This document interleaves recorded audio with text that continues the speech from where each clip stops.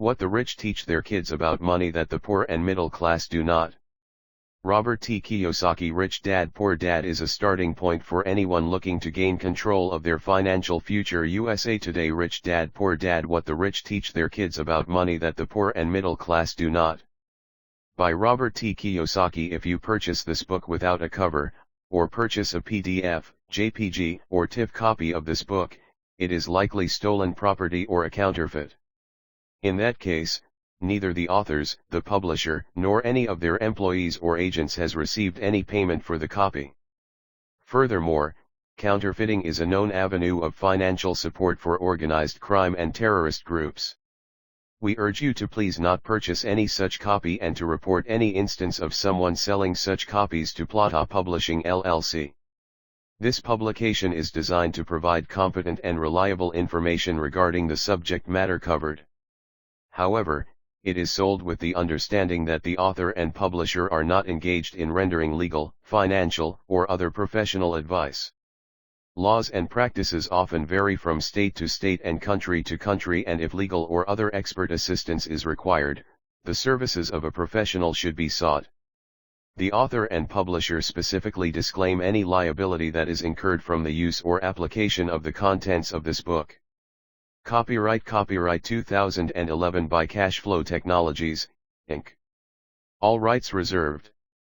Except as permitted under the U.S. Copyright Act of 1976, no part of this publication may be reproduced, distributed, or transmitted in any form or by any means or stored in a database or retrieval system, without the prior written permission of the publisher.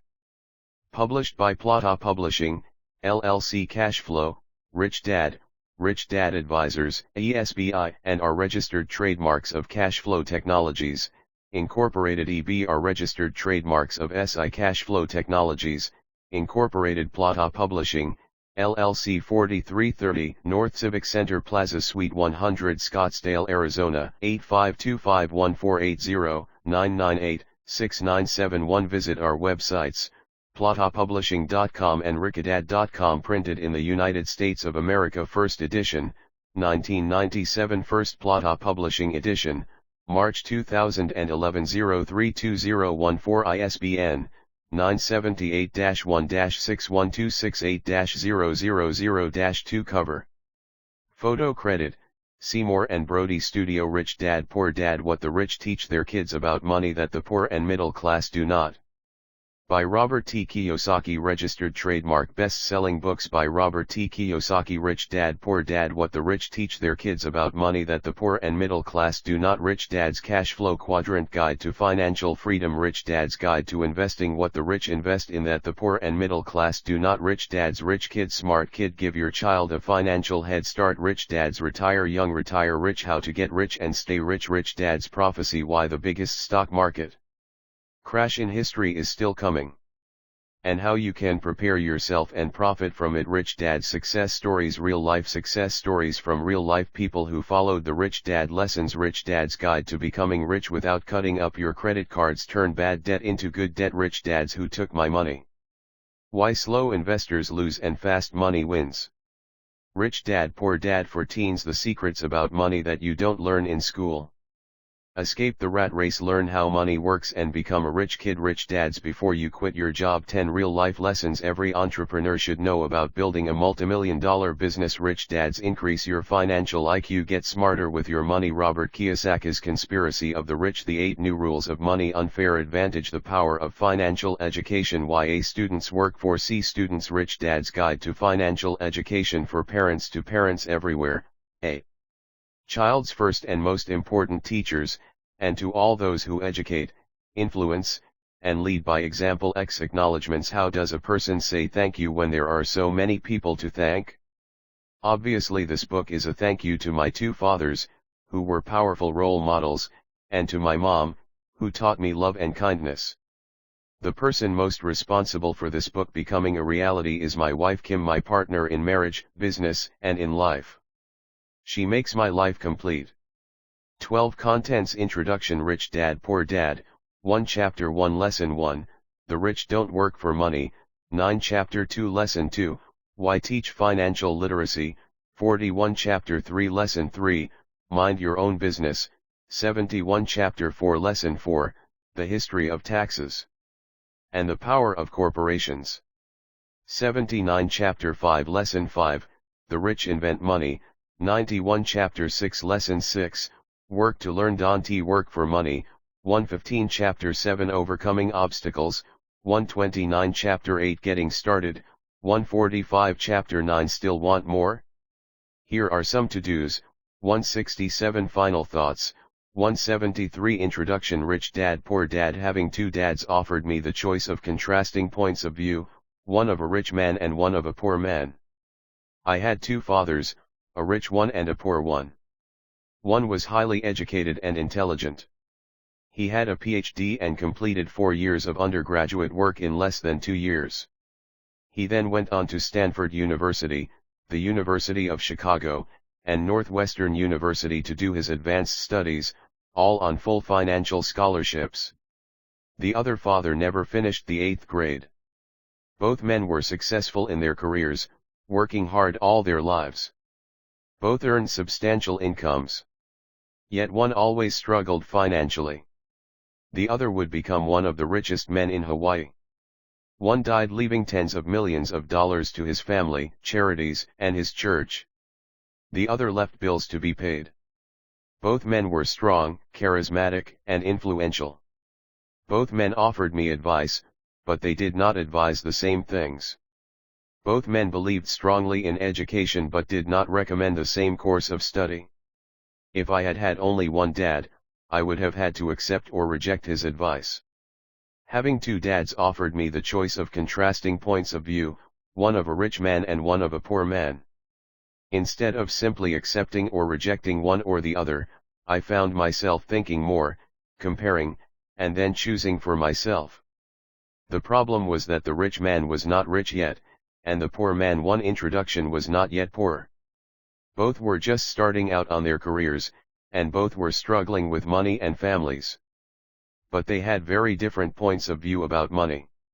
For example, one dad would say, the love of money is the root of all evil. The other said, the lack of money is the root of all evil. As a young boy, having two strong fathers both influencing me was difficult. I wanted to be a good son and listen, but the two fathers did not say the same things. The contrast in their points of view, particularly about money, was so extreme that I grew curious and intrigued. I began to start thinking for long periods of time about what each was saying. Much of my private time was spent reflecting, asking myself questions such as, why does he say that, and then asking the same question of the other dad's statement. It would have been much easier to simply say, yeah, he's right. I agree with that. Or to simply reject the point of view by saying, the old man doesn't know what he's talking about. Instead, having two dads whom I loved forced me to think and ultimately choose a way of thinking for myself. As a process, choosing for myself turned out to be much more valuable in the long run than simply accepting or rejecting a single point of view. One of the reasons the rich get richer, the poor get poorer, and the middle class struggles in debt is that the subject of money is taught at home, not in school. Most of us learn about money from our parents. So what can poor parents tell their child about money? They simply say, stay in school and study hard. The child may graduate with excellent grades, but with a poor person's financial programming and mindset. Sadly, money is not taught in schools.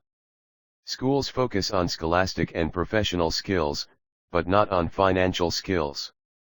This explains how smart bankers, doctors, and accountants who earned excellent grades may struggle financially all of their lives. Our staggering national debt is due in large part to highly educated politicians and government officials making financial decisions with little or no training in the subject of money. Too rich dad poor dad. Today I often wonder what will soon happen when we have millions of people who need financial and medical assistance. They will be dependent upon their families or the government for financial support. What will happen when Medicare and Social Security run out of money? How will a nation survive if teaching children about money continues to be left to parents, most of whom will be, or already are, poor? Because I had two influential fathers, I learned from both of them.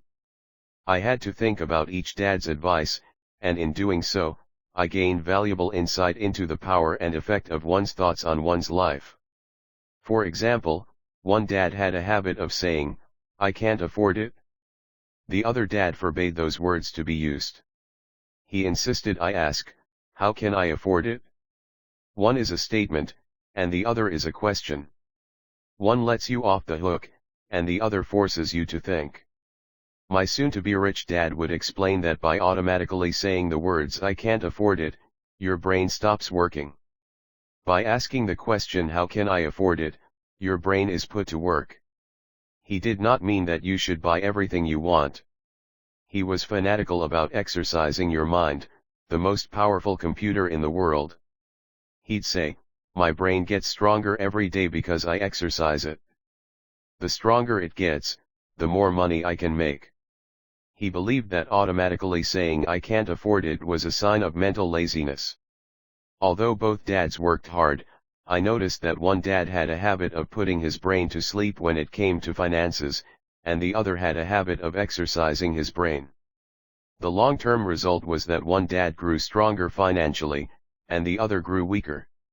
It is not much different from a person who goes to the gym to exercise on a regular basis versus someone who sits on the couch watching television.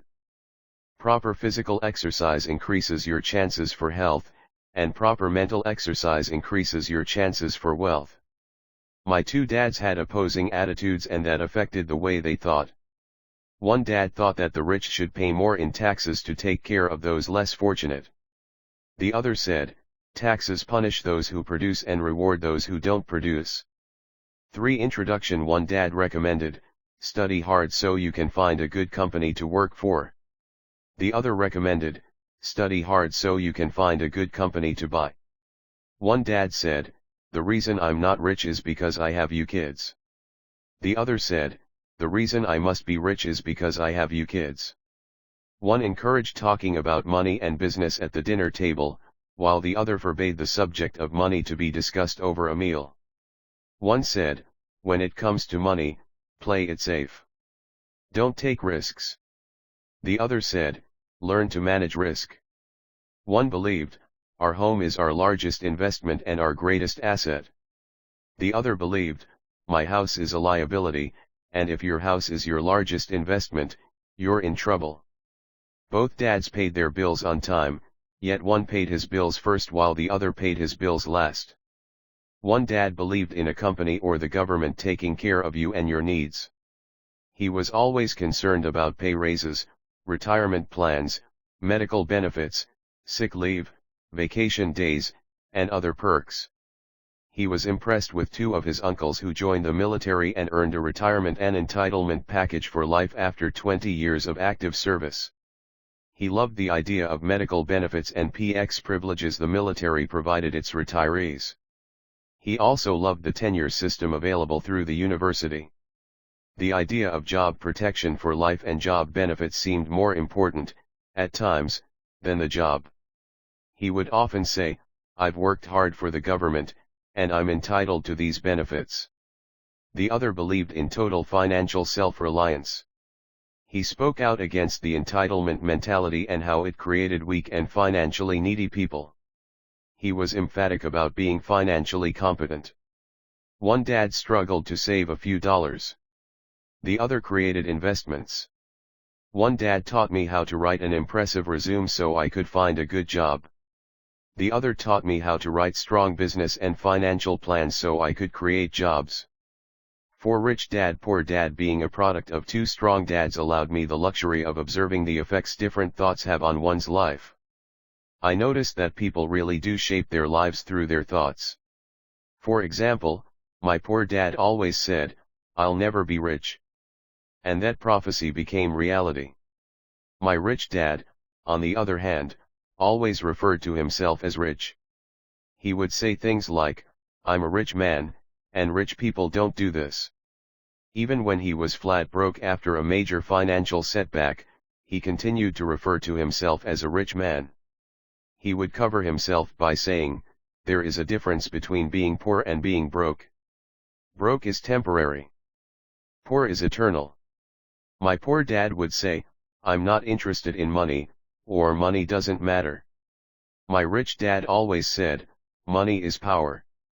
The power of our thoughts may never be measured or appreciated, but it became obvious to me as a young boy that it was important. There is a difference between being poor and being broke. Broke is temporary. To be aware of my thoughts and how I expressed myself. I noticed that my poor dad was poor, not because of the amount of money he earned, which was significant, but because of his thoughts. Poor is eternal. And actions. As a young boy having two fathers, I became acutely aware of being careful about which thoughts I chose to adopt as my own.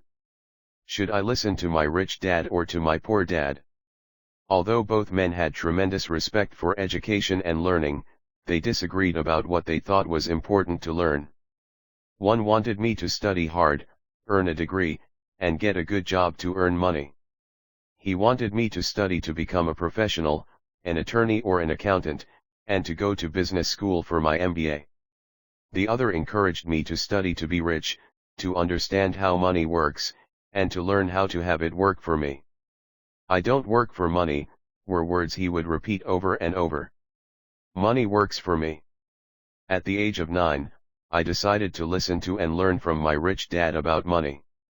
In doing so, I chose not to listen to my poor dad, even though he was the one with all the college degrees. 5. Introduction. A lesson from Robert Frost. Robert Frost is my favorite poet. Although I love many of his poems, my favorite is The Road Not Taken. I use its lesson almost daily. The road not taken. Two roads diverged in a yellow wood, and sorry I could not travel both and be one traveler. Long I stood and looked down one as far as I could to where it bent in the undergrowth, then took the other, as just as fair, and having perhaps the better claim, because it was grassy and wanted wear. Though as for that the passing there had worn them really about the same, and both that morning equally lay in leaves. No step had trodden black. Oh, I kept the first for another day. Yet knowing how way leads on to way, I doubted if I should ever come back. I shall be telling this with a sigh. Somewhere ages and ages hence, two roads diverged in a wood, and I took the one less traveled by, and that has made all the difference. 6. Rich dad, poor dad, and that has made all the difference. Over the years, I have often reflected upon Robert Frost's poem. Choosing not to listen to my highly educated dad's advice and attitude about money was a painful decision, but it was a decision that shaped the rest of my life. Once I made up my mind about whom to listen to, my education about money began. My rich dad taught me over a period of 30 years until I was 39 years old. He stopped once he realized that I knew and fully understood what he had been trying to drum into my often thick skull. Money is one form of power. But what is more powerful is financial education. Money comes and goes, but if you have the education about how money works, you gain power over it and can begin building wealth. The reason positive thinking alone does not work is because most people went to school and never learned how money works, so they spend their lives working for money. Because I was only 9 years old when I started, the lessons my rich dad taught me were simple. And when it was all said and done, there were only 6 main lessons, repeated over 30 years. This book is about those 6 lessons, put as simply as possible, just as simply as my rich dad put forth those lessons to me. The lessons are meant not to be answers, but guideposts that will assist you and your children to grow wealthier no matter what happens in a world of increasing change and uncertainty. 7. Chapter 1. Lesson 1. The rich don't work for money. The poor and the middle class work for money. The rich have money work for them. Dad, can you tell me how to get rich? My dad put down the evening paper. Why do you want to get rich, son? Because today Jimmy's mom drove up in their new Cadillac, and they were going to their beach house for the weekend. He took 3 of his friends, but Mike and I weren't invited. They told us we weren't invited because we were poor kids. They did? My dad asked incredulously. Yeah, they did, I replied in a hurt tone. My dad silently shook his head, pushed his glasses up the bridge of his nose, and went back to reading the paper. I stood waiting for an answer. The year was 1956. I was 9 years old. By some twist of fate, I attended the same public school where the rich people sent their kids. We were primarily a sugar plantation town. The managers of the plantation and the other affluent people, such as doctors, business owners, and bankers, sent their children to this elementary school. After grade 6, their children were generally sent off to private schools. Because my family lived on one side of the street, I went to this school. Had I lived on the other side of the street, I would Chapter 1, Lesson 1 have gone to a different school with kids from families more like mine. After grade 6, these kids and I would go on to the public intermediate and high school. There was no private school for them or for me. My dad finally put down the paper. I could tell he was thinking. Well, son, he began slowly. If you want to be rich, you have to learn to make money. How do I make money? I asked. Well, use your head, son, he said, smiling. Even then I knew that really meant, that's all I'm going to tell you, or I don't know the answer, so don't embarrass me. A partnership is formed the next morning. I told my best friend, Mike, what my dad had said. As best as I could tell, Mike and I were the only poor kids in this school. Mike was also in this school by a twist of fate. Someone had drawn a jog in the line for the school district, and we wound up in school with the rich kids. We weren't really poor, but we felt as if we were because all the other boys had new baseball gloves, new bicycles, new everything. Mom and Dad provided us with the basics, like food, shelter, and clothes. But that was about it. My dad used to say, if you want something, work for it. We wanted things, but there was not much work available for 9-year-old boys. So what do we do to make money? Mike asked. I don't know, I said. But do you want to be my partner? He agreed, and so on that Saturday morning, Mike became my first business partner. We spent all morning coming up with ideas on how to make money. Occasionally we talked about all the cool guys at Jimmy's beach house having fun. It hurt a little, but that hurt was good, because it inspired us to keep thinking of a way to make money. Finally, that afternoon, a bolt of lightning struck. It was an idea Mike got from a science book he had read. Excitedly, we shook hands, and the partnership now had a business. 10 Rich Dad Poor Dad. For the next several weeks, Mike and I ran around our neighborhood, knocking on doors and asking our neighbors if they would save their toothpaste tubes for us. With puzzled looks, most adults consented with a smile. Some asked us what we were doing, to which we replied, we can't tell you. It's a business secret. My mom grew distressed as the weeks wore on. We had selected a site next to her washing machine as the place we would stockpile our raw materials. In a brown cardboard box that at one time held catsup bottles, our little pile of used toothpaste tubes began to grow. Finally my mom put her foot down. The sight of her neighbor's messy, crumpled, used toothpaste tubes had gotten to her. What are you boys doing? She asked. And I don't want to hear again that it's a business secret. Do something with this mess, or I'm going to throw it out. Mike and I pleaded and begged, explaining that we would soon have enough and then we would begin production. We informed her that we were waiting on a couple of neighbors to finish their toothpaste so we could have their tubes. Mom granted us a 1-week extension. The date to begin production was moved up, and the pressure was on. My first partnership was already being threatened with an eviction notice by my own mom. It became Mike's job to tell the neighbors to quickly use up their toothpaste, saying their dentist wanted them to brush more often anyway. I began to put together the production line. One day my dad drove up with a friend to see 2 9-year-old boys in the driveway with a production line operating at full speed. There was fine white powder everywhere. On a long table were small milk cartons from school, and our family's hibachi grill was glowing with red-hot coals at maximum heat. Dad walked up cautiously, having to park the car at the base of the driveway since the production line blocked the carport.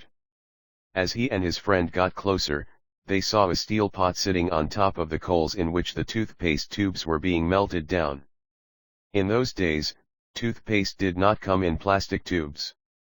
The tubes were made of lead. So once the paint was burned off, the tubes were dropped in the small steel pot.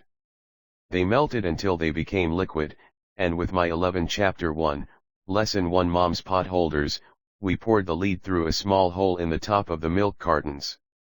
The milk cartons were filled with plaster of Paris. White powder was everywhere. In my haste, I had knocked the bag over, and the entire area looked like it had been hit by a snowstorm. The milk cartons were the outer containers for plaster of Paris molds. My dad and his friend watched as we carefully poured the molten lead through a small hole in the top of the plaster of Paris cube. "Careful," my dad said. I nodded without looking up. Finally, once the pouring was through, I put the steel pot down and smiled at my dad. "What are you boys doing?" he asked with a cautious smile. "We're doing what you told me to do." "We're going to be rich," I said. "Yup," said Mike, grinning and nodding his head. "We're partners." "And what is in those plaster molds?" my dad asked. "Watch," I said. "This should be a good batch." With a small hammer, I tapped at the seal that divided the cube in half. Cautiously, I pulled up the top half of the plaster mold and a lead nickel fell out.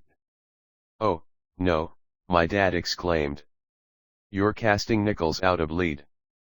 "That's right," Mike said. "We're doing as you told us to do. We're making money." My dad's friend turned and burst into laughter.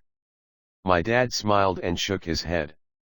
Along with a fire and a box of spent toothpaste tubes, in front of him were two little boys covered with white dust smiling from ear to ear. He asked us to put everything down and sit with him on the front step of our house. With a smile, he gently explained what the word counterfeiting meant. Our dreams were dashed.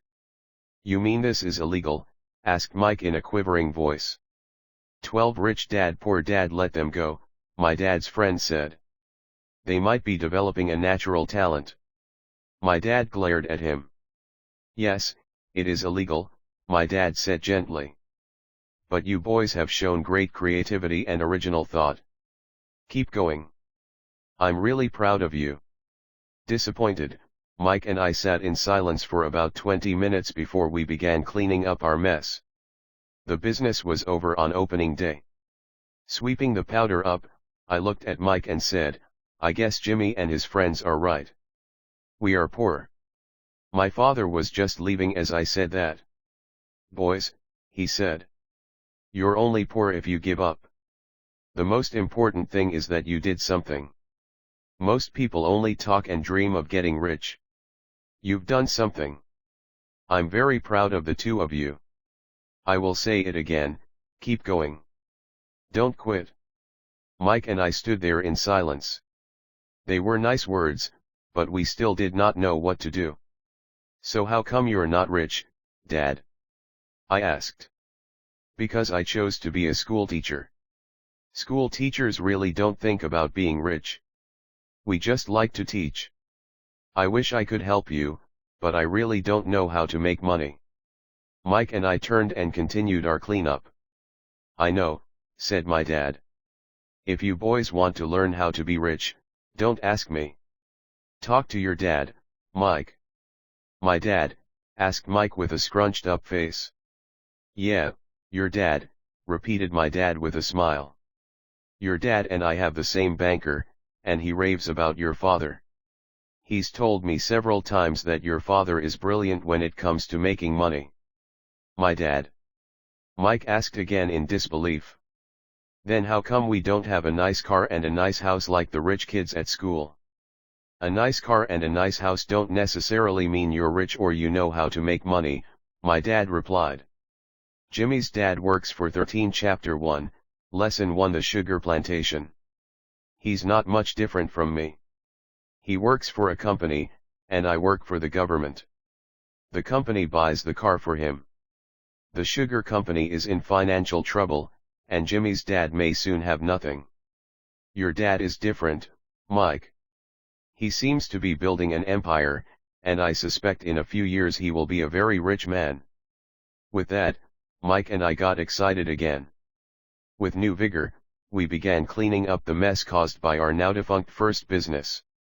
As we were cleaning, we made plans for how and when to talk to Mike's dad. The problem was that Mike's dad worked long hours and often did not come home until late.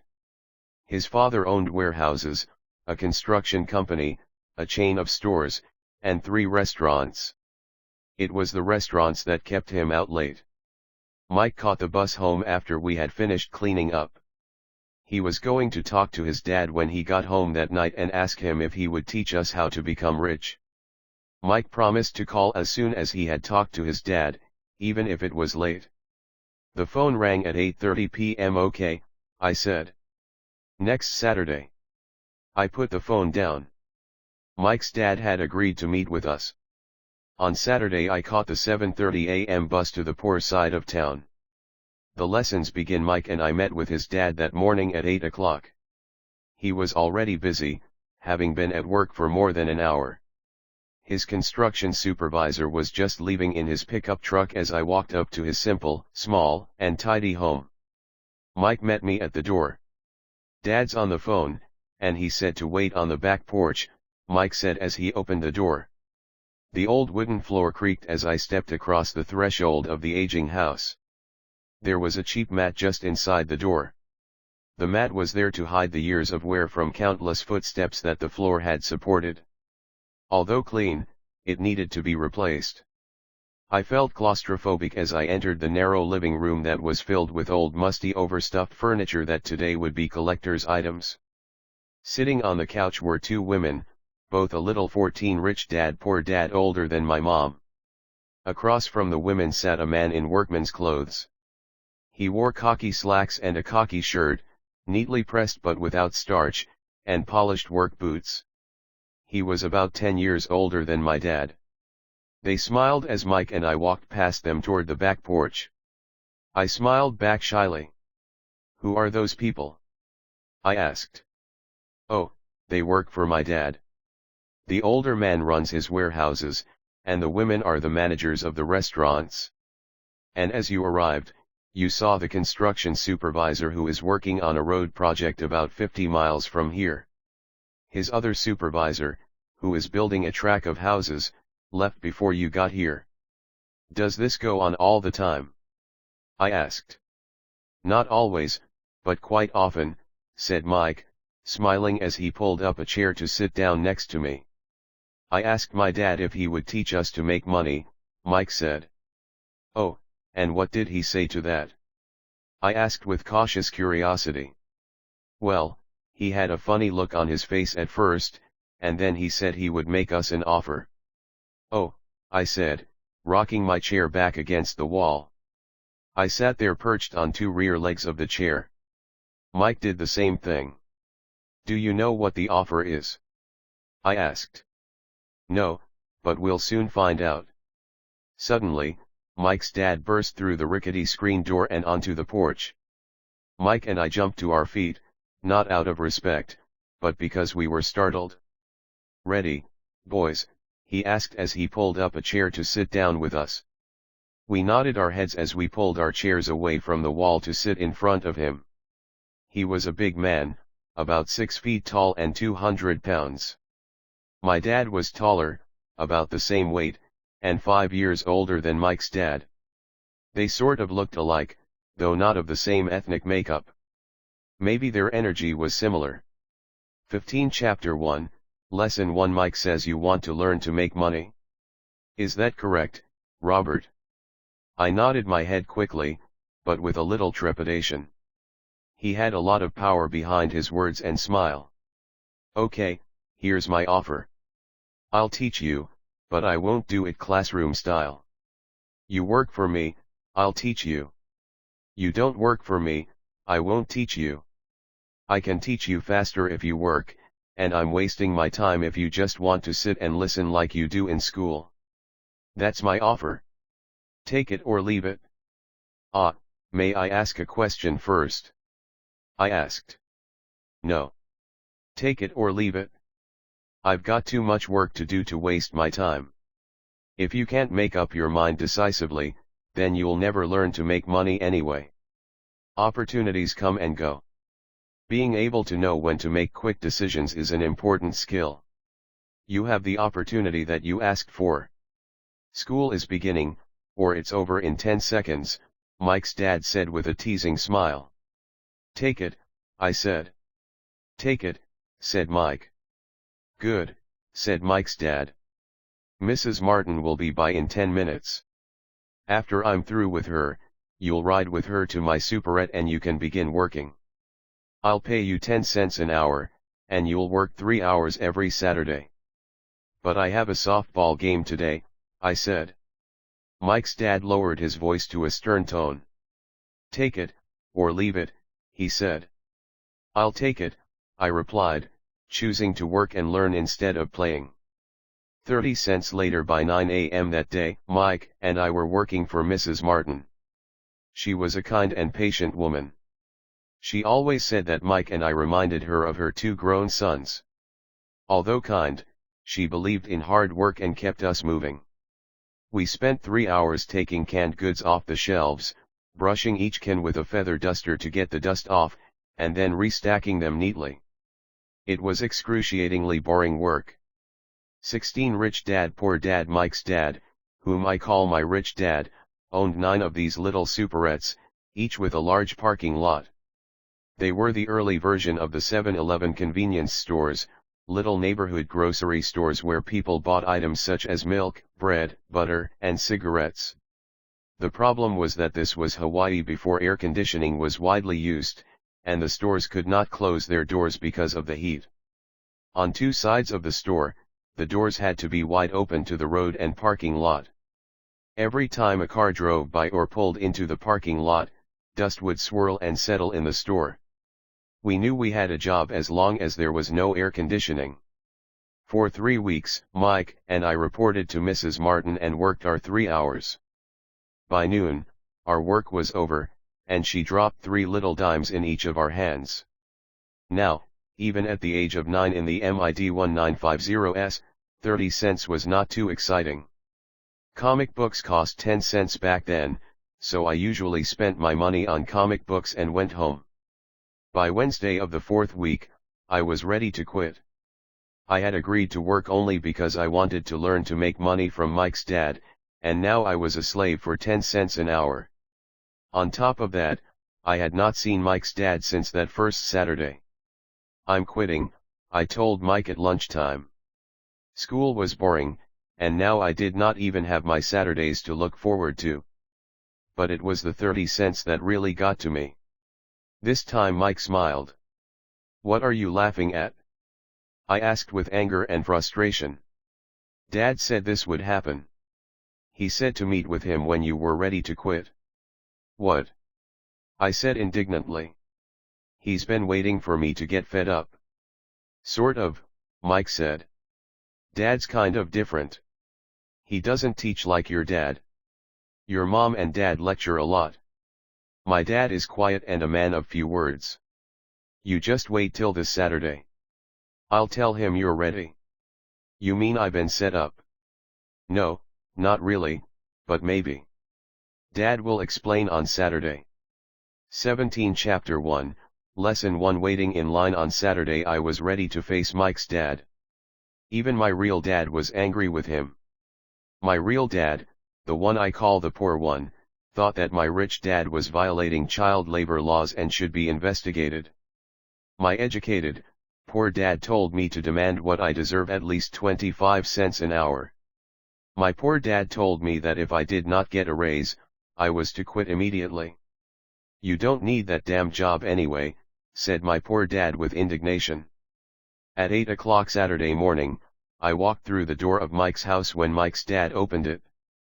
Take a seat and wait in line, he said as I entered. He turned and disappeared into his little office next to a bedroom. I looked around the room and didn't see Mike anywhere. Feeling awkward, I cautiously sat down next to the same 2 women who were there 4 weeks earlier. They smiled and slid down the couch to make room for me. 45 minutes went by, and I was steaming. The two women had met with him and left 30 minutes earlier. An older gentleman was in there for 20 minutes and was also gone. The house was empty, and here I sat in a musty, dark living room on a beautiful sunny Hawaiian day, waiting to talk to a cheapskate who exploited children. I could hear him rustling around the office, talking on the phone, and ignoring me. I was ready to walk out, but for some reason I stayed. Finally, 15 minutes later, at exactly 9 o'clock, Rich Dad walked out of his office, said nothing, and signaled with his hand for me to enter. "I understand you want a raise, or you're going to quit," Rich Dad said as he swiveled in his office chair. "Well, you're not keeping your end of the bargain," I blurted out, nearly in tears. It was really frightening for me to confront a grown-up. "You said that you would teach me if I worked for you." "Well, I've worked for you. I've worked hard. I've given up my baseball games to work for you, but you haven't kept your word, and you haven't taught a teen rich dad poor dad me anything. You are a crook like everyone in town thinks you are. You're greedy. You want all the money and don't take care of your employees. You made me wait and don't show me any respect. I'm only a little boy, but I deserve to be treated better." Rich Dad rocked back in his swivel chair, hands up to his chin, and stared at me. "Not bad," he said. "In less than a month, you sound like most of my employees." "What?" I asked. Not understanding what he was saying, I continued with my grievance. "I thought you were going to keep your end of the bargain and teach me. Instead you want to torture me? That's cruel. That's really cruel." "I am teaching you," Rich Dad said quietly. "What have you taught me?" "Nothing," I said angrily. "You haven't even talked to me once since I agreed to work for peanuts. 10 cents an hour. Ha! I should notify the government about you. We have child labor laws, you know. My dad works for the government, you know." "Wow," said Rich Dad. "Now you sound just like most of the people who used to work for me, people I've either fired or who have quit. So what do you have to say?" I demanded, feeling pretty brave for a little kid. "You lied to me.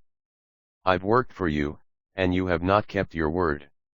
You haven't taught me anything." "How do you know that I've not taught you anything?" asked Rich Dad calmly. "Well, you've never talked to me. I've worked for 3 weeks and you have not taught me anything," I said with a pout. "Does teaching mean talking or a lecture?" Rich Dad asked. "Well, yes," I replied. "That's how they teach you in school," he said, smiling. "But that is not how life teaches you, and I would say that life is the best teacher of all. Most of the time, life does not talk to you. It just sort of pushes you around. Each push is life saying, 'Wake up. There's something I want you to learn.'" 19 Chapter 1, Lesson 1. What is this man talking about? I asked myself silently. Life pushing me around was life talking to me. Now I knew I had to quit my job. I was talking to someone who needed to be locked up. If you learn life's lessons, you will do well. If not, life will just continue to push you around. People do two things. Some just let life push them around. Others get angry and push back. But they push back against their boss, or their job, or their husband or wife. They do not know it's life that's pushing. I had no idea what he was talking about. Life pushes all of us around. Some people give up and others fight. A few learn the lesson and move on. They welcome life pushing them around. To these few people, it means they need and want to learn something. They learn and move on. Most quit, and a few like you fight. Rich Dad stood and shut the creaky old wooden window that needed repair. If you learn this lesson, you will grow into a wise, wealthy, and happy young man. If you don't, you will spend your life blaming a job, low pay, or your boss for your problems. You'll live life always hoping for that big break that will solve all your money problems. Rich Dad looked over at me to see if I was still listening. His eyes met mine. We stared at each other, communicating through our eyes. Finally, I looked away once I had absorbed his message. I knew he was right. I was blaming him, and I did ask to learn. I was fighting. Rich Dad continued, or if you're the kind of person who has no guts, you just give up every time life pushes you. If you're that kind of person, you'll live all your life playing it safe, doing the right things, saving yourself for some event that never happens. Then you die a boring old man. You'll have lots of friends who really like you because you were such a nice hard-working guy. But the truth is that you let life push you into submission. Deep down you were terrified of taking risks. You really wanted to win, but the fear of losing was greater than the excitement of winning. Deep inside, you and only you will know you didn't go for it. You chose to play it safe. 20 Rich Dad Poor Dad. Our eyes met again. You've been pushing me around? I asked. Some people might say that, smiled Rich Dad. I would say that I just gave you a taste of life. What taste of life? I asked, still angry, but now curious and ready to learn. You boys are the first people who have ever asked me to teach them how to make money. I have more than 150 employees, and not one of them has asked me what I know about money. They ask me for a job and a paycheck, but never to teach them about money. So most will spend the best years of their lives working for money, not really understanding what it is they are working for. I sat there listening intently. So when Mike told me you wanted to learn how to make money, I decided to design a course that mirrored real life. I could talk until I was blue in the face, but you wouldn't hear a thing. So I decided to let life push you around a bit so you could hear me. That's why I only paid you 10 cents. So what is the lesson I learned from working for only 10 cents an hour? I asked. That you're cheap and exploit your workers. Rich Dad rocked back and laughed heartily. Finally he said, you'd best change your point of view. Stop blaming me and thinking I'm the problem. If you think I'm the problem, then you have to change me. If you realize that you're the problem, then you can change yourself, learn something, and grow wiser. Most people want everyone else in the world to change but themselves. Let me tell you, it's easier to change yourself than everyone else. I don't understand, I said. Don't blame me for your problems, Rich Dad said, growing impatient. But you only pay me 10 cents. So what are you learning? Rich Dad asked, smiling. That you're cheap, I said with a sly grin. See, you think I'm the problem, said Rich Dad. 21 Chapter 1, Lesson 1 But you are. Well, keep that attitude and you'll learn nothing. Keep the attitude that I'm the problem and what choices do you have? Well, if you don't pay me more or show me more respect and teach me, I'll quit. Well put, Rich Dad said. And that's exactly what most people do. They quit and go looking for another job, a better opportunity, and higher pay, actually thinking that this will solve the problem. In most cases, it won't. So what should I do? I asked. Just take this measly 10 cents an hour and smile.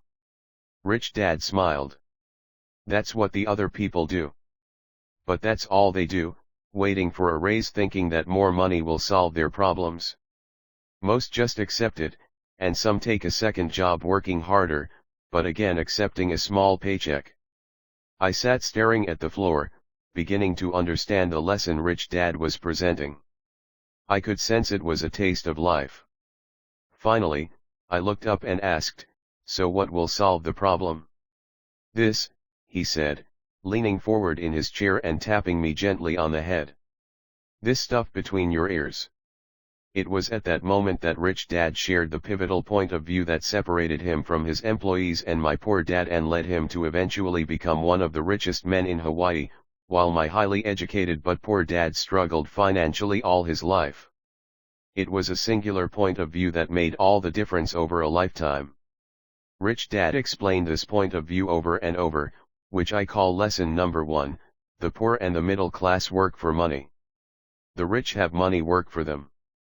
On that bright Saturday morning, I learned a completely different point of view from what I had been taught by my poor dad. At the age of 9, I understood that both dads wanted me to learn. Both dads encouraged me to study, but not the same things. 22 Rich dad, poor dad. My highly educated dad recommended that I do what he did. Son, I want you to study hard, get good grades, so you can find a safe, secure job with a big company. And make sure it has excellent benefits. My rich dad wanted me to learn how money works so I could make it work for me.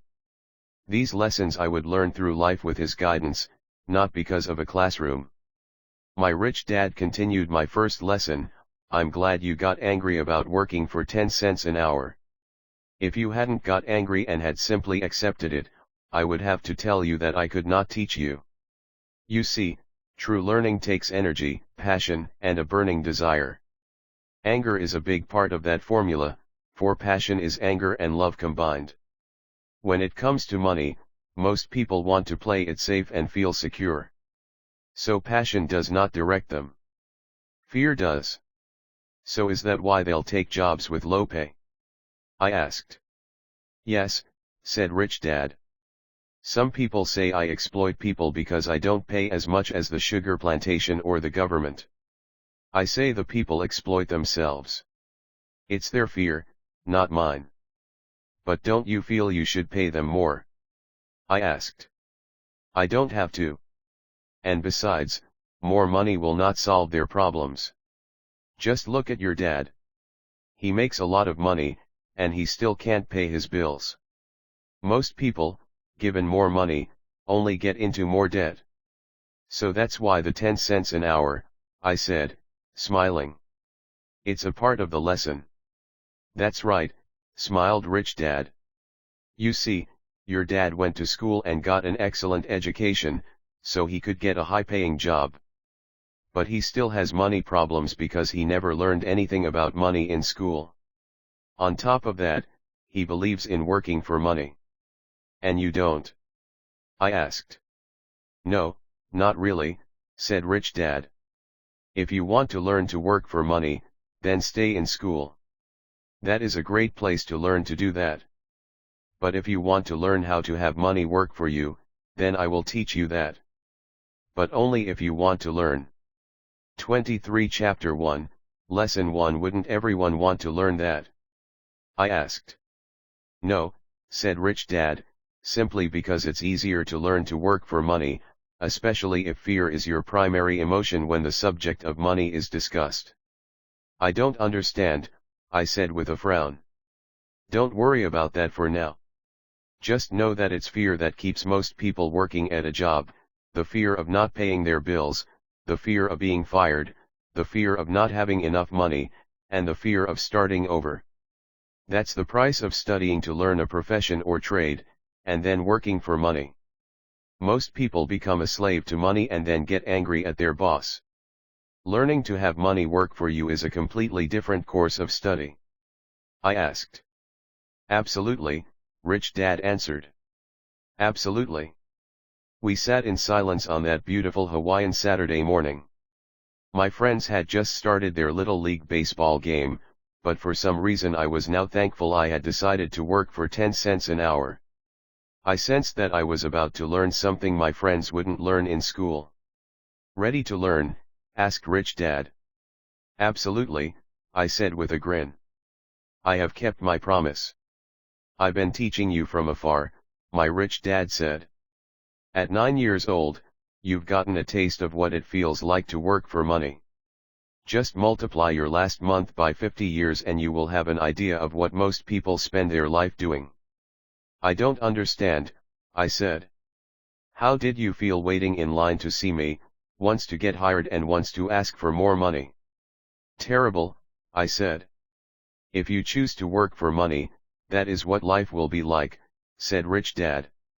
And how did you feel when Mrs. Martin dropped 3 dimes in your hand for 3 hours of work? 24 Rich Dad, poor dad. I felt like it wasn't enough. It seemed like nothing. I was disappointed, I said. And that is how most employees feel when they look at their paychecks, especially after all the tax and other deductions are taken out. At least you got 100%. You mean most workers don't get paid everything? I asked with amazement. Heavens no, said Rich Dad. The government always takes its share first. How do they do that? I asked. Taxes, said Rich Dad. You're taxed when you earn. You're taxed when you spend. You're taxed when you save. You're taxed when you die. Why do people let the government do that to them? The rich don't, said Rich Dad with a smile. The poor and the middle class do. I'll bet you that I earn more than your dad, yet he pays more in taxes. How can that be? I asked. At my age, that made no sense to me. Why would someone let the government do that to them? Rich Dad rocked slowly and silently in his chair, just looking at me. Ready to learn? He asked. I nodded my head slowly. As I said, there is a lot to learn. Learning how to have money work for you is a lifetime study. Most people go to college for 4 years, and their education ends. I already know that my study of money will continue over my lifetime, simply because the more I find out, the more I find out I need to know. Most people never study the subject. They go to work, get their paycheck, balance their checkbooks, and that's it. Then they wonder why they have money problems. They think that more money will solve the problem and don't realize that it's their lack of financial education that is the problem. So my dad has tax problems because he doesn't understand money. I asked, confused. 25 Chapter 1, Lesson 1 Look, said Rich Dad, taxes are just one small section on learning how to have money work for you. Today, I just wanted to find out if you still have the passion to learn about money. Most people don't. They want to go to school, learn a profession, have fun at their work, and earn lots of money. One day they wake up with big money problems, and then they can't stop working. That's the price of only knowing how to work for money instead of studying how to have money work for you. So do you still have the passion to learn? Asked Rich Dad. I nodded my head. Good, said Rich Dad. Now get back to work. This time, I will pay you nothing. What? I asked in amazement. You heard me. Nothing. You will work the same 3 hours every Saturday, but this time you will not be paid 10 cents per hour. You said you wanted to learn to not work for money, so I'm not going to pay you anything. I couldn't believe what I was hearing. I've already had this conversation with Mike and he's already working, dusting, and stacking canned goods for free. You'd better hurry and get back there. That's not fair, I shouted. You've got to pay something. You said you wanted to learn. If you don't learn this now, you'll grow up to be like the 2 women and the older man sitting in my living room, working for money and hoping I don't fire them. Or like your dad, earning lots of money only to be in debt up to his eyeballs, hoping more money will solve the problem. If that's what you want, I'll go back to our original deal of 10 cents an hour.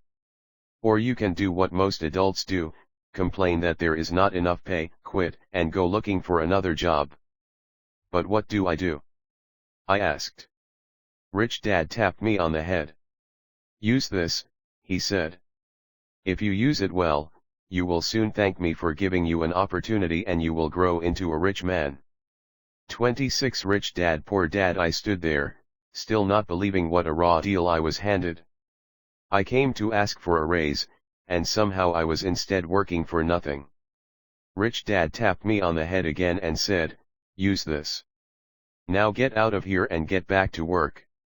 Lesson number 1, the rich don't work for money. I didn't tell my poor dad I wasn't being paid. He wouldn't have understood, and I didn't want to try to explain something I didn't understand myself. For 3 more weeks, Mike and I worked 3 hours every Saturday for nothing. The work didn't bother me, and the routine got easier, but it was the missed baseball games and not being able to afford to buy a few comic books that got to me. Rich Dad stopped by at noon on the 3rd week. We heard his truck pull up in the parking lot and sputter when the engine was turned off. He entered the store and greeted Mrs. Martin with a hug. After finding out how things were going in the store, he reached into the ice cream freezer, pulled out 2 bars, paid for them, and signaled to Mike and me. "Let's go for a walk, boys." We crossed the street, dodging a few cars, and walked across a large grassy field where a few adults were playing softball. Sitting down at a lone picnic table, he handed Mike and me the treats. "How's it going, boys?" "Okay," Mike said. I nodded in agreement. "Learn anything yet?" Rich Dad asked. Mike and I looked at each other, shrugged our shoulders, and shook our heads in unison. "Avoiding one of life's biggest traps. Well, you boys had better start thinking. You're staring at one of life's biggest lessons. If you learn it, you'll enjoy a life of great freedom." 27 Chapter 1, Lesson 1 and Security. If you don't, you'll wind up like Mrs. Martin and most of the people playing softball in this park. They work very hard for little money, clinging to the illusion of job security and looking forward to a 3-week vacation each year and maybe a skimpy pension after 45 years of service. If that excites you, I'll give you a raise to 25 cents an hour. But these are good hard-working people. Are you making fun of them?" I demanded. A smile came over Rich Dad's face. "Mrs. Martin is like a mother to me. I would never be that cruel. I may sound unkind because I'm doing my best to point something out to the two of you. I want to expand your point of view so you can see something most people never have the benefit of seeing because their vision is too narrow. Most people never see the trap they are in." Mike and I sat there, uncertain of his message. He sounded cruel, yet we could sense he was trying to drive home a point. With a smile, Rich Dad said, "Doesn't that 25 cents an hour sound good? Doesn't it make your heart beat a little faster?" I shook my head no, but it really did. 25 cents an hour would be big bucks to me. "Okay, I'll pay you $1 an hour," Rich Dad said, with a sly grin. Now my heart started to race. My brain was screaming, "Take it! Take it!" I could not believe what I was hearing. Still, I said nothing. "Okay, $2 an hour." My little brain and heart nearly exploded. After all, it was 1956 and being paid $2 an hour would have made me the richest kid in the world. I couldn't imagine earning that kind of money. I wanted to say yes. I wanted the deal. I could picture a new bicycle, new baseball glove, and the adoration of my friends when I flashed some cash. On top of that, Jimmy and his rich friends could never call me poor again. But somehow my mouth stayed shut. The ice cream had melted and was running down my hand. Rich Dad was looking at 2 boys staring back at him, eyes wide open and brains empty. He was testing us, and he knew there was a part of our 28 rich dad poor dad emotions that wanted to take the deal. He understood that every person has a weak and needy part of their soul that can be bought, and he knew that every individual also had a part of their soul that was resilient and could never be bought. It was only a question of which one was stronger. "Okay, $5 an hour." Suddenly I was silent. Something had changed. The offer was too big and ridiculous. Not many grown UPS in 1956 made more than that, but quickly my temptation disappeared, and calm set in. Slowly, I turned to my left to look at Mike. He looked back at me. The part of my soul that was weak and needy was silenced. The part of me that had no price took over. I knew Mike people's lives had gotten to that point too. "Forever controlled good," Rich Dad said softly. "Most buy 2 emotions, people have a price. And they have a fear and greed. Price because of human emotions named fear and greed. First, the fear of being without money motivates us to work hard, and then once we get that paycheck, greed or desire starts us thinking about all the wonderful things money can buy. The pattern is then set." "What pattern?" I asked.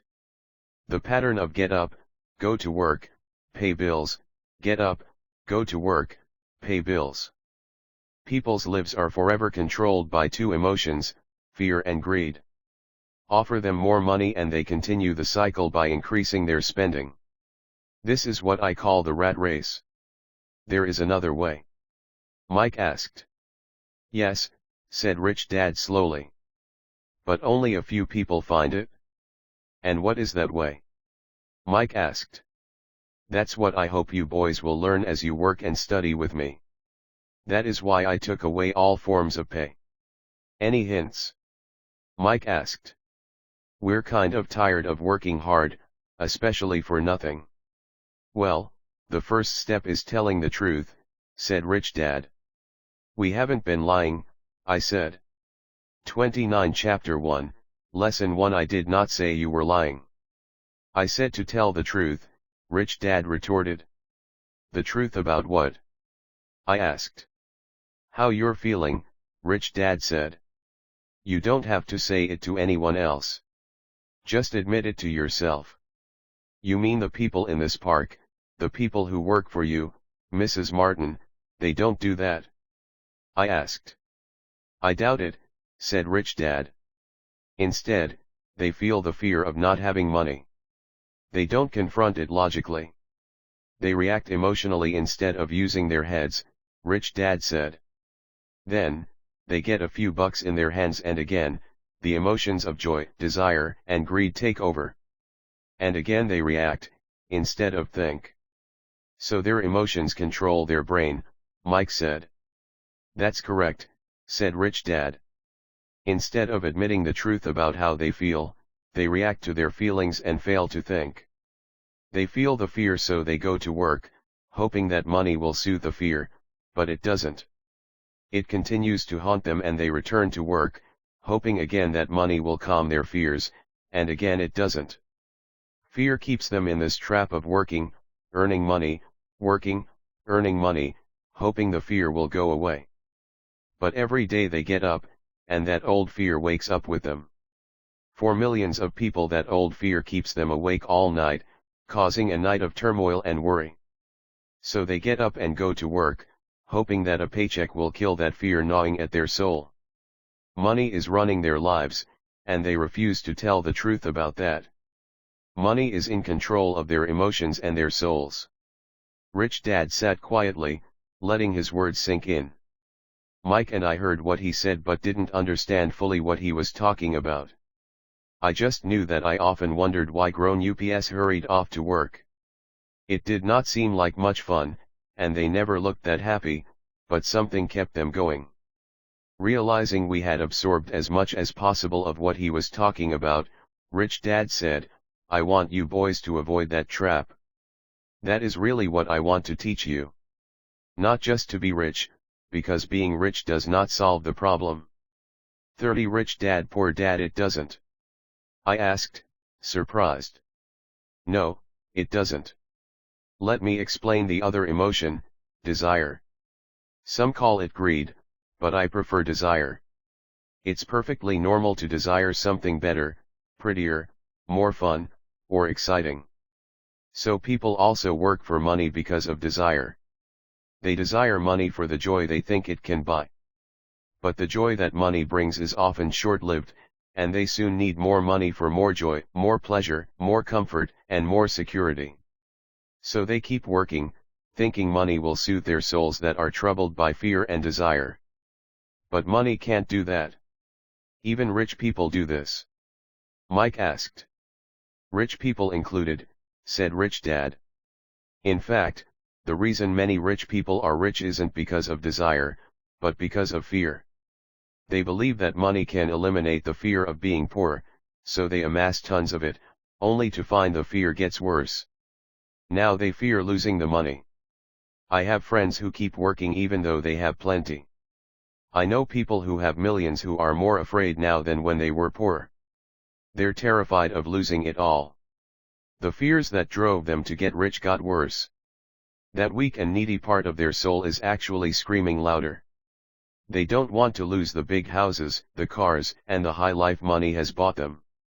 They worry about what their friends would say if they lost all their money. Many are emotionally desperate and neurotic, although they look rich and have more money. So is a poor man happier? I asked. No, I don't think so, replied Rich Dad. The avoidance of money is just as psychotic as being attached to money. As if on cue, the town derelict went past our table, stopping by the large rubbish can and rummaging around in it. The three of us watched him with great interest, when before we probably would have just ignored him. Rich Dad pulled $1 out of his wallet and gestured to the older man.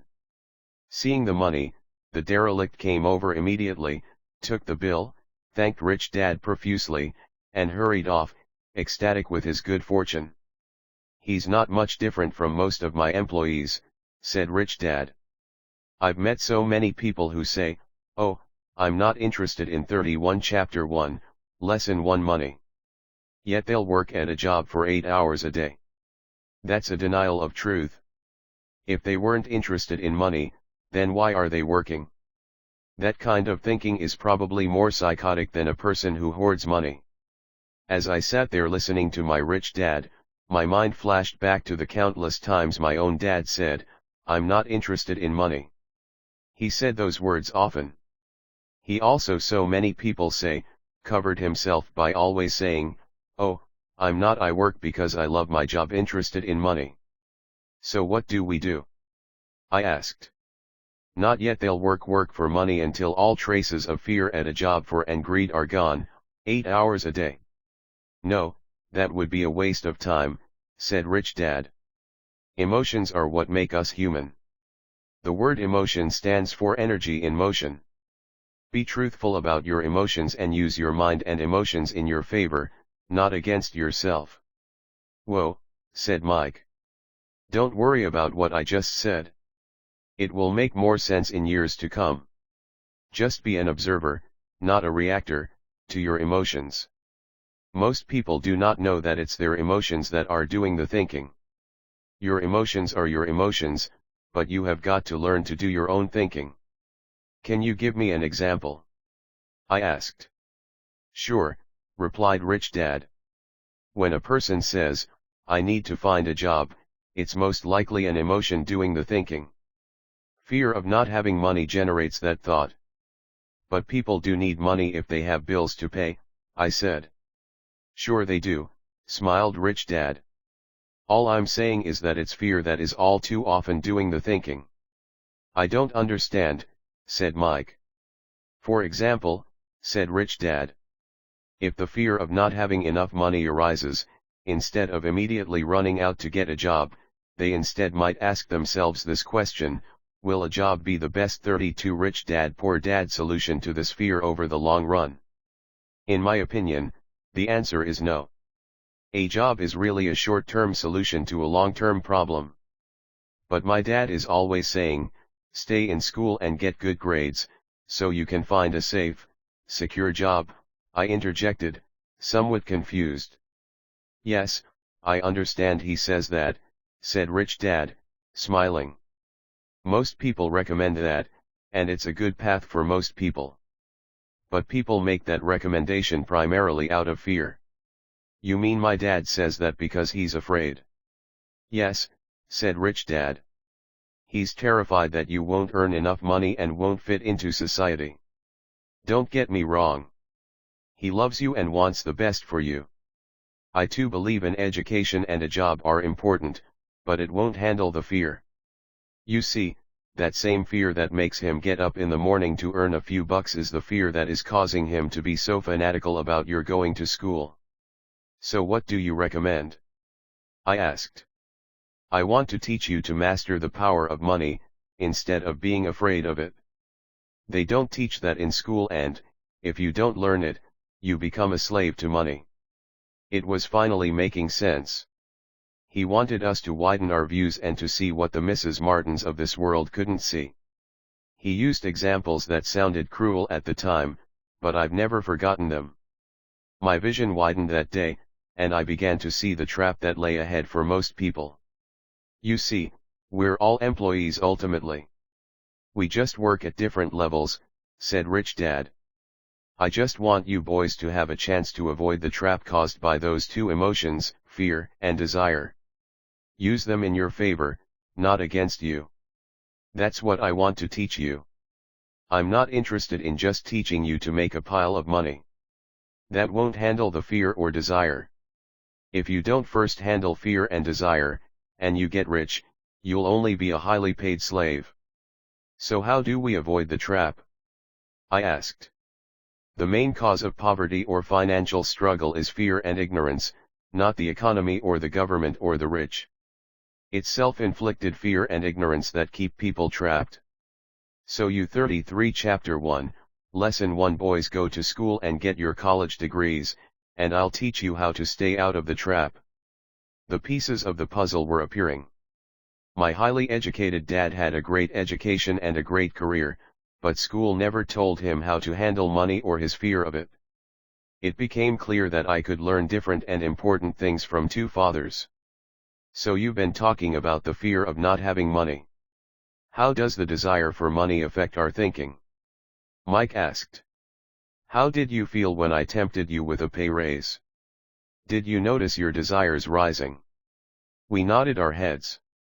By not giving in to your emotions, you were able to delay your reactions and think. That is important. We will always have emotions of fear and greed. From here on in, it's imperative for you to use those emotions to your advantage, and for the long term to not let your emotions control your thinking. Most people use fear and greed against themselves. That's the start of ignorance. Most people live their lives chasing paychecks, pay raises and job security because of the emotions of desire and fear, not really questioning where those emotion-driven thoughts are leading them. It's just like the picture of a donkey dragging a cart with its owner dangling a carrot just in front of its nose. The donkey's owner may be going where he wants to, but the donkey is chasing an illusion. Tomorrow there will only be another carrot for the donkey. You mean the moment I picture a new baseball glove, candy, and toys, that's like a carrot to a donkey? Mike asked. Yes, and as you get older, your toys get more expensive, a new car, a boat, and a big house to impress your friends, said Rich Dad with a smile. Fear pushes you out the door, and desire calls to you. That's the trap. So what's the answer? Mike asked. What intensifies fear and desire is ignorance. That is why rich people with lots of money often have more fear the richer they get. Money is the carrot, the illusion. If the donkey could see the whole picture, it might rethink its choice to chase the carrot. 34 Rich Dad Poor Dad Rich Dad went on to explain that a human's life is a struggle between ignorance and illumination. He explained that once a person stops searching for information and self-knowledge, ignorance sets in. That struggle is a moment-to-moment decision to learn to open or close one's mind. Look, school is very important. You go to school to learn a skill or profession to become a contributing member of society. Every culture needs teachers, doctors, mechanics, artists, cooks, businesspeople, police officers, firefighters, and soldiers. Schools train them so society can thrive and flourish, said Rich Dad. Unfortunately, for many people school is the end, not the beginning. There was a long silence. Rich Dad was smiling. I didn't comprehend everything he said that day. But as with most great teachers, his words continued to teach for years. I've been a little cruel today, said Rich Dad. But I want you to always remember this talk. I want you to always think of Mrs. Martin. And I want you always to remember that donkey. Never forget that fear and desire can lead you into life's biggest trap if you're not aware of them controlling your thinking. To spend your life living in fear, never exploring your dreams, is cruel. To work hard for money, thinking that it will buy you things that will make you happy, is also cruel. To wake up in the middle of the night terrified about paying bills is a horrible way to live. To live a life dictated by the size of a paycheck is not really living a life. Thinking that a job makes you secure is lying to yourself. That's cruel, and that's the trap I want you to avoid. I've seen how money runs people's lives. Don't let that happen to you. Please don't let money run your life. A softball rolled under our table. Rich Dad picked it up and threw it back. So what does ignorance have to do with greed and fear? I asked. Because it is ignorance about money that causes so much greed and fear, said Rich Dad. Let me give you some examples. A doctor, wanting more money to better provide for his family, raises his fees. By raising his fees, it makes healthcare more expensive for everyone. 35 Chapter 1, Lesson 1 It hurts the poor people the most, so they have worse health than those with money. Because the doctors raise their fees, the attorneys raise their fees. Because the attorneys' fees have gone up, school teachers want a raise, which raises our taxes, and on and on and on. Soon there will be such a horrifying gap between the rich and the poor that chaos will break out and another great civilization will collapse. History proves that great civilizations collapse when the gap between the haves and have-nots is too great. Sadly, America is on that same course because we haven't learned from history. We only memorize historical dates and names, not the lesson. Aren't prices supposed to go up? I asked. In an educated society with a well-run government, prices should actually come down.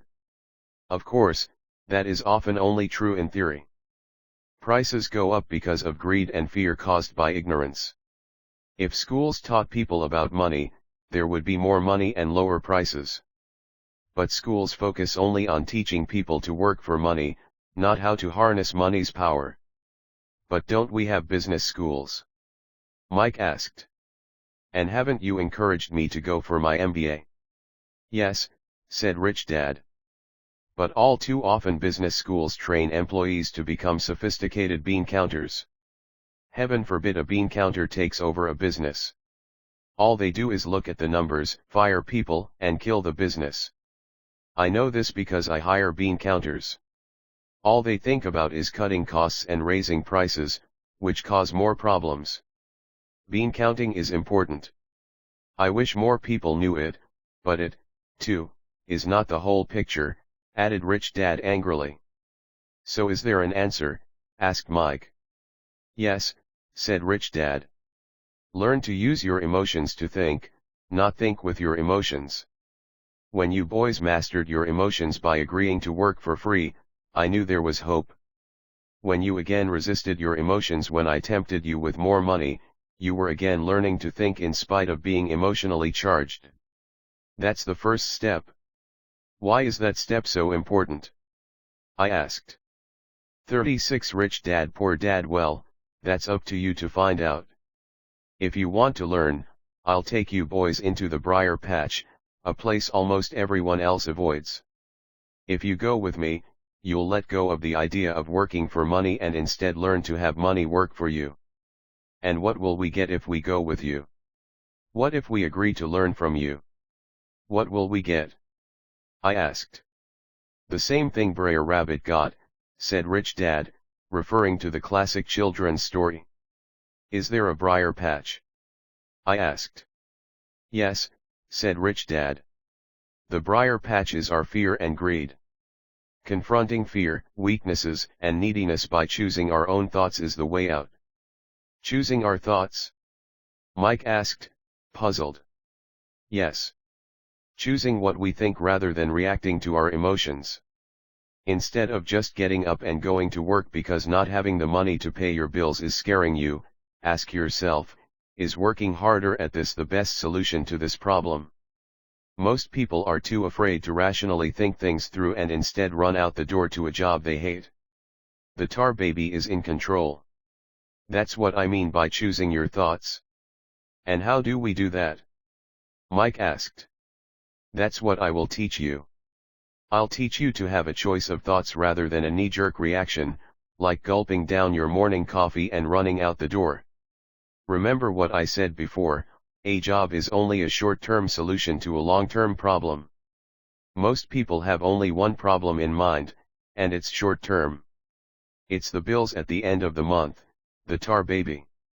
Money controls their lives, or should I say the fear and ignorance about money controls it. So they do as their parents did. They get up every day and go work for money, not taking the time to ask the question, is there another way? Their emotions now control their thinking, not their heads. Can you tell the difference between emotions thinking and the head thinking? Mike asked. 37 Chapter 1, Lesson 10, Yes. I hear it all the time, said Rich Dad. I hear things like, well, everyone has to work. Or the rich are crooks. Or I'll get another job. I deserve this raise. You can't push me around. Or I like this job because it's secure. No one asks, is there something I'm missing here, which would break through the emotional thought and give you time to think clearly. As we headed back to the store, Rich Dad explained that the rich really did make money. They did not work for it. He went on to explain that when Mike and I were casting 5-cent pieces out of lead, thinking we were making money, we were very close to thinking the way the rich think. The problem was that creating money is legal for the government and banks to do, but illegal for us to do. There are legal ways to create money from nothing, he told us. Rich Dad went on to explain that the rich know that money is an illusion, truly like the carrot for the donkey. It's only out of fear and greed that the illusion of money is held together by billions of people who believe that money is real. It's not. Money is really made up. It is only because of the illusion of confidence and the ignorance of the masses that this house of cards stands. He talked about the gold standard that America was on, and that each dollar bill was actually a silver certificate. What concerned him was the rumor that we would someday go off the gold standard and our dollars would no longer be backed by something tangible. If that happens, boys, all hell will break loose. The poor, the middle class, and the ignorant will have their lives ruined simply because they will continue to believe that money is real and that the company they work for, or the government, will look after them. We really did not understand what he was saying that day, but over the years, it made more and more sense. Seeing what others miss as he climbed into his pickup truck outside his convenience store, Rich Dad said, "Keep working, boys, but the sooner you forget about needing a paycheck, the easier your adult life will be. Keep using your 38 Rich Dad Poor Dad brain, work for free, and soon your mind will show you ways of making money far beyond what I could ever pay you. You will see things that other people never see. Most people never see these opportunities because they're looking for money and security, so that's all they get. The moment you see one opportunity, you'll see them for the rest of your life. The moment you do that, I'll teach you something else. Learn this, and you'll avoid one of life's biggest traps."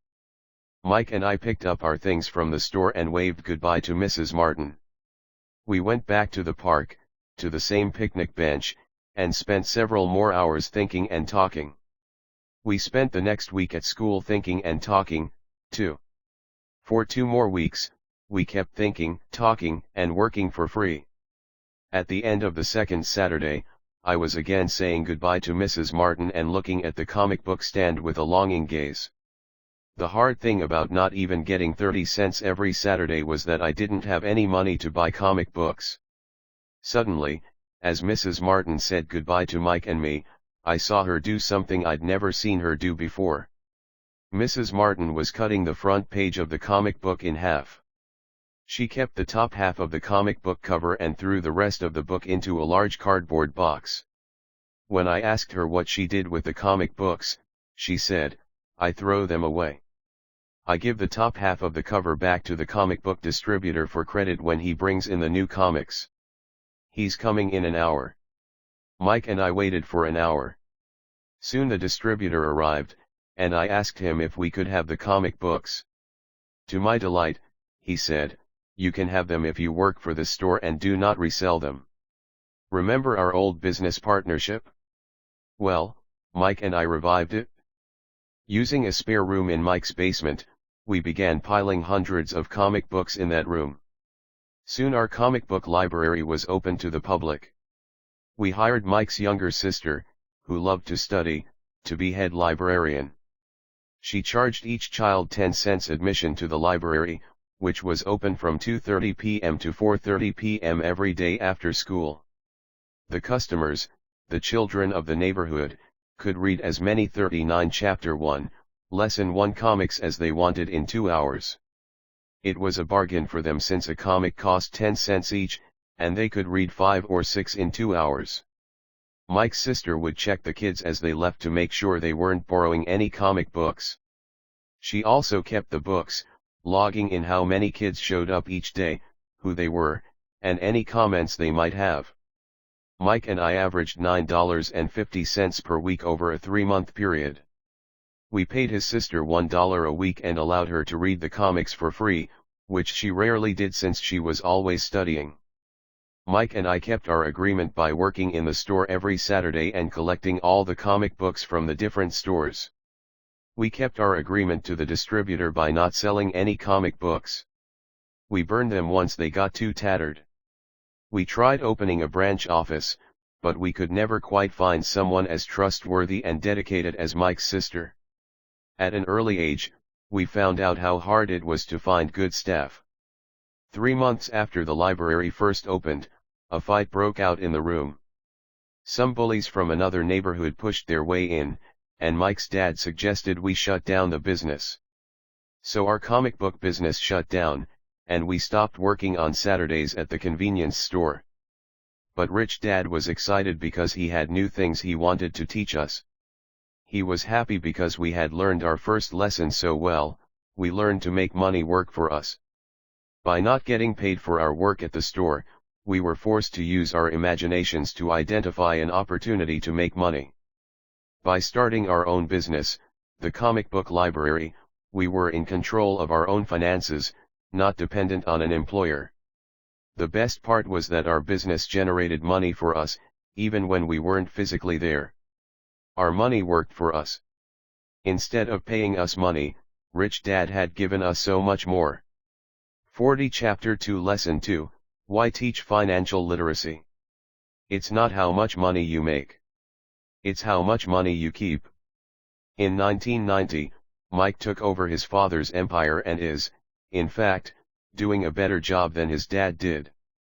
We see each other once or twice a year on the golf course. He and his wife are wealthier than you could imagine.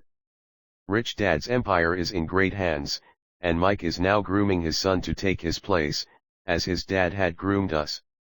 In 1994, I retired at the age of 47, and my wife Kim was 37. Retirement does not mean not working.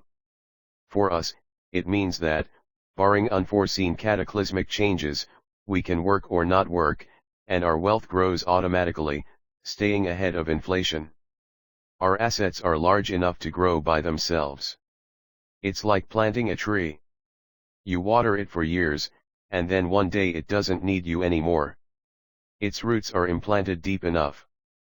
Then the tree provides shade for your enjoyment. Mike chose to run the empire, and I chose to retire.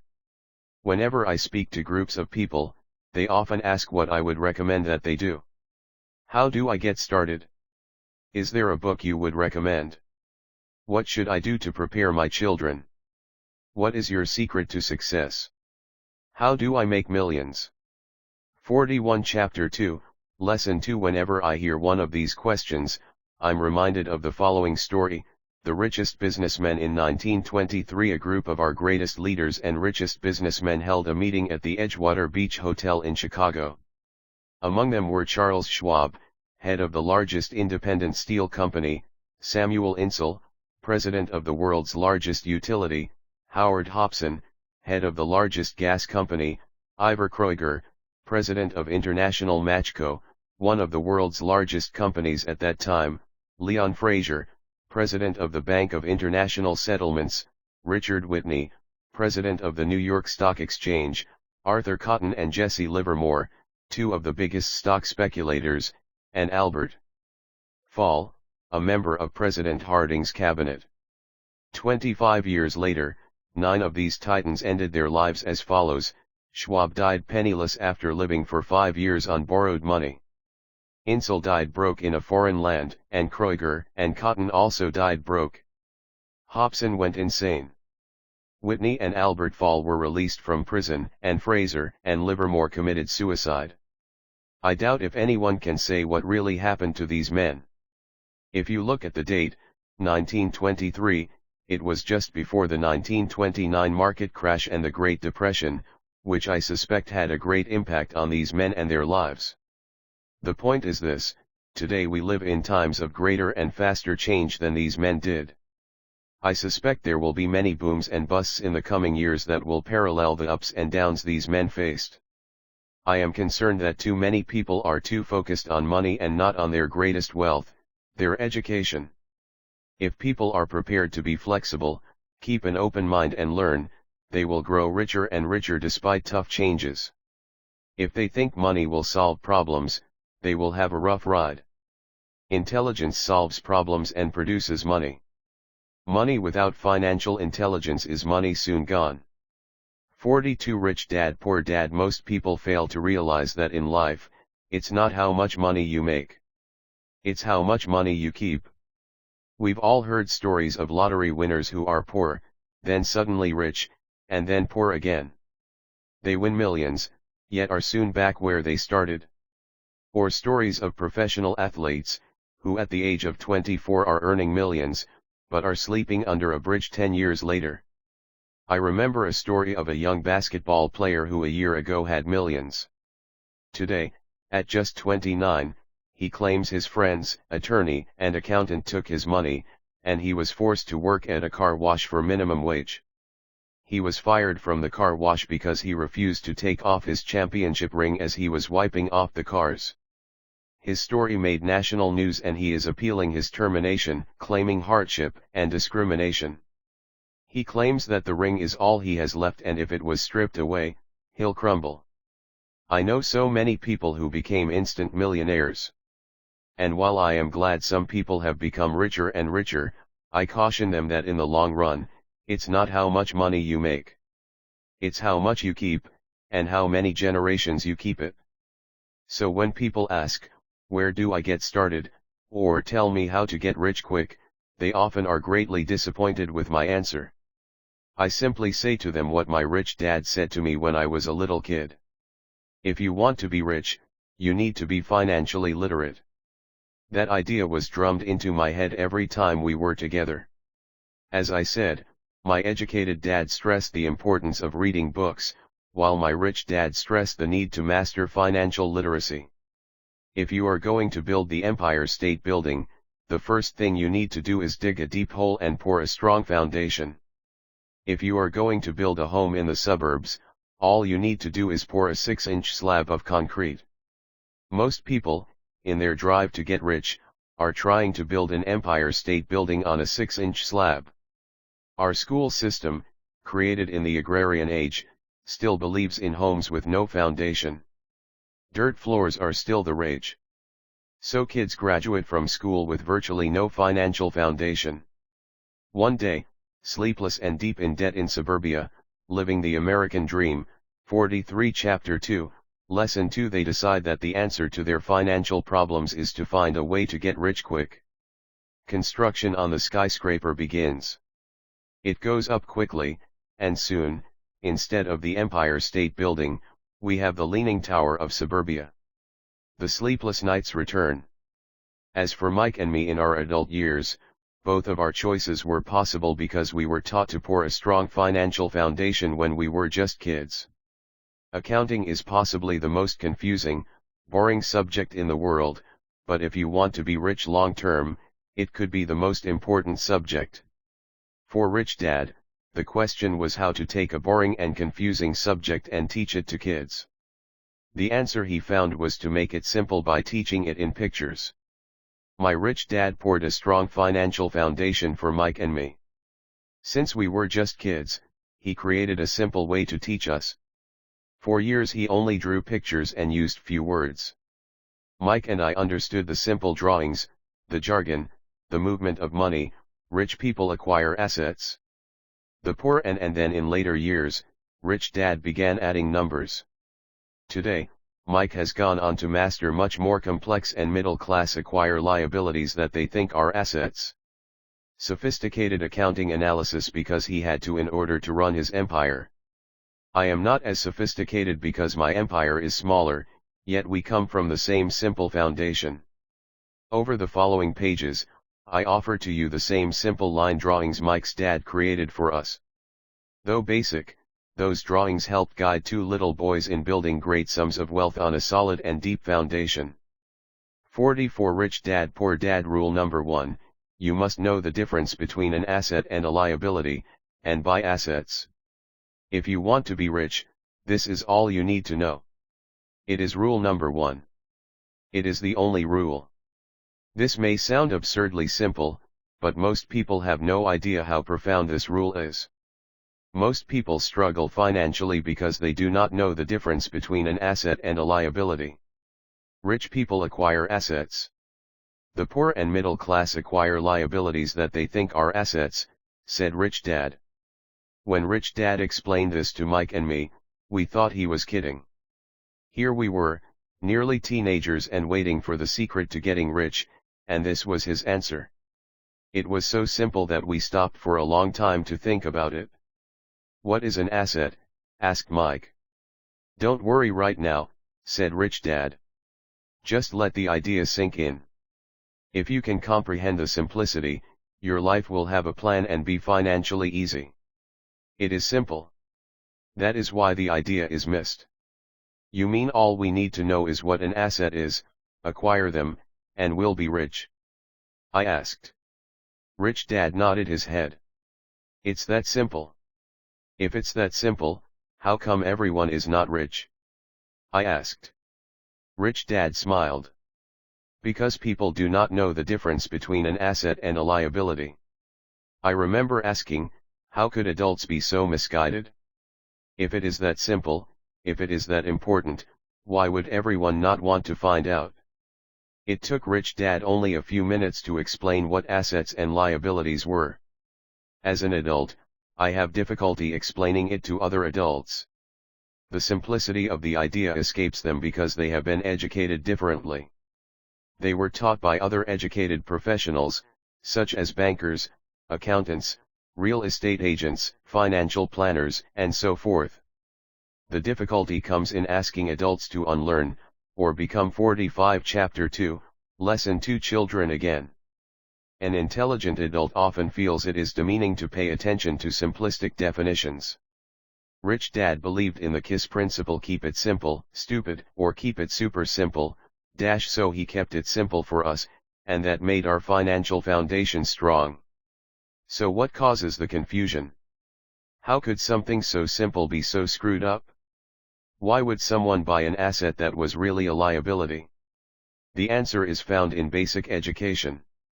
We focus on the word literacy and not financial literacy. What defines something to be an asset or a liability are not words. In fact, if you really want to be confused, look up the words asset. An asset puts money in my pocket, and liability in the dictionary.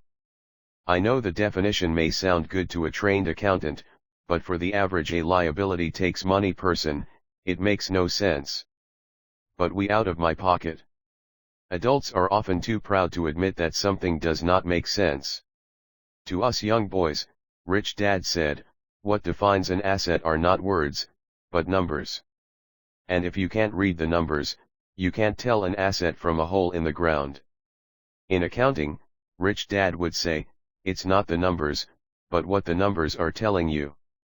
It's just like words. It's not the words, but the story the words are telling you. If you want to be rich, you've got to read and understand numbers.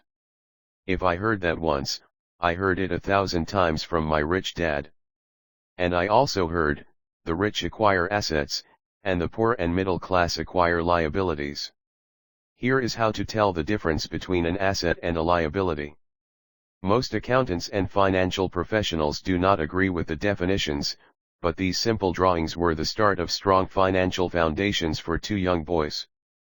46 This is the cash flow pattern of an asset: income statement, income, rich dad, poor dad, expenses, balance sheet, assets, liabilities. The top part of the diagram is an income statement, often called a profit and loss statement. It measures income and expenses, money in and money out.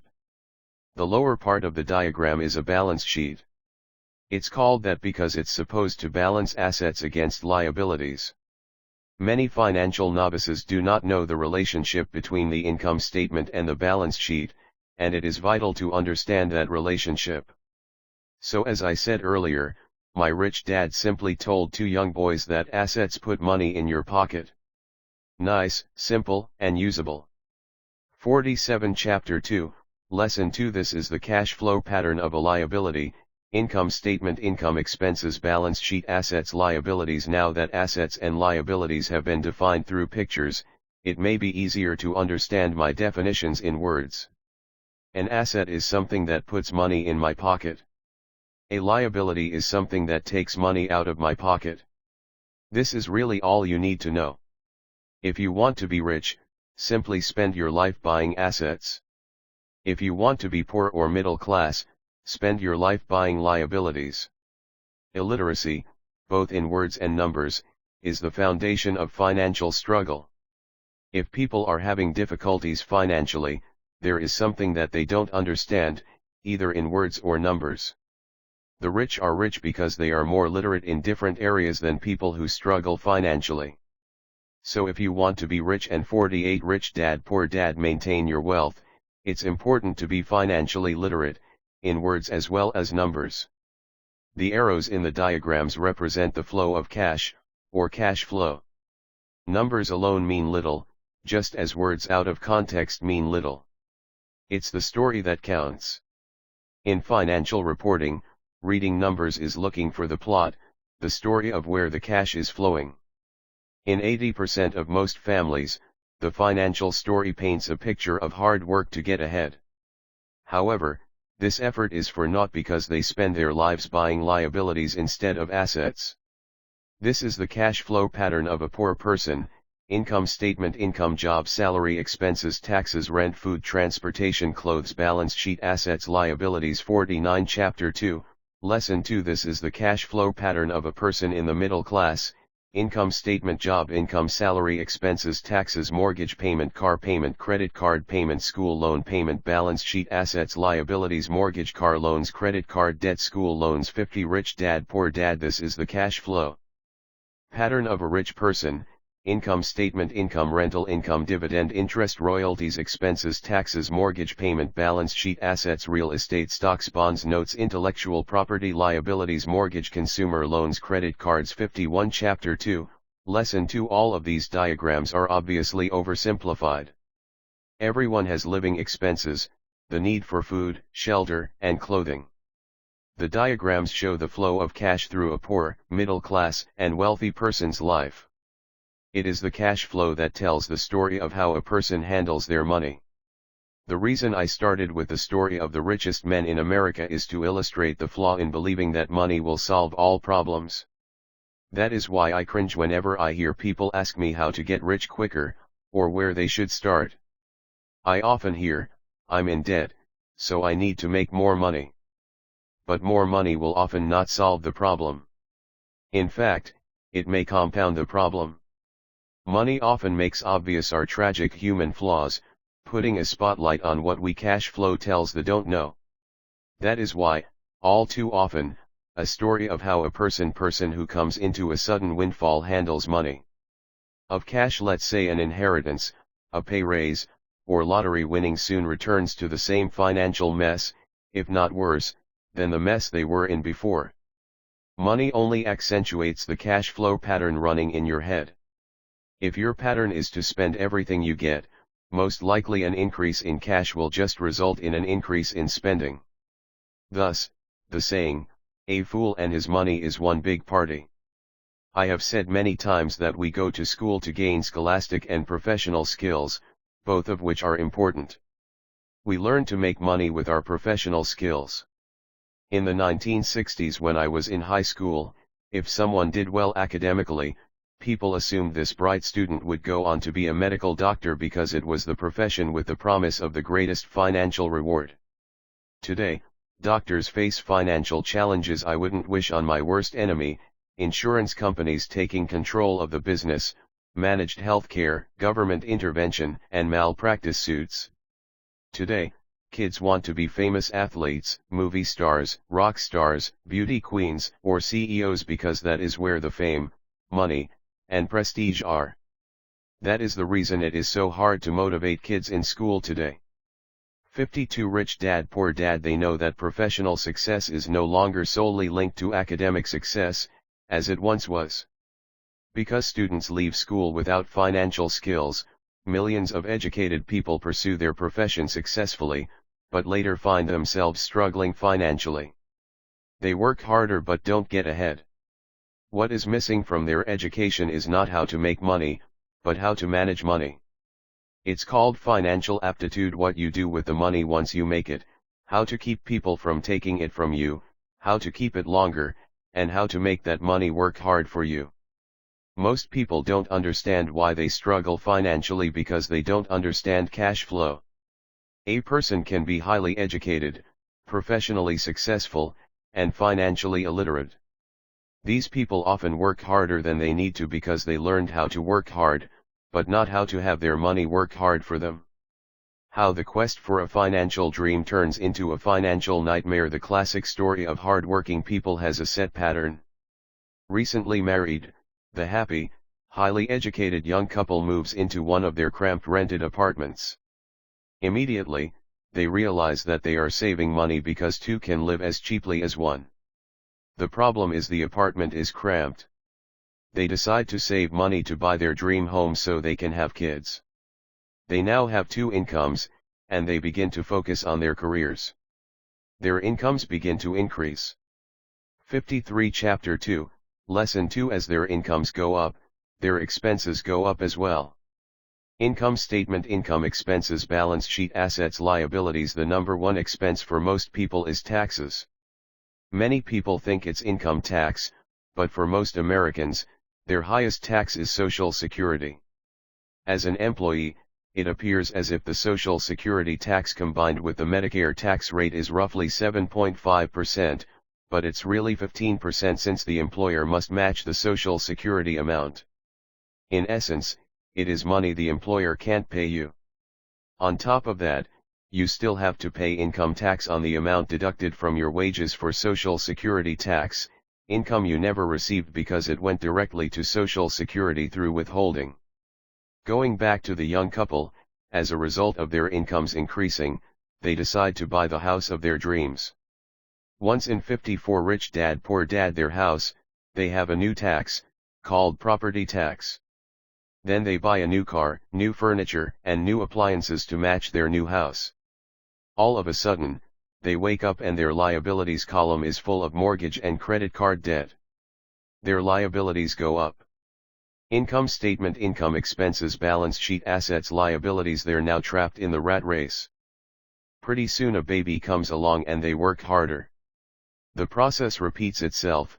Higher incomes cause higher taxes, also called bracket creep. A credit card comes in the mail. They use it and max it out. A loan company calls and says their greatest asset, their home, has appreciated in value. Because their credit is so good, the company offers a bill consolidation loan and tells them the intelligent thing to do is clear 55 Chapter 2, Lesson 2 off the high-interest consumer debt by paying off their credit card. And besides, interest on their home is a tax deduction. They go for it, and pay off those high-interest credit cards. They breathe a sigh of relief. Their credit cards are paid off. They've now folded their consumer debt into their home mortgage. Their payments go down because they extend their debt over 30 years. It is the smart thing to do. Their neighbor calls to invite them to go shopping. The Memorial Day sale is on. They promise themselves they'll just window shop, but they take a credit card, just in case. I run into this young couple all the time. Their names change, but their financial dilemma is the same.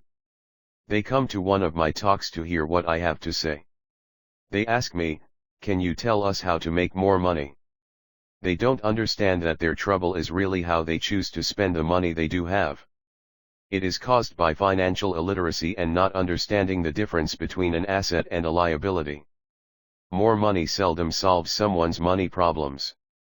Intelligence solves problems. There is a saying a friend of mine says over and over to people in debt: if you find you have dug yourself into a hole, stop digging. As a child, my dad often told us that the Japanese were aware of three powers: the power of the sword, the jewel, and the mirror. The sword symbolizes the power of weapons. America has spent trillions of dollars on weapons and, because of this, is a powerful military presence in the world. The jewel symbolizes the power of money. There is some degree of truth to the saying, remember the golden rule. He who has the gold makes the rules. The mirror symbolizes the power of self-knowledge. This self-knowledge, according to Japanese legend, was the most treasured of the three. All too often, the poor and middle class allow the power of money to control them. By simply getting up and working harder, failing to ask themselves if what they do makes sense, they shoot 56 rich dad poor dad themselves in the foot as they leave for work every morning. By not fully understanding money, the vast majority of people allow its awesome power to control them. If they used the power of the mirror, they would have asked themselves, does this make sense? All too often, instead of trusting their inner wisdom, that genius inside, most people follow the crowd. They do things because everybody else does them. They conform, rather than question. Often, they mindlessly repeat what they have been told: diversify. Your home is an asset. Your home is your biggest investment. You get a tax break for going into greater debt. Get a safe job. Don't make mistakes. Don't take risks.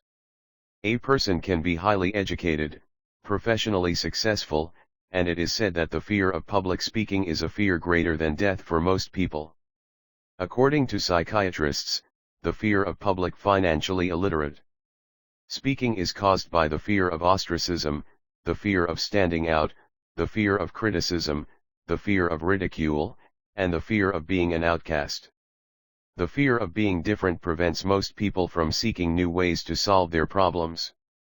That is why my educated dad said the Japanese valued the power of the mirror the most, for it is only when we look into it that we find truth. Fear is the main reason that people say, play it safe. That goes for anything, be it sports, relationships, careers, or money. It is that same fear, the fear of ostracism, that causes people to conform to, and not question, commonly accepted opinions or popular trends.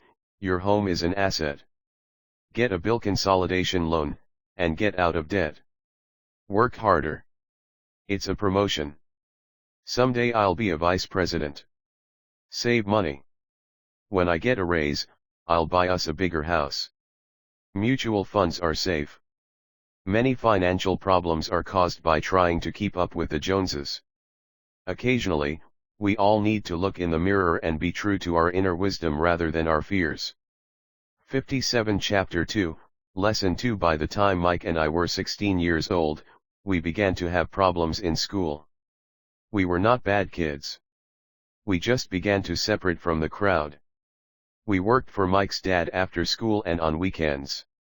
Mike and I often spent hours after work just sitting at a table with his dad while he held meetings with his bankers, attorneys, accountants, brokers, investors, managers, and employees. Here was a man who had left school at 13 who was now directing, instructing, ordering, and asking questions of educated people. They came at his beck and call, and cringed when he didn't approve of them. Here was a man who had not gone along with the crowd. He was a man who did his own thinking and detested the words, "We have to do it this way because that's the way everyone else does it." He also hated the word can't. If you wanted him to do something, just say, "I don't think you can do it." Mike and I learned more sitting in on his meetings than we did in all our years of school, college included. Mike's dad was not book smart, but he was financially educated and successful as a result. He told us over and over again, an intelligent person hires people who are more intelligent than he is. So Mike and I had the benefit of spending hours listening to and learning from intelligent people. But because of this, Mike and I couldn't go along with the standard dogma our teachers preached, and that caused problems. Whenever the teacher said, If you don't get good grades, you won't do well in the real world. Mike and I just raised our eyebrows. When we were told to follow set procedures and not deviate from the rules, we could see how school discouraged creativity. We started to understand why our rich dad told us that schools were designed to produce good employees, instead of employers.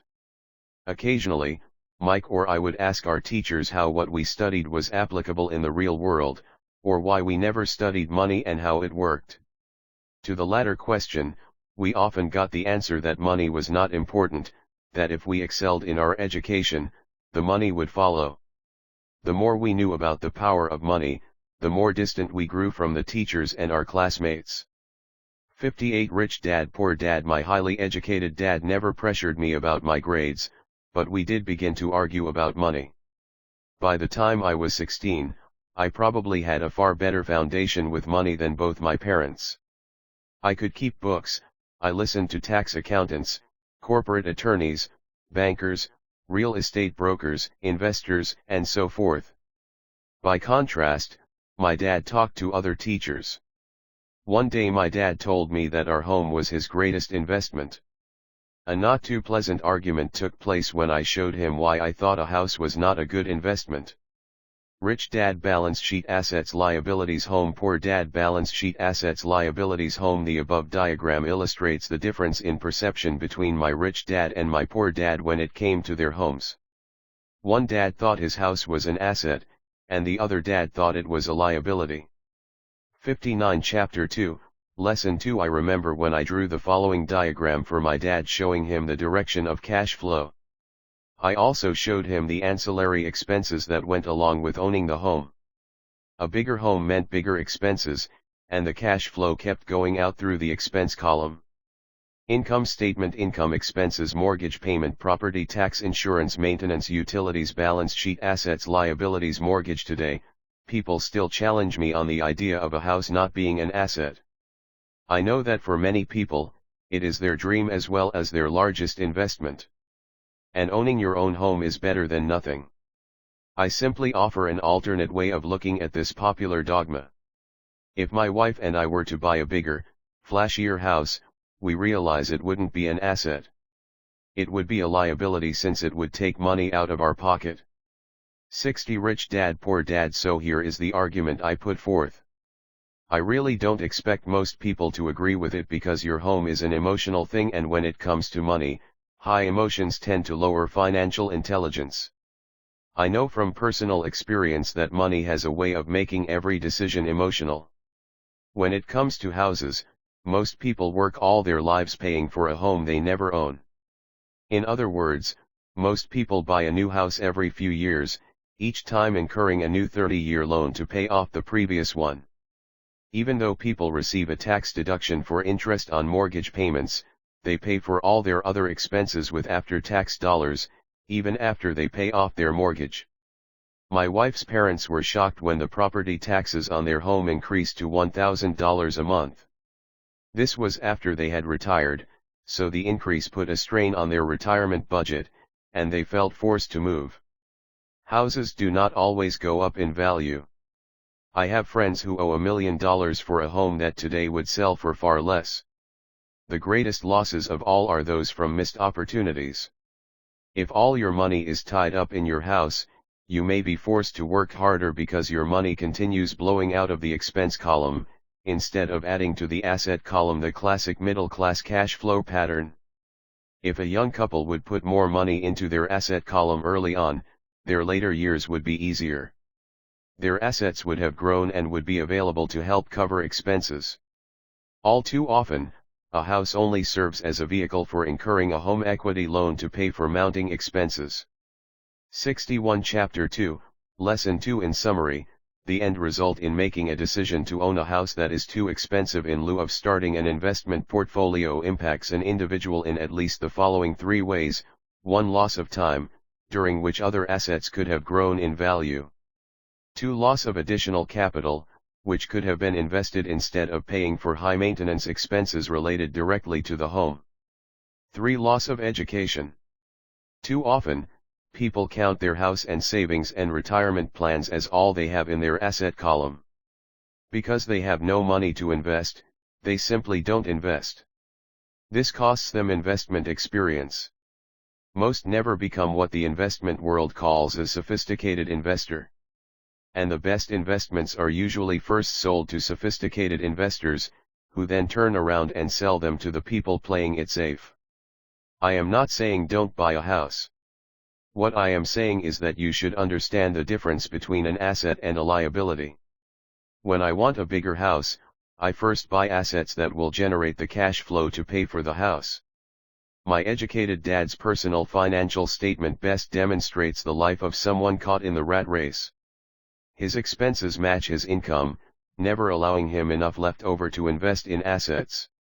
As a result, his liabilities are larger than his assets. 62 Rich Dad Poor Dad. The following diagram on the left shows my poor dad's income statement. It is worth 1,000 words. It shows that his income and expenses are equal while his liabilities are larger than his assets. My rich dad's personal financial statement on the right reflects the results of a life dedicated to investing and minimizing liabilities. Poor dad's financial statement. Poor dad's financialstatement income. Me rich dad's financial statement. Rich dad's financial statement income. Expenses assets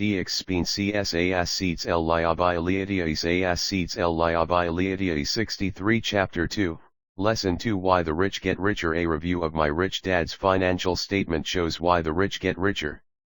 The asset column generates more than enough income to cover expenses, with the balance reinvested into the asset column.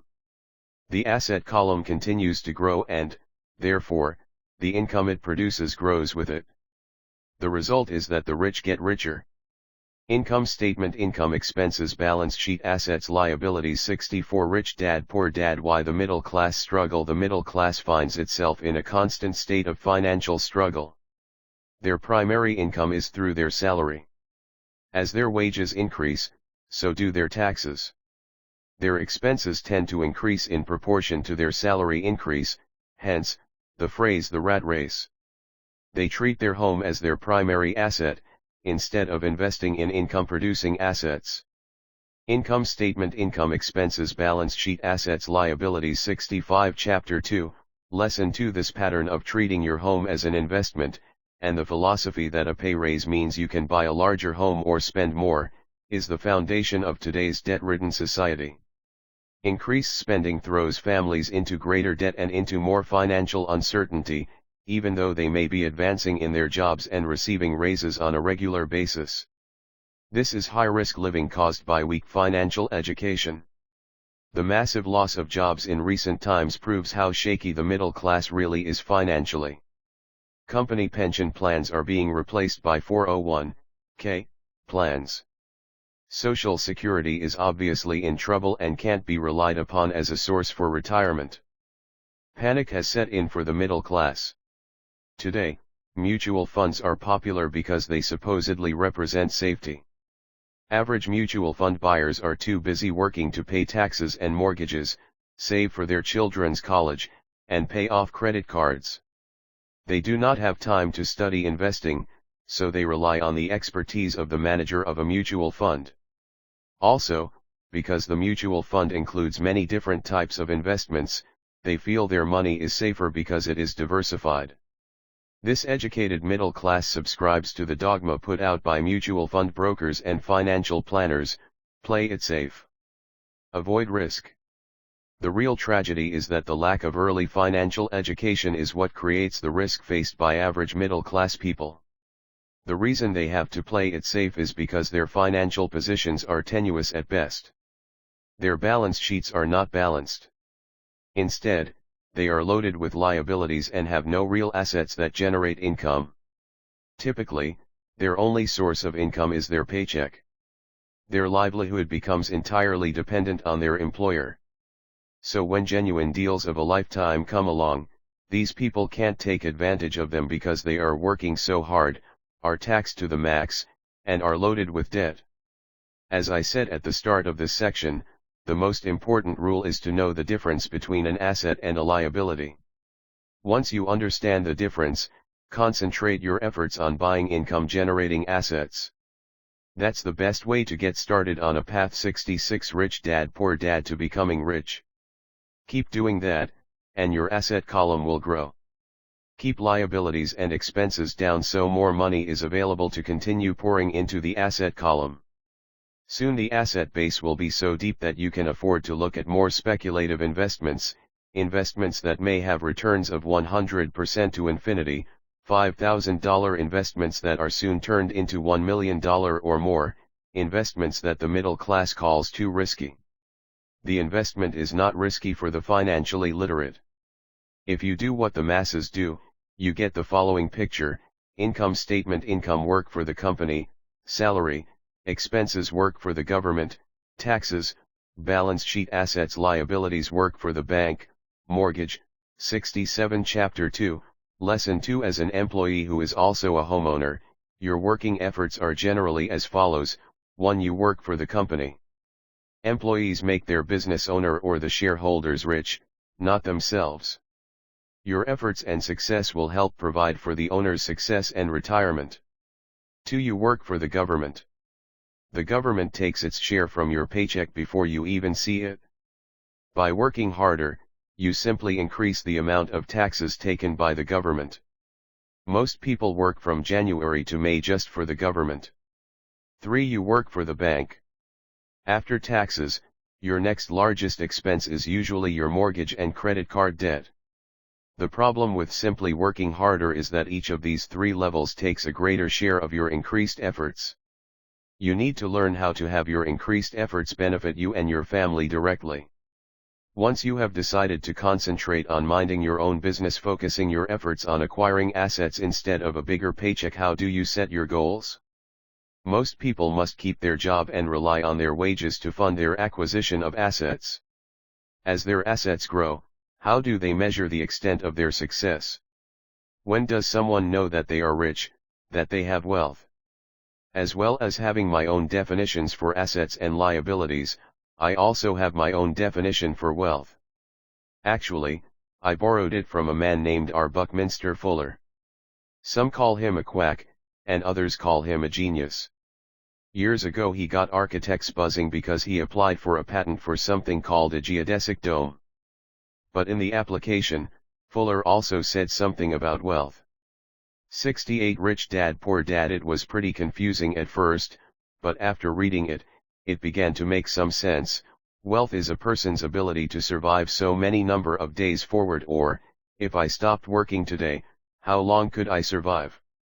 Unlike net worth, the difference between your assets and liabilities, which is often filled with a person's expensive junk and opinions of what things are worth, this definition creates the possibility for developing a truly accurate measurement. I could now measure and know where I was in terms of my goal to become financially independent. Although net worth often includes non-cash producing assets, like stuff you bought that now sits in your garage, wealth measures how much money your money is making and, therefore, your financial survivability.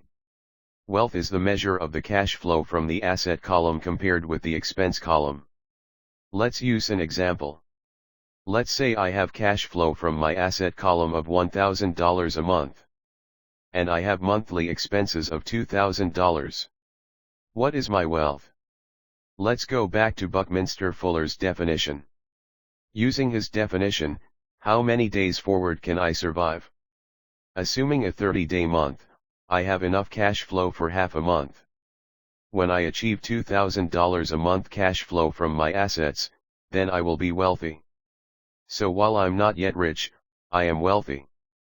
I now have income generated from assets each month that fully cover my monthly expenses.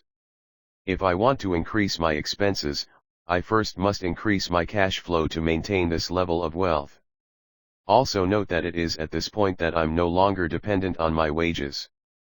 I have focused on, and been successful in, building an asset column that has made me financially independent. If I quit my job today, I would be able to cover my monthly expenses with the cash flow from my assets. My next goal would be to have the excess cash flow from my assets reinvested into the asset column. The more money that goes into my asset column, the more my asset column grows. The more. 69 Chapter 2, Lesson 2. My assets grow, the more my cash flow grows. And as long as I keep my expenses less than the cash flow from these assets, I grow richer with more and more income from sources other than my physical labor. As this reinvestment process continues, I am well on my way to becoming rich. Just remember this simple observation: the rich buy assets. The poor only have expenses. The middle class buy liabilities they think are assets. So how do I start minding my own business? What is the answer? Listen to the founder of McDonald's in the next chapter. 70 Chapter 3 Lesson 3, Mind your own business. The rich focus on their asset columns while everyone else focuses on their income statements. In 1974, Ray Kroc, the founder of McDonald's, was asked to speak to the MBA class at the University of Texas at Austin. A friend of mine was a student in that MBA class. After a powerful and inspiring talk, the class adjourned and the students asked Ray if he would join them at their favorite hangout to have a few beers. Ray graciously accepted. "What business am I in?" Ray asked, once the group had all their beers in hand. Everyone laughed, my friend said. Most of the MBA students thought Ray was just fooling around. No one answered, so Ray asked again, "What business do you think I'm in?" The students laughed again, and finally one brave soul yelled out, "Ray, who in the world doesn't know that you're in the hamburger business?" Ray chuckled. "That's what I thought you would say." He paused and then quickly added, "Ladies and gentlemen, I'm not in the hamburger business. My business is real estate." 71 Chapter 3, Lesson 3 As my friend tells the story, Ray spent a good amount of time explaining his viewpoint. In his business plan, Ray knew that the primary business focus was to sell hamburger franchises, but what he never lost sight of was the location of each franchise. He knew that the land and its location were the most significant factors in the success of each franchise. Basically, the person who bought the franchise was also buying the real estate under the franchise for Ray Kroc's organization. Today, McDonald's is the largest single owner of real estate in the world, owning even more than the Catholic Church. McDonald's owns some of the most valuable intersections and street corners in America and around the globe. My friend considers this as one of the most important lessons in his life.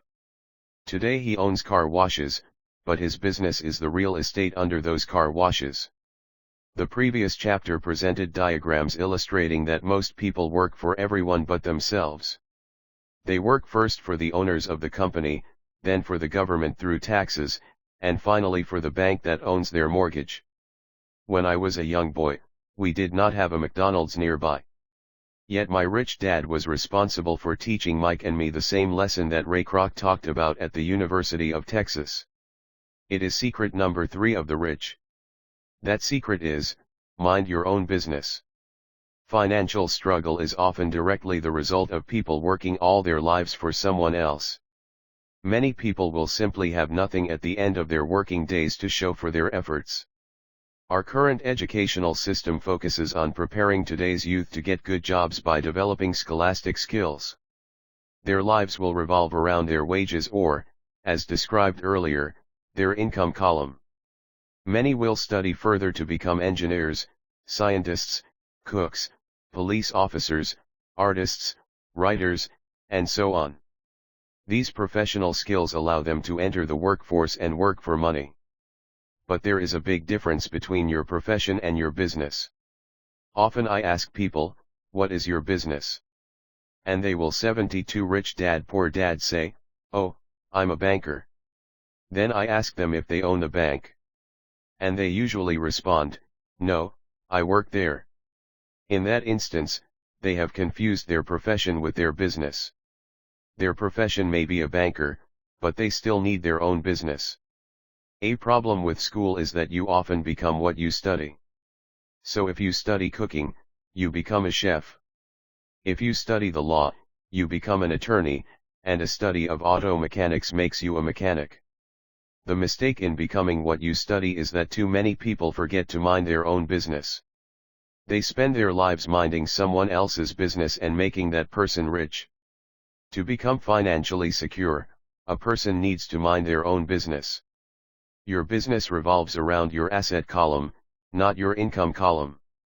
As stated earlier, the number one rule is to know the difference between an asset and a liability, and to buy assets. The rich focus on their asset columns, while everyone else focuses on their income statements. That is why we hear so often, "I need a raise. If only I had a promotion. I am going back to school to get more training so I can get a better job. I am going to financial struggle as work overtime. Maybe I can get it." Often the result of second job people working all there in some circles. These are sensible lives for someone else. Ideas. But you are still not minding your own business. These ideas all still focus on the income column and will only help a person become more financially secure if the additional money is used to purchase income-generating assets. The primary reason the majority of the poor and middle class are fiscally conservative, which means, "I can't afford to take risks," is that they have no financial foundation. They have to cling to their jobs and play it safe. When downsizing became the in thing to do, millions of workers found out their largest so-called asset, their home, was eating them alive. Their asset was costing them money every month. Their 73 Chapter 3, Lesson 3 car, another asset, was eating them alive. The golf clubs in the garage that cost $1,000 were not worth $1,000 anymore. Without job security, they had nothing to fall back on. What they thought were assets could not help them survive in a time of financial crisis. I assume most of us have filled out a credit application to buy a house or a car. It's always interesting to look at the net worth section because of what accepted banking and accounting practices allow a person to count as assets. One day when I wanted a loan, my financial position did not look too good. So I added my new golf clubs, my art collection, books, electronics, Armani suits, wristwatches, shoes, and other personal effects to boost the number in the asset column. But I was turned down because I had too much investment real estate. The loan committee didn't like that I made so much money from rent. They wanted to know why I did not have a normal job with a salary. They did not question the Armani suits, golf clubs, or art collection. Life is sometimes tough when you do not fit the standard profile. I cringe every time I hear someone say to me that their net worth is $1 million or $100,000 or whatever. One of the main reasons net worth is not accurate is simply because, the moment you begin selling your assets, you are taxed for any gains. So many people have put themselves in deep financial trouble when they run short of income. To raise cash, they sell their assets. But their personal assets can generally be sold for only a fraction of the value that is listed on their personal balance sheet. Or if there is a gain on the sale of the assets, they are taxed on the gain. So again, the government takes its share, thus reducing the amount available to help them out of debt. That is why I say someone's net worth is often worth less than they think. Start minding your own business. Keep your daytime job, but start buying real assets, not liabilities or personal effects that have no real value once you get them home. A new car loses nearly 25% of the price you pay for it the moment you drive it off the lot. It is 74 Rich Dad Poor Dad, not a true asset even if your banker lets you list it as one. My $400 new titanium driver was worth $150 the moment I teed off. Keep expenses low, reduce liabilities, and diligently build a base of solid assets. For young people who have not yet left home, it is important for parents to teach them the difference between an asset and a liability. Get them to start building a solid asset column before they leave home, get married, buy a house, have kids, and get stuck in a risky financial position, clinging to a job, and buying everything on credit. I see so many young couples who get married and trap themselves into a lifestyle that will not let them get out of debt for most of their working years. For many people, just as the last child leaves home, the parents realize they have not adequately prepared for retirement and they begin to scramble to put some money away. Then their own parents become ill and they find themselves with new responsibilities. So what kind of assets am I suggesting that you or your children acquire? In my world, real assets fall into the following categories: businesses that do not require my presence. I own them, but they are managed or run by other people. If I have to work there, it's not a business. It becomes my job.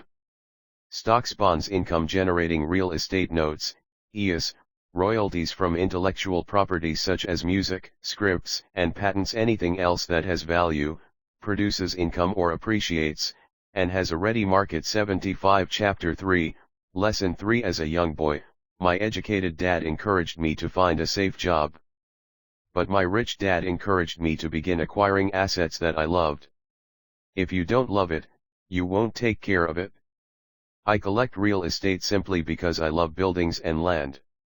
I love shopping for them, and I could look at them all day long. When problems arise, the problems aren't so bad that it changes my love for real estate. For people who hate real estate, they shouldn't buy it. I also love stocks of small companies, especially Start UPS, because I am an entrepreneur, not a corporate person. In my early years, I worked in large organizations, such as Standard Oil of California, the U.S. Marine Corps, and Xerox Corp. I enjoyed my time with those organizations and have fond memories, but I know deep down I am not a company man. I like starting companies, not running them. So my stock buys are usually of small companies. Sometimes I even start the company and take it public. Fortunes are made in new stock issues, and I love the game. Many people are afraid of small cap companies and call them risky, and they are. But that risk. Start minding your own business. Keep your daytime job, but start buying real assets, is diminished if you love what the investment is, understand it, and know the game. With small companies, my investment strategy is to be out of the stock in a year. On the other hand, my not liabilities. Real estate strategy is to start small and keep trading up for bigger properties and, therefore, delay paying taxes on the gain. This allows the value to increase dramatically. I generally hold real estate less than 7 years. For years, even while I was with the Marine Corps and Xerox, I did what my rich dad recommended. I kept my day job, but I still minded my own business. I was active in my asset column trading real estate and small stocks. Rich dad always stressed the importance of financial literacy. The better I was at understanding the accounting and cash management, the better I would be at analyzing investments and eventually starting and building my own company. 76 Rich Dad Poor Dad. I don't encourage anyone to start a company unless they really want to. Knowing what I know about running a company, I wouldn't wish that task on anyone. There are times when people can't find employment and starting a company seems like the best solution. But the odds are against success. 9 out of 10 companies fail in 5 years. Of those that survive the first 5 years, 9 out of every 10 of those eventually fail as well. So only if you really have the desire to own your own company do I recommend it. Otherwise, keep your day job and mind your own business. When I say mind your own business, I mean to build and keep your asset column strong. Once a dollar goes into it, never let it come out. Think of it this way: once a dollar goes into your asset column, it becomes your employee. The best thing about money is that it works 24 hours a day and can work for generations. Keep your day job, be a great hard-working employee, but keep building that asset column. As your cash flow grows, you can indulge in some luxuries. An important distinction is that rich people buy luxuries last, while the poor and middle class tend to buy luxuries first. The poor and the middle class often buy luxury items like big houses, diamonds, furs, jewelry, or boats because they want to look rich. They look rich, but in reality they just get deeper in debt on credit. The old money people, the long-term rich, build their asset column first. Then the income generated from the asset column buys their luxuries. The poor and middle class buy luxuries with their own sweat, blood, and children's inheritance. A true luxury is a reward for investing in and developing a real asset. For example, when my wife Kim and I had extra money coming from our apartment houses, She went out and bought her Mercedes. It didn't take any extra work or risk on her part because the apartment house bought the car. She did, however, have to wait 4 years while the real estate investment portfolio grew and began generating enough extra cash flow to pay for the car. But the luxury, the Mercedes, was a true reward because she proved she knew how to grow her asset column. That car now means a lot more to her than 77 Chapter 3, Lesson 3 simply another pretty car. It means she used her financial intelligence to afford it. Instead, most people impulsively go out and buy a new car, or some other luxury, on credit. They may feel bored and just want a new toy. Buying a luxury on credit often causes a person to eventually resent that luxury because the debt becomes a financial burden. After you've taken the time and invested in and built your own business, you are now ready to learn the biggest secret of the rich, the secret that puts the rich way ahead of the pack. 78 Chapter 4 Lesson 4, The History of Taxes and the Power of Corporations. My rich dad just played the game smart, and he did it through corporations. The biggest secret of the rich. I remember in school being told the story of Robin Hood and his merry men.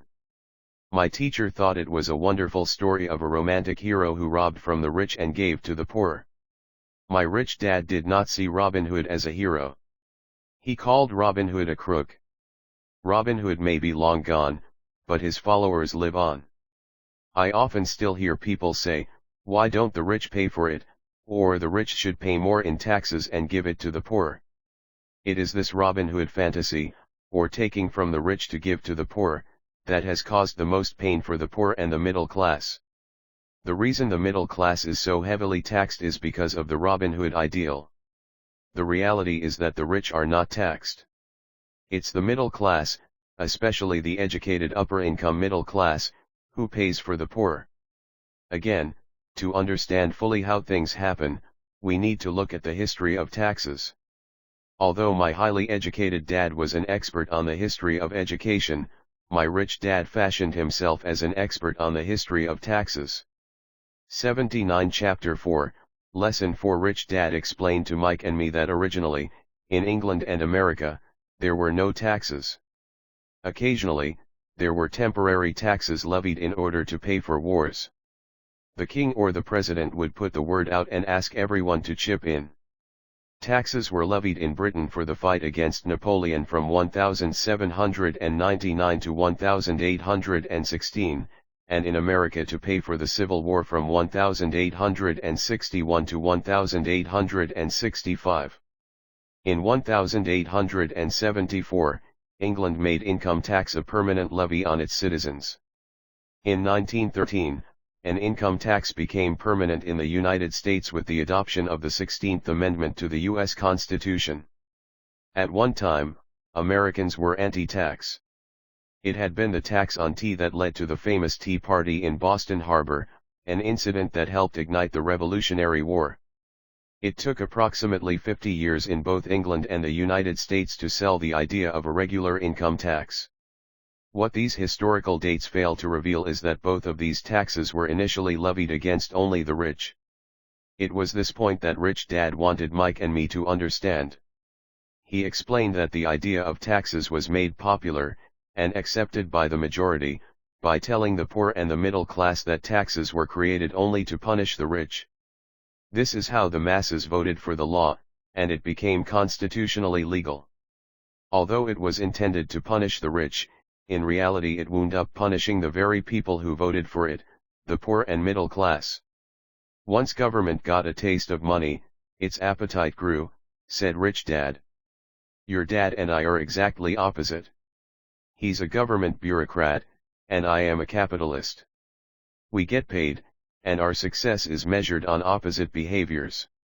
He gets paid to spend money and hire people. The more he spends and the more people he hires, the larger his organization becomes. In the government, a large organization is a respected organization. On the other hand, within my organization, the fewer people I hire and the less money I spend, the more I am respected by my investors. That's why I don't like government people. They have different objectives than most business people. As the government grows, more and more tax dollars are needed to support it. My educated dad sincerely believed that government should help people. He loved John F. Kennedy and especially the idea of the Peace 80 Rich Dad Poor Dad Corps. He loved the idea so much that both he and my mom worked for the Peace Corps, training volunteers to go to Malaysia, Thailand, and the Philippines. He always strived for additional grants and budget increases so he could hire more people, both in his job with the Education Department and in the Peace Corps. From the time I was about 10 years old, I would hear from my rich dad that government workers were a pack of lazy thieves, and from my rich dad did not see Robin Hood as a hero. He called Robin Hood a crook. My poor dad, I would hear how the rich were greedy crooks who should be made to pay more taxes. Both sides had valid points. It was difficult to go to work for one of the biggest capitalists in town and come home to a father who was a prominent government leader. It was not easy to know which dad to believe. Yet when you study the history of taxes, an interesting perspective emerges. As I said, the passage of taxes was only possible because the masses believed in the Robin Hood theory of economics: take from the rich, and give to everyone else. The problem was that the government's appetite for money was so great that taxes soon needed to be levied on the middle class, and from there it kept trickling down. However, the rich saw an opportunity because they don't play by the same set of rules. The rich knew about corporations, which became popular in the days of sailing ships. The rich created the corporation as a vehicle to limit their risk to the assets of each voyage. The rich put their money into a corporation to finance the voyage. The corporation would then hire a crew to sail to the New World to look for treasure. If the ship was lost, the crew lost their lives, but the loss to the rich would be limited only to the money they invested for that particular voyage. 81 Chapter 4, Lesson 4. The diagram that follows shows how the corporate structure sits outside your personal income statement and balance sheet. Corporation income statement: income expenses, personal income statement, income expenses, personal balance sheet, assets, liabilities. 82 Rich Dad Poor Dad. It is the knowledge of the legal corporate structure that really gives the rich a vast advantage over the poor and the middle class. Having two fathers teaching me, one a socialist and the other a capitalist, I quickly began to realize that the philosophy of the capitalist made more financial sense to me. It seemed to me that the socialists ultimately penalized themselves due to their lack of financial education. No matter what the take from the rich crowd came up with, the rich always found a way to outsmart them. That is how taxes were eventually levied on the middle class. The rich outsmarted the intellectuals solely because they understood the power of money, a subject not taught in schools. How did the rich outsmart the intellectuals? Once the take from the rich tax was passed, cash started flowing into government coffers. Initially, people were happy. Money was handed out to government workers and the rich. It went to government workers in the form of jobs and pensions, and it went to the rich via their factories receiving government contracts. The government received a large pool of money, but the problem was the fiscal management of that money. The government ideal is to avoid having excess money. If you fail to spend your allotted funds, you risk losing it in the next budget.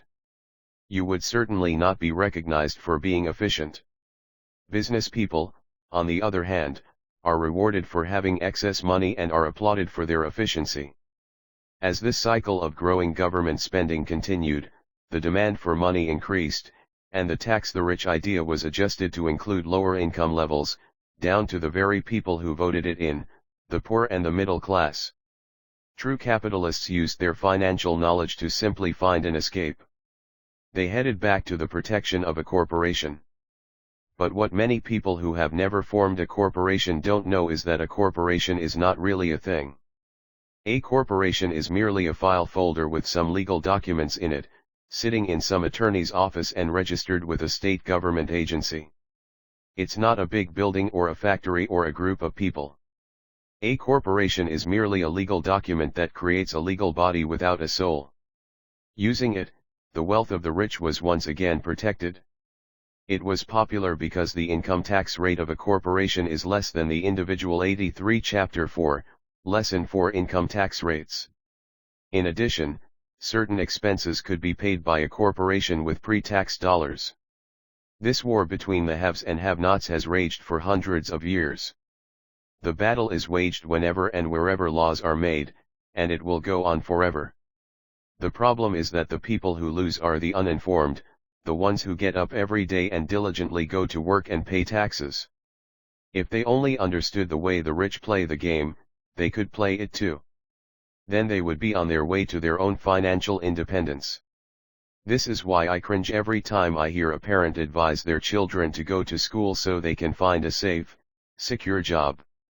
An employee with a safe, secure job, without financial aptitude, has no escape. Average Americans today work 4 to 5 months for the government just to cover their taxes. In my opinion, that is simply too long. The harder you work, the more you pay the government. That is why I believe that the idea of take from the rich backfired on the very people who voted it in. Every time people try to punish the rich don't simply comply. They react. They have the money, power, and intent to change things. They don't just sit there and voluntarily pay more taxes. Instead, they search for ways to minimize their tax burden. They hire smart attorneys and accountants, and persuade politicians to change laws or create legal loopholes. They use their resources to effect change. The tax code of the United States also allows other ways to reduce taxes. Most of these vehicles are available to anyone, but it is the rich who find them because they are minding their own business. For example, 1031 is jargon for Section 1031 of the Internal Revenue Code, which allows a seller to delay paying taxes on a piece of real estate that is sold for a capital gain through an exchange for a more expensive piece of real estate. Real estate is one investment vehicle that has a great tax advantage. As long as you keep trading up in value, you will not be taxed on the gains until you liquidate. People who don't take advantage of these legal tax savings are missing a great opportunity to build their asset columns. 84 Rich Dad Poor Dad. The poor and middle class don't have the same resources. They sit there and let the government's needles enter their arm and allow the blood donation to begin. Today, I am constantly shocked at the number of people who pay more taxes, or take fewer deductions, simply because they are afraid of the government. I have friends who have had their businesses shut down and destroyed, only to find out it was a mistake on the part of the government. I realize all that. But the price of working from January to May is a high price to pay for that intimidation. My poor dad never fought back. My rich dad didn't either. He just played the game smarter, and he did it through corporations, the biggest secret of the rich. You may remember the first lesson I learned from my rich dad. I was a little boy of 9 who had to sit and wait for him to choose to talk to me. I sat in his office waiting for him to get to me. He was ignoring me on purpose. He wanted me to recognize his power and to desire to have that power for myself one day. During all the years I studied and learned from him, he always reminded me that knowledge is power. And with money comes great power. If you work for money, that requires the right knowledge to you give the power to keep it and make it multiply.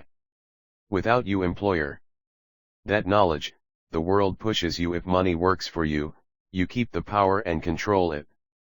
Around. Rich Dad constantly reminded Mike and me that the biggest bully was not the boss or the supervisor, but the tax man. The tax man will always take more if you let him.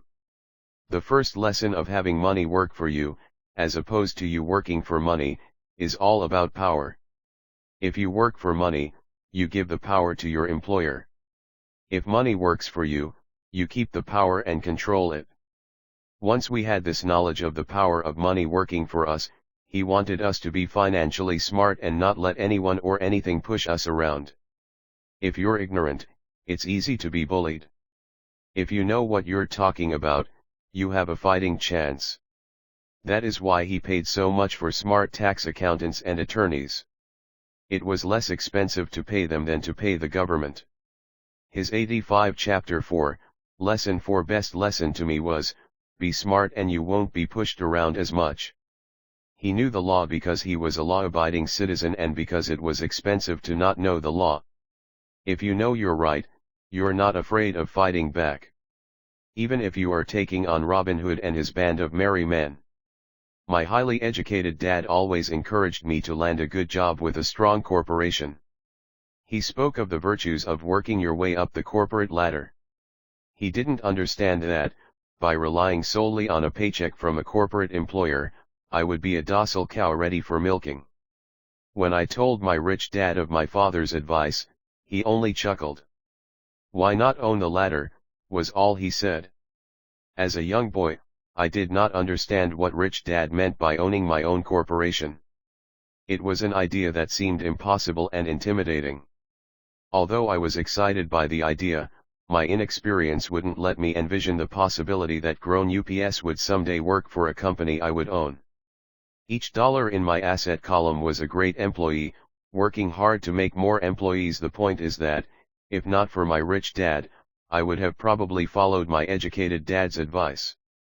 It was merely the occasional reminder of my rich dad that kept the idea of owning my own corporation alive and kept me and by the boss a new Porsche. On a different path.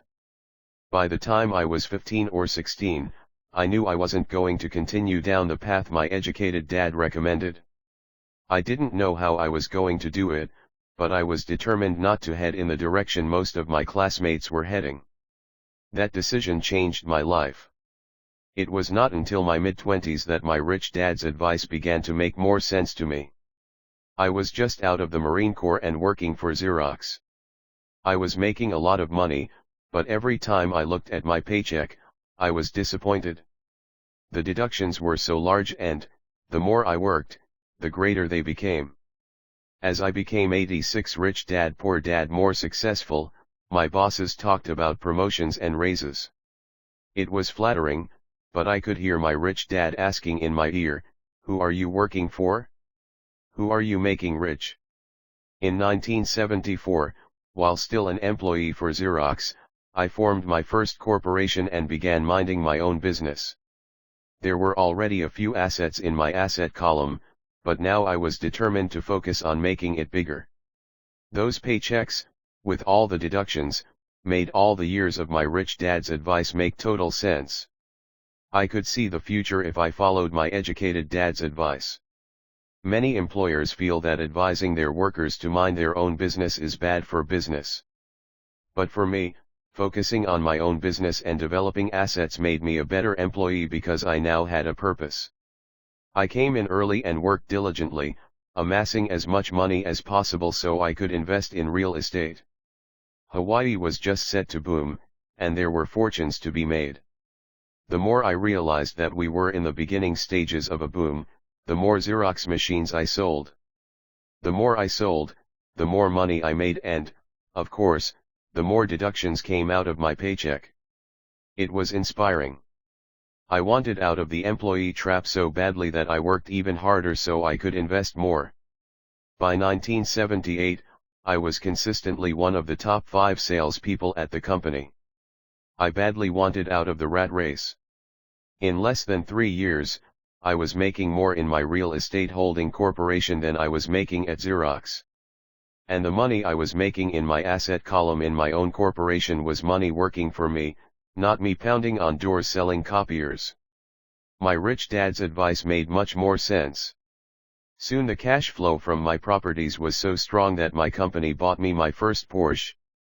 My fellow Xerox salespeople thought I was spending my commissions. I wasn't.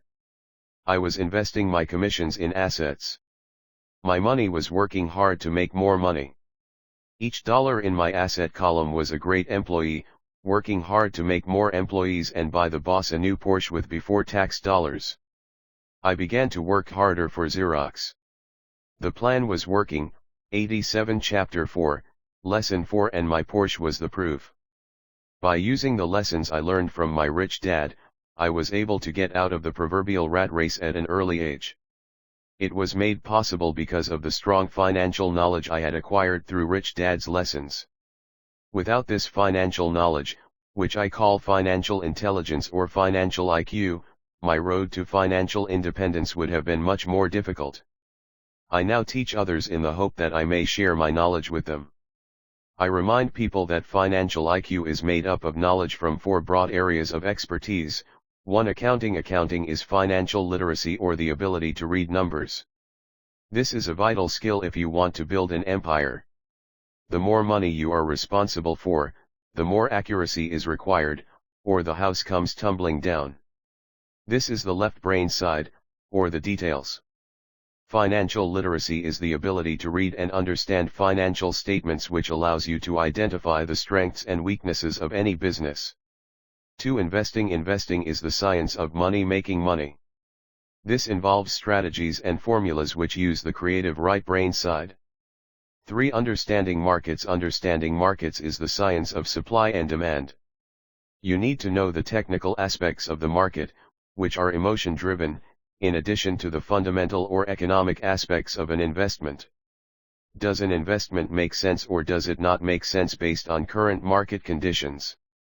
4. The law. A corporation wrapped around the technical skills of accounting, investing, and markets can contribute to explosive growth. A person who understands the tax advantages and protections provided by a corporation can get rich. So much. 88 Rich Dad Poor Dad faster than someone who is an employee or a small business sole proprietor. It's like the difference between someone walking and someone flying. The difference is profound when it comes to long-term wealth. Tax advantages. A corporation can do many things that an employee cannot, like pay expenses before paying taxes. That is a whole area of expertise that is very exciting. Employees earn and get taxed, and they try to live on what is left. A corporation earns, spends everything it can, and is taxed on anything that is left. It's one of the biggest legal tax loopholes that the rich use. They're easy to set up and are not expensive if you own investments that are producing good cash flow. For example, by owning your own corporation, your vacations can be board meetings in Hawaii. Car payments, insurance, repairs, and health club memberships are company expenses. Most restaurant meals are partial expenses, and on and on. But it's done legally with pre-tax dollars. Protection from lawsuits. We live in a litigious society. Everybody wants a piece of your action. The rich hide much of their wealth using vehicles such as corporations and trusts to protect their assets from creditors. When someone sues a wealthy individual, they are often met with layers of legal protection and often find that the wealthy person actually owns nothing. They control everything, but own nothing. The poor and middle class try to own everything and lose it to the government or to fellow citizens who like to sue the rich. They learned it from the Robin Hood story, take from the rich, and give it to the poor. 89 Chapter 4, Lesson 4. It is not the purpose of this book to go into the specifics of owning a corporation. But I will say that if you own any kind of legitimate assets, I would consider finding out more about the benefits and protection offered by a corporation as soon as possible. There are many books written on the subject that will detail the benefits and even walk you through the steps necessary to set up a corporation. Garrett Sutton's books on corporations provide wonderful insight into the power of personal corporations.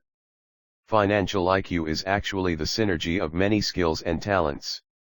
I would say it is the combination of the 4 technical skills listed above that make up basic financial intelligence. If you aspire to great wealth, it is the combination of these skills that will greatly amplify your financial intelligence. In summary, business owners with corporations: 1. Earn. 2. Spend. 3. Pay taxes. Employees who work for corporations: 1. Earn. 2. Pay taxes. 3. Spend. As part of your overall financial strategy, I recommend that you learn about the protection that legal entities can provide for businesses and assets. 90 Chapter 5 Lesson 5, The rich invent money. Often in the real world, it's not the smart who get ahead, but the bold. Last night, I took a break from writing and watched a TV program on the history of a young man named Alexander Graham Bell. Bell had just patented his telephone and was having growing pains because the demand for his new invention was so strong. Needing a bigger company, he then went to the giant at that time, Western Union, and asked them if they would buy his patent and his tiny company. He wanted $100,000 for the whole package. The president of Western Union scoffed at him and turned him down, saying the price was ridiculous. The rest is history. A multi-billion-dollar industry emerged, and AT&T was born. The evening news came on right after the story of Alexander Graham Bell. On the news was a story of another downsizing at a local company. The workers were angry and complained that the company ownership was unfair. A terminated manager of about 45 years of age had his wife and 2 babies at the plant and was begging the guards to let him talk to the owners to ask if they would reconsider his termination. He had just bought a house and was afraid of losing it. The camera focused in on his pleading for all the world to see. Needless to say, it held my attention. 91 Chapter 5, Lesson 5 I have been teaching professionally since 1984. It has been a great experience and a rewarding one. It is also a disturbing profession, for I have taught thousands of individuals and I see one thing in common in all of us, myself included. We all have tremendous potential, and we all are blessed with gifts. Yet the one thing that holds all of us back is some degree of self-doubt. It is not so much the lack of technical information that holds us back, but more the lack of self-confidence. Some are more affected than others. Once we leave school, most of us know that it is not so much a matter of college degrees or good grades that count. In the real world outside of academics, something more than just grades is required. I have heard it called many things: guts, chutzpah, balls, audacity, bravado, cunning, daring, tenacity, and brilliance. This factor, whatever it is labeled, ultimately decides one's future much more than school grades do. Inside each of us is one of these brave, brilliant, and daring characters. There is also the flip side of that character, people who could get down on their knees and beg if necessary. After a year in Vietnam as a Marine Corps pilot, I got to know both of those characters inside of me intimately. One is not better than the other. Yet as a teacher, I recognized that it was excessive fear and self-doubt that were the greatest detractors of personal genius. It broke my heart to see students know the answers, yet lack the courage to act on the answer. Often in the real world, it's not the smart who get ahead, but the bold. In my personal experience, your financial genius requires both technical knowledge as well as courage. If fear is too strong, the genius is suppressed. In my classes, I strongly urge students to learn to take risks, to be bold, and to let their genius convert that fear into power and brilliance. It works for some and just terrifies others. I have come to realize that for most people, when it comes to the subject of money, they would rather play it safe. I have had to field questions such as, why take risks? Why should I bother developing my financial IQ? Why should I become financially literate? And I answer, just to have more options. 92 Rich Dad Poor Dad. There are huge changes up ahead. In the coming years, there will be more people just like the young inventor Alexander Graham Bell. There will be 100 people like Bill Gates and hugely successful companies like Microsoft created every year, all over the world. And there also will be many more bankruptcies, layoffs, and downsizings. So why bother developing your financial IQ? No one can answer that but you. Yet I can tell you why I myself do it. I do it because it is the most exciting time to be alive. I'd rather be welcoming change than dreading change. I'd rather be excited about making millions than worrying about not getting a raise. This period we are in now is a most exciting time, unprecedented in our world's history. Generations from now, people will look back at this period of time and remark at what an exciting era it must have been. It was the death of the old and birth of the new. It was full of turmoil, and it was exciting. So why bother developing your financial IQ? Because if you do, you will prosper greatly. And if you don't, this period of time will be a frightening one. It will be a time of watching some people move boldly forward while others cling to worn-out life preservers. Land was wealth 300 years ago. So the person who owned the land owned the wealth. Later, wealth was in factories and production, and America rose to dominance. The industrialist owned the wealth. Today, wealth is in information. And the person who has the most timely information owns the wealth. The problem is that information flies around the world at the speed of light. The new wealth cannot be contained by boundaries and borders as land and factories were. The changes will be faster and more dramatic. There will be a dramatic increase in the number of new multimillionaires. There also will be those who are left behind. I find so many people struggling today, often working harder, simply because they cling to old ideas. They want things to be the way they were, and they resist change. I know people who are losing their jobs or their houses, and they blame technology or the economy or their boss. Sadly, they fail to realize that they might be the problem. Old ideas are their biggest liability. It is a liability simply because they 93 Chapter 5, Lesson 5 fail to realize that while that idea or way of doing something was an asset yesterday, yesterday is gone. One afternoon I was teaching how to invest using a board game I had invented, Cashflow registered trademark, as a teaching tool. A friend had brought someone along to attend the class. This friend of a friend was recently divorced, had been badly burned in the divorce settlement, and was now searching for some answers. Her friend thought the class might help. The game was designed to help people learn how money works. In playing the game, they learn about the interaction of the income statement with the balance sheet. You can play cash flow. They learn how cash flows between classic on the web at the 2 and how the road to wealth www.rickadad.com and is through striving to increase your learn how money works. Monthly cash flow from the asset column to the point that it exceeds your monthly expenses. Once you accomplish this, you are able to get out of the rat race and out onto the fast track. As I have said, some people hate the game, some love it, and others miss the point. This woman missed a valuable opportunity to learn something. In the opening round, she drew a doodad card with the boat on it. At first she was happy. Oh, I've got a boat. Then, as her friend tried to explain how the numbers worked on her income statement and balance sheet, she got frustrated because she had never liked math. The rest of her table waited while her friend continued explaining the relationship between the income statement, balance sheet, and monthly cash flow. Suddenly, when she realized how the numbers worked, it dawned on her that her boat was eating her alive. Later on in the game, she was also downsized and had a child. It was a horrible game for her. After the class, her friend came by and told me that she was upset. She had come to the class to learn about investing and did not like the idea that it took so long to play a silly game.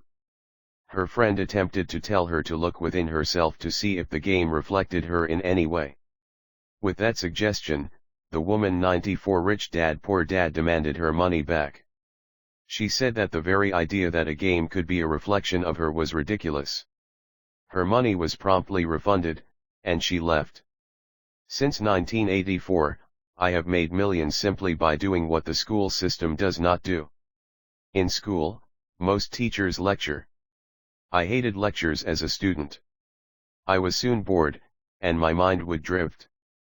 In 1984, I began teaching via games and simulations, and I still rely on these tools today. I always encourage adult students to look at games as reflecting back to them what they know and what they need to learn. Most importantly, games reflect behavior. They are instant feedback systems.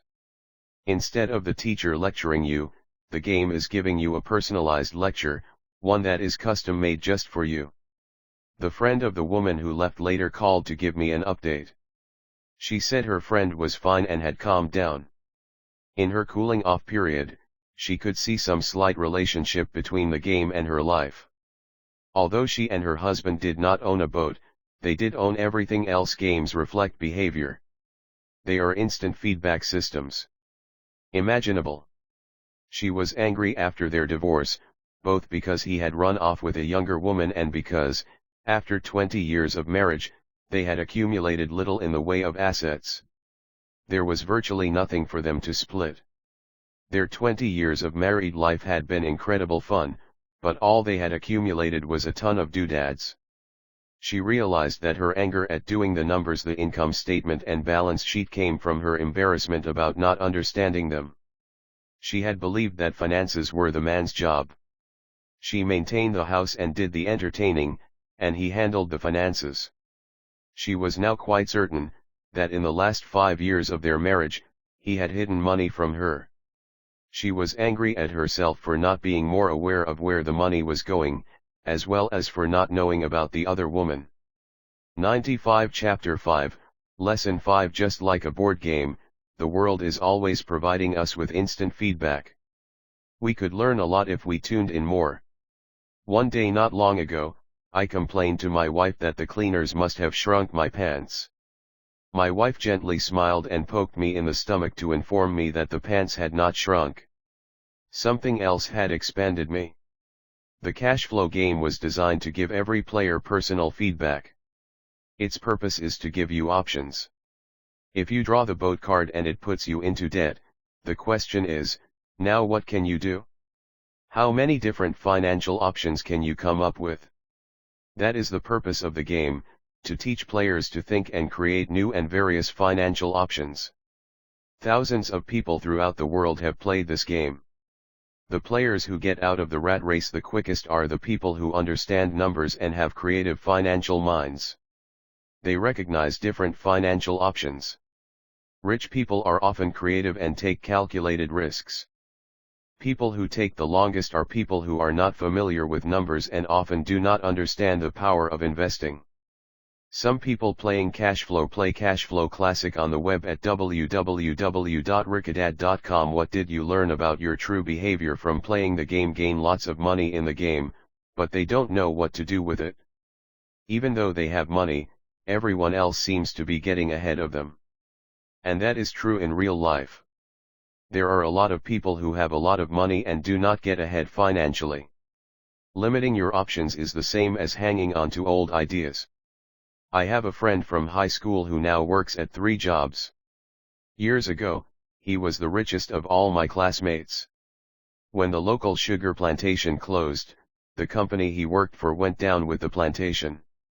In his mind, he had but one option, and that was the old option: work hard. The problem was that he couldn't find an equivalent job that recognized his seniority from the old company. 96 Rich Dad Poor Dad. As a result, he is overqualified for the jobs he currently has, so his salary is lower. He now works 3 jobs to earn enough to survive. I have watched people playing Cashflow complain that the right opportunity cards are not coming their way. So they sit there. I know people who do that in real life. They wait for the right opportunity. I have watched people get the right opportunity card and then not have enough money. Then they complain that they would have gotten out of the rat race if they had had more money. So they sit there. I know people in real life who do that also. They see all the great deals, but they have no money. And I have seen people pull a great opportunity card, read it out loud, and have no idea that it is a great opportunity. They have the money, the time is right, they have the card, but they can't see the opportunity staring them in the face. They fail to see how it fits into their financial plan for escaping the rat race. And I know more people like that than all the others combined. Most people have an opportunity of a lifetime flash right in front of them, and they fail to see it.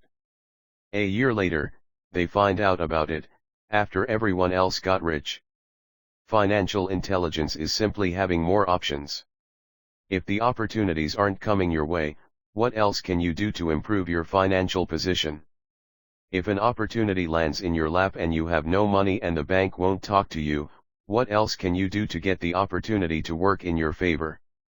If your hunch is wrong, and what you've been counting on doesn't happen, how can you turn a lemon into millions? That is financial intelligence. It is not so much what happens, but how many different financial solutions you can think of to turn a lemon into millions. It is how creative you are in solving financial problems. Most people only know one solution: work hard, save, and borrow. So why would you want to increase your financial intelligence? Because you want to be the kind of person who creates your own luck. You take whatever happens and make it better. Few people realize that luck is created, just as money is. And if you want to be luckier and create money instead of working hard, then your financial intelligence is important. If you are the kind of person who is waiting for the right 97 Chapter 5, Lesson 5 thing to happen, you might wait for a long time. It's like waiting for all the traffic lights to be green for 5 miles before you'll start your trip. As young boys, Mike and I were constantly told by my rich dad that money is not real. Rich Dad occasionally reminded us of how close we came to the secret of money on that first day we got together and began making money out of plaster of Paris. The poor and middle class work for money, he would say. The rich make money. The more real you think money is, the harder you will work for it. If you can grasp the idea that money is not real, you will grow richer faster. What is it? Was a question Mike and I often came back with. What is money if it is not real? What we agree it is, was all Rich Dad would say. The single most powerful asset we all have is our mind. If it is trained well, it can create enormous wealth seemingly instantaneously. An untrained mind can also create extreme poverty that can crush a family for generations. In the information age, money is increasing exponentially. A few individuals are getting ridiculously rich from nothing, just ideas, and the single most powerful asset we all have is our mind. If it is trained well, it can create agreements. If you ask many people who trade stocks or other investments for a living, they see it done all the time. Often, millions can be made instantaneously from nothing. And by nothing, I mean no money was enormous wealth exchanged. It is done via agreement, a hand signal in a trading pit, a blip on a trader's screen in Lisbon from a trader's screen in Toronto and back to Lisbon, a call to my broker to buy and a moment later to sell. Money did not change hands. Agreements did. So why develop your financial genius? Only you can answer that. I can tell you why I have been developing this area of my intelligence. I do it because I want to make money fast. Not because I need to, but because I want to. It is a fascinating learning process. I develop my financial IQ because I want to participate in the fastest game and 98 Rich Dad Poor Dad biggest game in the world. And in my own small way, I would like to be part of this unprecedented evolution of humanity, the era where humans work purely with their minds and not with their bodies. Besides, it is where the action is. It is what is happening. It's hip. It's scary. And it's fun. That is why I invest in my financial intelligence, developing the most powerful asset I have. I want to be with people moving boldly forward. I do not want to be with those left behind. I will give you a simple example of creating money. In the early 1990s, the economy of Phoenix, Arizona, was horrible. I was watching a TV show when a financial planner came on and began forecasting doom and gloom. His advice was to save money. Put $100 away every month, he said. In 40 years you will be a multimillionaire. Well, putting money away every month is a sound idea. It is one option, the option most people subscribe to. The problem is this, it blinds the person to what is really going on. It causes them to miss major opportunities for much more significant growth of their money. The world is passing them by. As I said, the economy was terrible at that time. For investors, this is the perfect market condition. A chunk of my money was in the stock market and in apartment houses. I was short of cash. Because people were giving properties away, I was buying. I was not saving money. I was investing. Kim and I had more than $1 million in cash working in a market that was rising fast. It was the best opportunity to invest. The economy was terrible. I just could not pass up these small deals. Houses that were once $100,000 were now $75,000. But instead of shopping with local real estate agents, I began shopping at the bankruptcy attorney's office, or the courthouse steps. In these shopping places, a $75,000 house could sometimes be bought for $20,000 or less. For $2,000, which was loaned to me from a friend for 90 days for $200, I gave an attorney a cashier's check as a down payment. While the acquisition was being processed, I ran an ad advertising a $75,000 house for only $60,000 and no money down. 99 Chapter 5, Lesson 5. The phone rang hard and heavy. Prospective buyers were screened, and once the property was legally mine, all the prospective buyers were allowed to look at the house.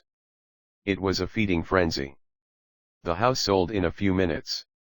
I asked for a $2,500 processing fee, which they gladly handed over, and the escrow and title company took over from there.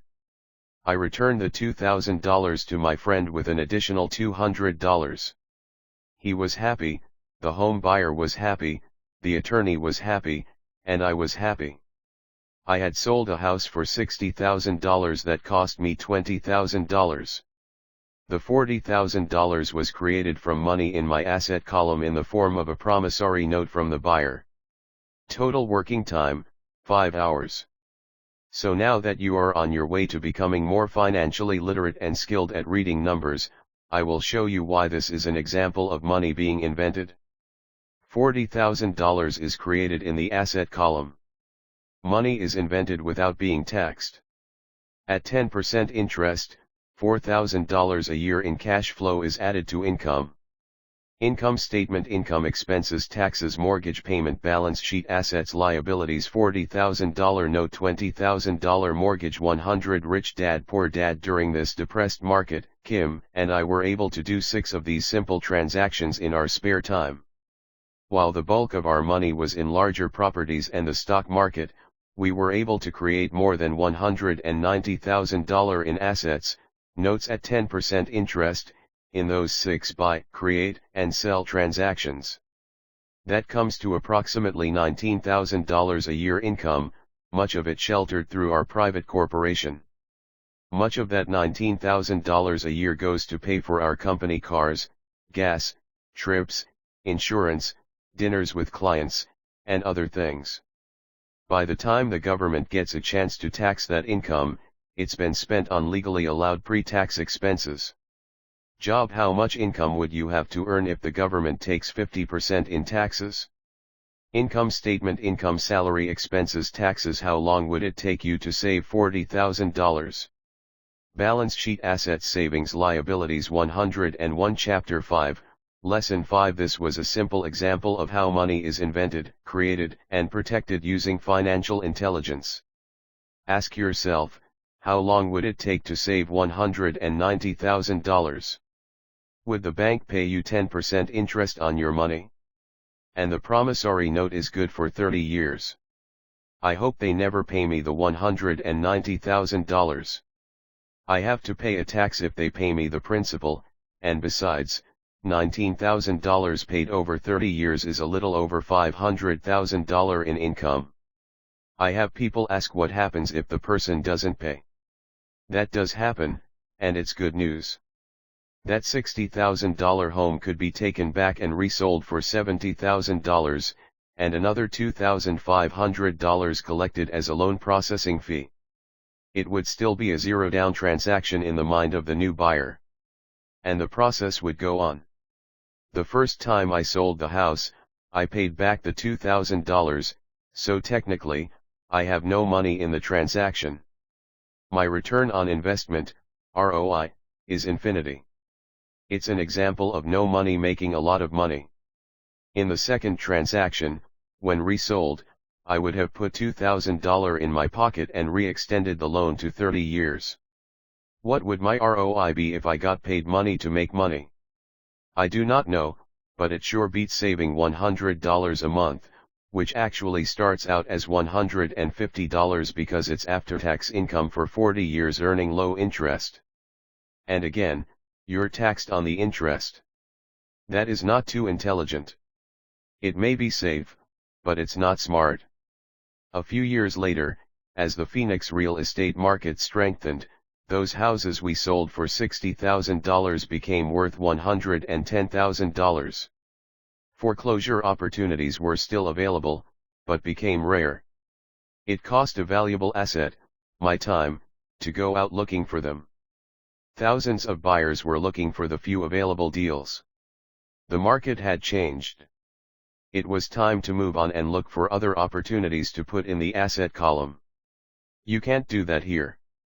That is against the law. You're lying.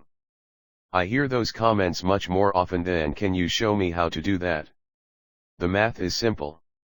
You do not need algebra or calculus. And the escrow company handles the legal transaction and the servicing of the payments. I have no roofs to fix or toilets to unplug because the owners do that. It's their house. Occasionally someone does not pay. And that is wonderful because there are late fees, or they move out and the property is sold again. The court system handles that. 102 Rich Dad Poor Dad, and it may not work in your area. The market conditions may be different. But the example illustrates how a simple financial process can create hundreds of thousands of dollars, with little money and low risk. It is an example of money being only an agreement. Anyone with a high school education can do it. Yet most people won't. Most people listen to the standard advice of work hard and save money. For about 30 hours of work, approximately $190,000 was created in the asset column, and no taxes were paid. Which one sounds harder to you? 1. Work hard. Pay 50% in taxes. Save what is left. Your savings then earn 5%, which is also taxed. Or 2. Take the time to develop your financial intelligence, harness the power of your brain and the asset column. If you use option number 1, be sure to factor in how much time it takes you to save $190,000. Time is one of your greatest assets. Now you may understand why I silently shake my head when I hear parents say, "My child is doing well in school and receiving a good education." It may be good, but is it adequate? I know the above investment strategy is a small one. It is used to illustrate how small can grow into big. Again, my success reflects the importance of a strong financial foundation, which starts with a strong financial education. 103 Chapter 5, Lesson 5. I have said it before, but it's worth repeating. Financial intelligence is made up of these 4 main technical skills. 1. Accounting. Accounting is financial literacy, or the ability to read numbers. This is a vital skill if you want to build businesses or investments. 2. Investing. Investing is the science of money, making money. 3. Understanding markets. Understanding markets is the science of supply and demand. Alexander Graham Bell gave the market what it wanted. So did Bill Gates. A $75,000 house offered for $60,000 that cost $20,000 was also the result of seizing an opportunity created by the market. Somebody was buying, and someone was selling. 4. The law. The law is the awareness of accounting, corporate, state and federal regulations. I recommend playing by the rules. It is this basic foundation, or the combination of these skills, that is needed to be successful in the pursuit of wealth, whether it be through the buying of small homes, apartment buildings, companies, stocks, bonds, precious metals, baseball cards, or the like. A few years later, the real estate market rebounded and everyone else was getting in. The stock market was booming, and everyone was getting in. The U.S. economy was getting back on its feet. I began selling and was now traveling to Peru, Norway, Malaysia, and the Philippines. The investment landscape had changed. We were no longer buying real estate. Now I just watch the values climb inside the asset column and will probably begin selling. I suspect that some of those 6 little house deals will sell and the $40,000 note will be 104 Rich Dad Poor Dad converted to cash. I need to call my accountant to be prepared for cash and seek ways to shelter it. The point I would like to make is that investments come and go. The market goes up and comes down. Economies improve and crash. The world is always handing you opportunities of a lifetime, every day of your life, but all too often we fail to see them. But they are there. And the more the world changes and the more technology changes, the more opportunities there will be to allow you and your family to be financially secure for generations to come. So why bother developing your financial intelligence? Again, only you can answer that. I know why I continue to learn and develop. I do it because I know there are changes coming. I'd rather welcome change than cling to the past. I know there will be market booms and market crashes. I want to continually develop my financial intelligence because, at each market change, some people will be on their knees begging for their jobs. Others, meanwhile, will take the lemons that life hands them, and we are all handed lemons occasionally, and turn them into millions. That's financial intelligence. I am often asked about the lemons I have turned into millions. I hesitate using many more examples of personal investments because I am afraid it comes across as bragging or tooting my own horn. That is not my intention.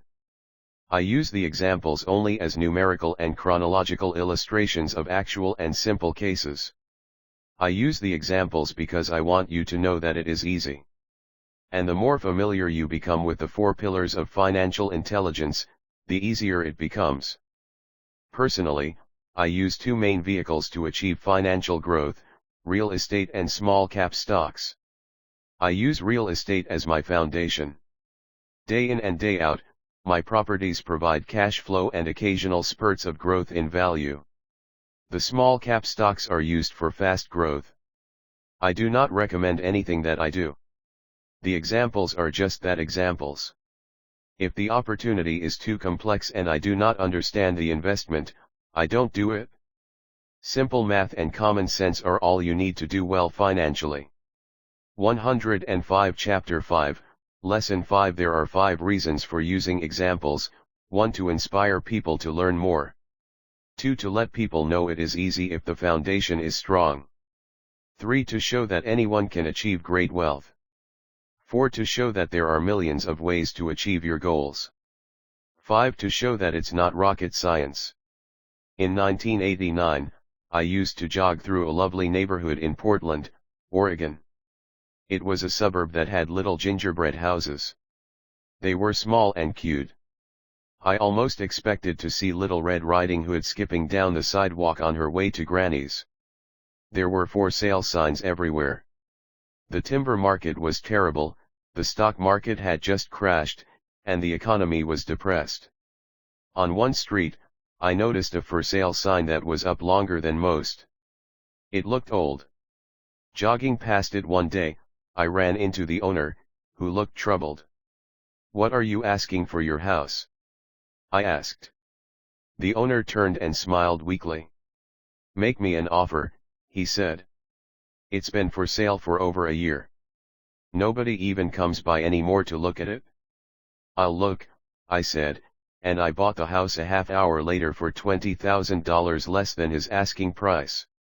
It was a cute little 2-bedroom home, with gingerbread trim on all the windows. It was light blue with gray accents and had been built in 1930. Inside there was a beautiful rock fireplace, as well as 2 tiny bedrooms. It was a perfect rental house. I gave the owner $5,000 down for a $45,000 house that was really worth $65,000, except that no one wanted to buy it. The owner moved out in a week, happy to be free, and my first tenant moved in, a local college professor. After the mortgage, expenses, and management fees, 106 Rich Dad Poor Dad were paid, I put a little less than $40 in my pocket at the end of each month. Hardly exciting. A year later, the depressed Oregon real estate market had begun to pick up. California investors, flush with money from their still booming real estate market, were moving north and buying up Oregon and Washington. I sold that little house for $95,000 to a young couple from California who thought it was a bargain. My capital gains of approximately $40,000 were placed into a 1031 tax-deferred exchange, and I went shopping for a place to put my money. In about a month, I found a 12-unit apartment house right next to the Intel plant in Beaverton, Oregon.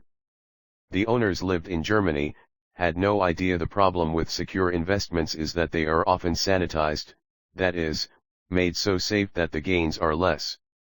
What the place was worth, and again, just wanted to get out of it. I offered $275,000 for a $450,000 building. They agreed to $300,000. I bought it and held it for 2 years. Utilizing the same 1031 exchange process, we sold the building for $495,000 and bought a 30-unit apartment building in Phoenix, Arizona. We had moved to Phoenix by then to get out of the rain, and needed to sell anyway. Like the former Oregon market, the real estate market in Phoenix was depressed. The price of the 30-unit apartment building in Phoenix was $875,000, with $225,000 down. The cash flow from the 30 units was a little over $5,000 a month. The Arizona market began moving up and, a few years later, a Colorado investor offered us $1.2 million for the property. The point of this example is how a small amount can grow into a large amount. Again, it is a matter of understanding financial statements, investment strategies, a sense of the market, and the laws. If people are not versed in these subjects, then obviously they must follow standard dogma, which is to play it safe, diversify, and only invest in secure investments. The problem with secure investments is that they are often sanitized, that is, made so safe that the gains are less. 107 Chapter 5, Lesson 5 Most large brokerage houses will not touch speculative transactions in order to protect themselves and their clients. And that is a wise policy. The really hot deals are not offered to people who are novices. Often, the best deals that make the rich even richer are reserved for those who understand the game. It is technically illegal to offer speculative deals to someone who is considered not sophisticated, but of course it happens. The more sophisticated I get, the more opportunities come my way.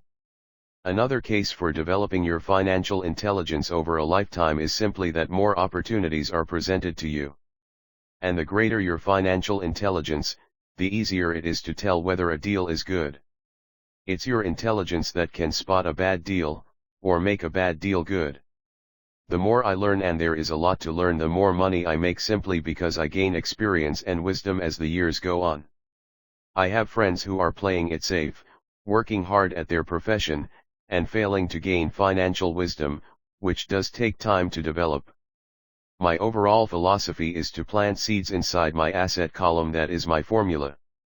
I start small and plant seeds. Some grow, some don't. Inside our real estate corporation, we have property worth several $1 million. It is our own right, or real estate investment trust. The point I'm making is that most of those millions started out as little $5,000 to $10,000 investments. All of those down payments were fortunate to catch a fast rising market and increase tax-free.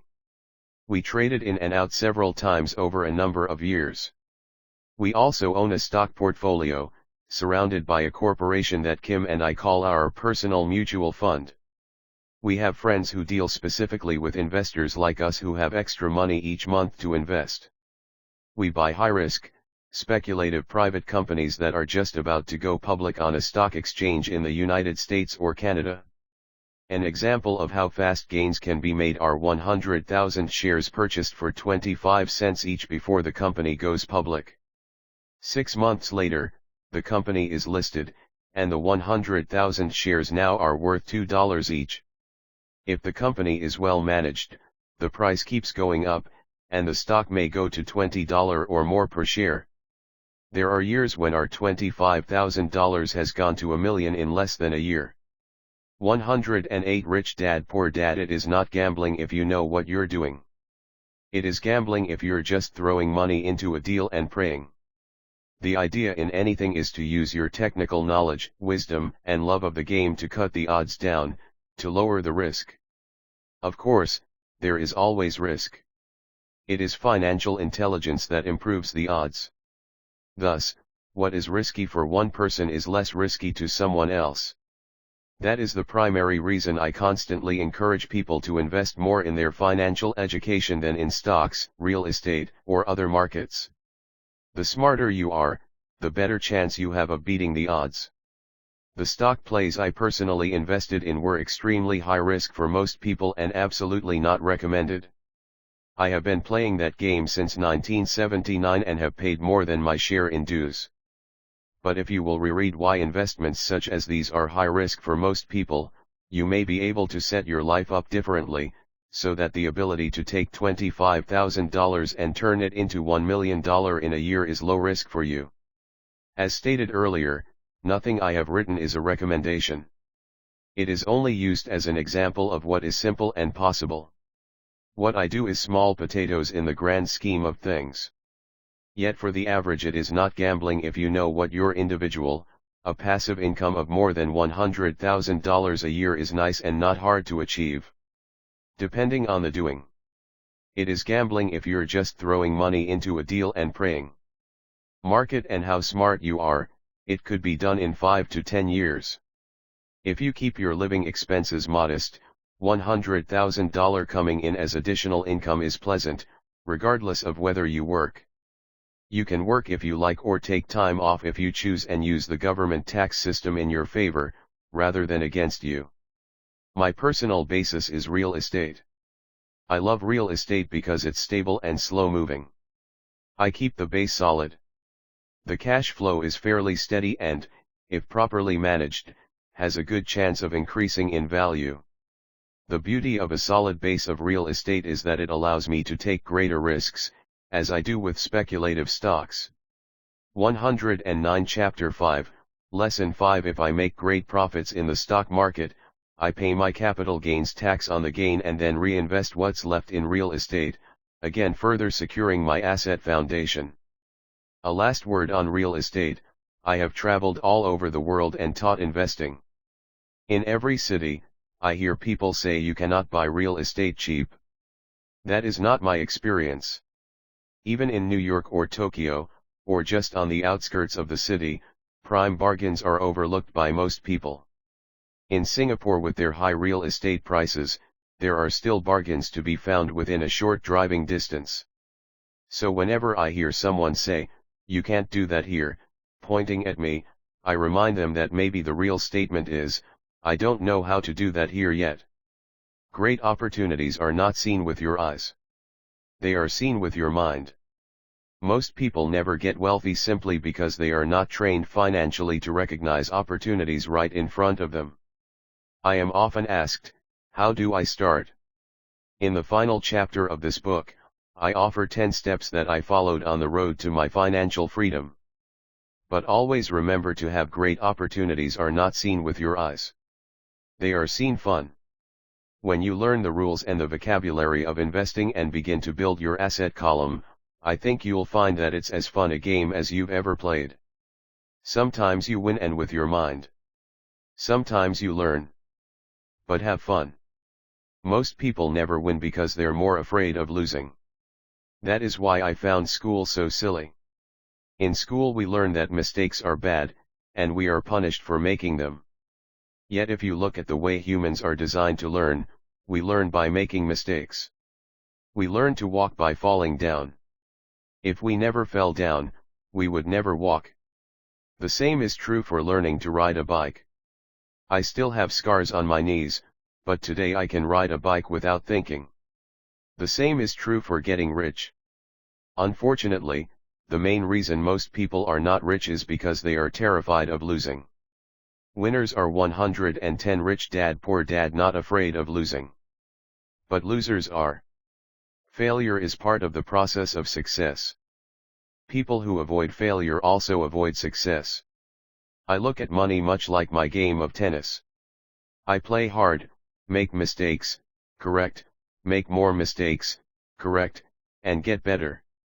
If I lose the game, I reach across the net, shake my opponent's hand, smile, and say, "See you next Saturday." There are two kinds of investors. One, the first and most common type, is a person who buys a packaged investment. They call a retail outlet, such as a real estate company, a stockbroker, or a financial planner, and they buy something. It could be a mutual fund, a right, a stock, or a bond.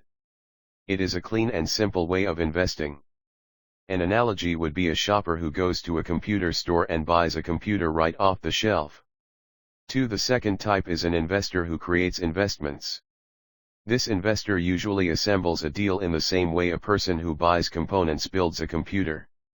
I do not know the first thing about putting components of a computer together, but I do know how to put pieces of opportunities together, or know people who know how. It is this second type of investor who is the more professional investor. Sometimes it may take years for all the pieces to come together. And sometimes they never do. It's this second type of investor that my rich dad encouraged me to be. It is important to learn how to put the pieces together, because that is where the huge wins reside, and sometimes some huge losses if the tide goes against you. If you want to be the second type of investor, you need to develop 3 main skills. 111 Chapter 5, Lesson 5:1. Find an opportunity that everyone else missed. You see with your mind what others miss with their eyes. For example, a friend bought this run-down old house. It was spooky to look at. Everyone wondered why he bought it. What he saw that we did not was that the house came with 4 extra empty lots. He discovered that after going to the title company. After buying the house, he tore the house down and sold the 5 lots to a builder for 3 times what he paid for the entire package. He made $75,000 for 2 months of work. It's not a lot of money, but it sure beats minimum wage. And it's not technically difficult to raise money. The average person only goes to the bank. This second type of investor needs to know how to raise capital, and there are many ways that don't require a bank. To get started, I learned how to buy houses without a bank. It was the learned skill of raising money, more than the houses themselves, that was priceless. All too often I hear people say, the bank won't lend me money, or I don't have the money to buy it. If you want to be a Type 2 investor, you need to learn how to do that, which stops most people. In other words, a majority of people let their lack of money stop them from making a deal. If you can avoid that obstacle, you will be millions ahead of those who don't learn those skills. There have been many times I have bought a house, a stock, or an apartment building without a penny in the bank. I once bought an apartment house for $1.2 million. I did what is called tying it up, with a written contract between seller and buyer. I then raised the $100,000 deposit, which bought me 90 days to raise the rest of the money. Why did I do it? Simply because I knew it was worth $2 million. I never raised the money. Instead, the person who put up the $100,000 gave me $50,000. 112 Rich Dad Poor Dad for finding the deal, took over my position, and I walked away. Total working time, 3 days. Again, it's what you know more than what you buy. Investing is not buying. It's more a case of knowing. 3. Organize smart people. Intelligent people are those who work with or hire a person who is more intelligent than they are. When you need advice, make sure you choose your advisor wisely. There is a lot to learn, but the rewards can be astronomical. If you do not want to learn those skills, then being a Type 1 investor is highly recommended. It is what you know that is your greatest wealth. It is what you do not know that is your greatest risk.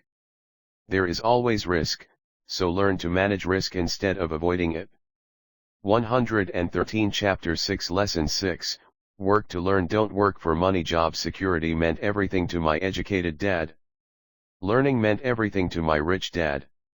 A few years ago, I granted an interview with a newspaper in Singapore. The young female reporter was on time, and the interview got underway immediately. We sat in the lobby of a luxurious hotel, sipping coffee and discussing the purpose of my visit to Singapore. I was to share the platform with Zig Ziglar. He was speaking on motivation, and I was speaking on the secrets of the rich. Someday, I would like to be a best-selling author like you, she said. I had seen some of the articles she had written for the paper, and I was impressed. She had a tough, clear style of writing. Her articles held a reader's interest. "You have a great style," I said in reply. "What holds you back from achieving your dream?" "My work does not seem to go anywhere," she said quietly. "Everyone says that my novels are excellent, but nothing happens. So I keep my job with the paper. At least it pays the bills. Do you have any suggestions?" "Yes, I do," I said brightly. "A friend of mine here in Singapore runs a school that trains people to sell. He runs sales training courses for many of the top corporations here in Singapore, and I think attending one of his courses would greatly enhance your career." 115 Chapter 6, Lesson 6. She stiffened. "Are you saying I should go to school to learn to sell?" I nodded. "You aren't serious, are you?" Again, I nodded. "What is wrong with that?" I was now backpedaling. She was offended by something, and now I was wishing I had not said anything. In my attempt to be helpful, I found myself defending my suggestion. "I have a master's degree in English literature. Why would I go to school to learn to be a salesperson? I am a professional. I went to school to be trained in a profession so I would not have to be a salesperson. I hate salespeople. All they want is money. So tell me why I should study sales." She was packing her briefcase. The interview was over. On the coffee table sat a copy of an earlier best-selling book I wrote. I picked it up as well as the notes she had jotted down on her legal pad. "Do you see this?" I said, pointing to her notes. She looked down at her notes. "What?" she said, confused. Again, I pointed deliberately to her notes. On her pad she had written, "Robert Kiyosaki, best-selling author." "It says best-selling author, not best writing author," I said quietly. Her eyes widened. "I am a terrible writer," I said. "You are a great writer. I went to sales school. You have a master's degree. Put them together and you get a best-selling author and a best-writing author." Anger flared from her eyes. "I'll never stoop so low as to learn how to sell. People like you have no business writing. I am a professionally trained writer and you are a salesman. It is not fair," she fumed. She put the rest of her notes away and hurried out through the large glass doors into the humid Singapore morning.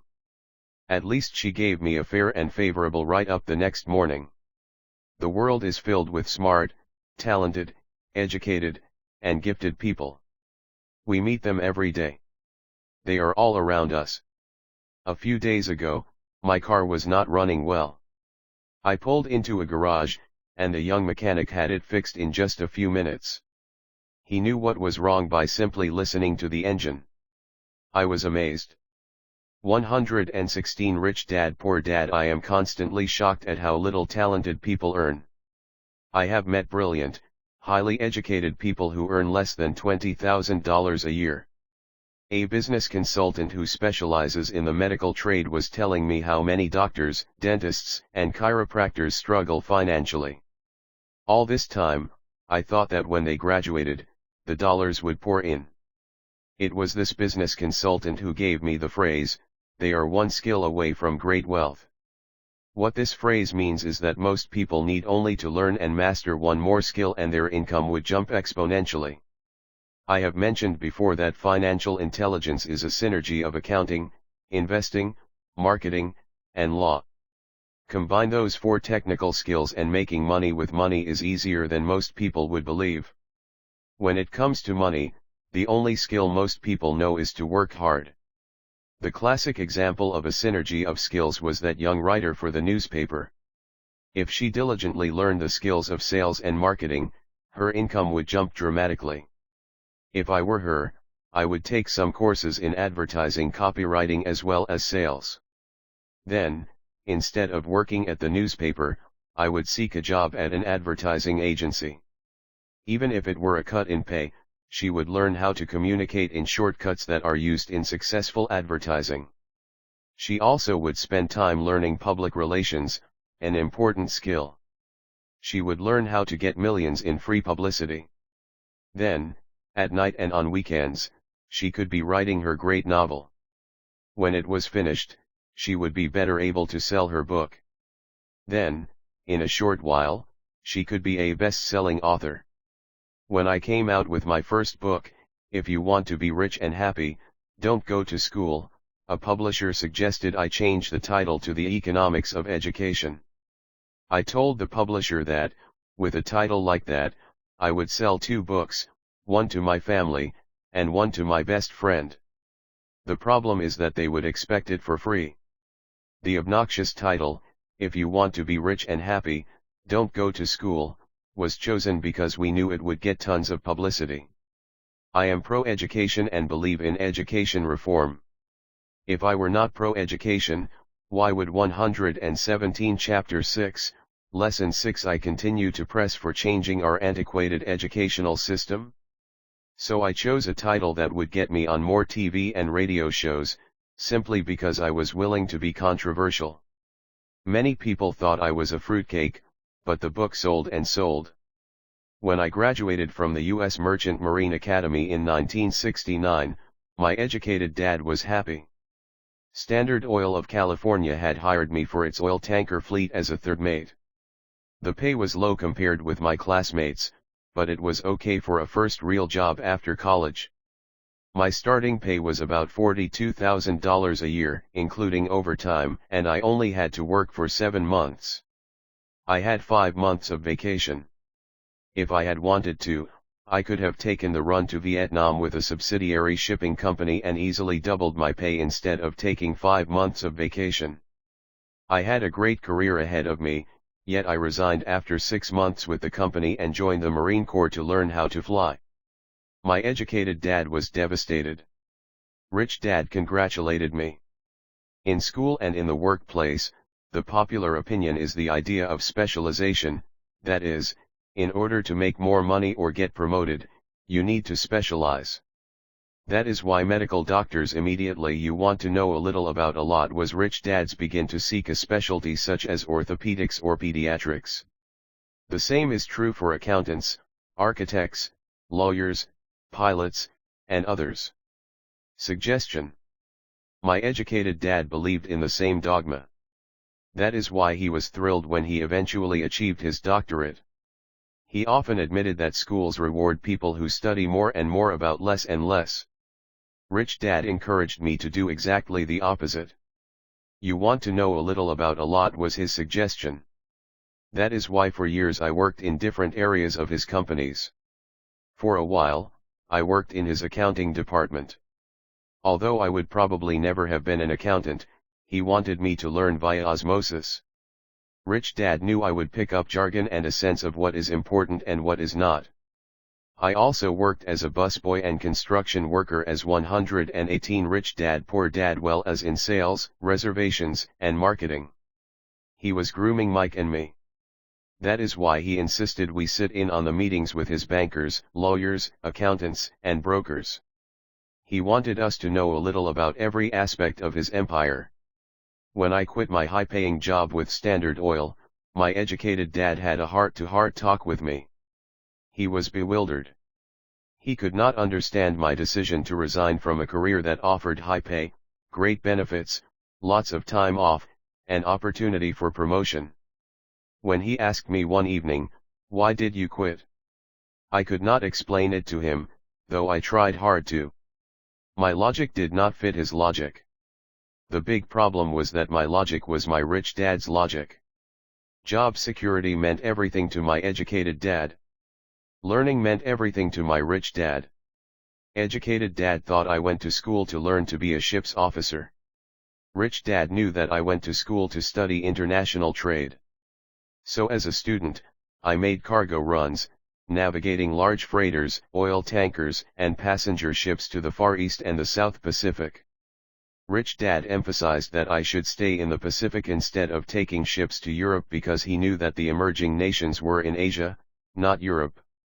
While most of my classmates, including Mike, were partying at their fraternity houses, I was studying trade, people, business styles, and cultures in Japan, Taiwan, Thailand, Singapore, Hong Kong, Vietnam, Korea, Tahiti, Samoa, and the Philippines. I was partying also, but it was not in any frat house. I grew up rapidly. Educated dad just could not understand why I decided to quit and join the Marine Corps. I told him I wanted to learn to fly, but really I wanted to learn to lead troops. Rich dad explained to me that the hardest part of running a company is managing people. He had spent 3 years in the army. My educated dad was draft exempt. Rich dad valued learning to lead men into dangerous situations. Leadership is what you need to learn next, he said. If you're not a good leader, you'll get shot in the back, just like they do in business. Returning from Vietnam in 1973, I resigned my commission, even though I loved flying. I found a job with Xerox Corp. I joined it for 119 Chapter 6, Lesson 6 One reason, and it was not for the benefits. I was a shy person, and the thought of selling was the most frightening subject in the world. Xerox has one of the best sales training programs in America. Rich dad was proud of me. My educated dad was ashamed. Being an intellectual, he thought that salespeople were below him. I worked with Xerox for 4 years until I overcame my fear of knocking on doors and being rejected. Once I could consistently be in the top 5 in sales, I again resigned and moved on, leaving behind another great career with an excellent company. In 1977, I formed my first company. Rich dad had groomed Mike and me to take over companies. So I now had to learn to form them and put them together. My first product, the nylon and Velcro wallet, was manufactured in the Far East and shipped to a warehouse in New York, near where I had gone. JOB is an acronym for Just Over Broke to School. My formal education was complete, and it was time to test my wings. If I failed, I would go broke. Rich dad thought it best to go broke before 30. You still have time to recover, was his advice. On the eve of my 30th birthday, my first shipment left Korea for New York. Today, I still do business internationally. And as my rich dad encouraged me to do, I keep seeking the emerging nations. Today my investment company invests in South American countries and Asian countries, as well as in Norway and Russia. There is an old cliché that goes, JOB is an acronym for Just Over Broke. Unfortunately, I would say that applies to millions of people. Because school does not think financial intelligence is an intelligence, most workers live within their means. They work and they pay the bills. There is another horrible management theory that goes, workers work hard enough to not be fired, and owners pay just enough so that workers won't quit. And if you look at the pay scales of most companies, again I would say there is a degree of truth to that statement. The net result is that most workers never get ahead. They do what they've been taught to do, get a secure job. Most workers focus on 120 rich dad poor dad, working for pay and benefits that reward them in the short term, but are often disastrous in the long run. Instead, I recommend to young people to seek work for what they will learn, more than what they will earn. Look down the road at what skills they want to acquire before choosing a specific profession and before getting trapped in the rat race. Once people are trapped in the lifelong process of bill paying, they become like those little hamsters running around in those metal wheels. Their little furry legs are spinning furiously, the wheel is turning furiously, but come tomorrow morning, they'll still be in the same cage.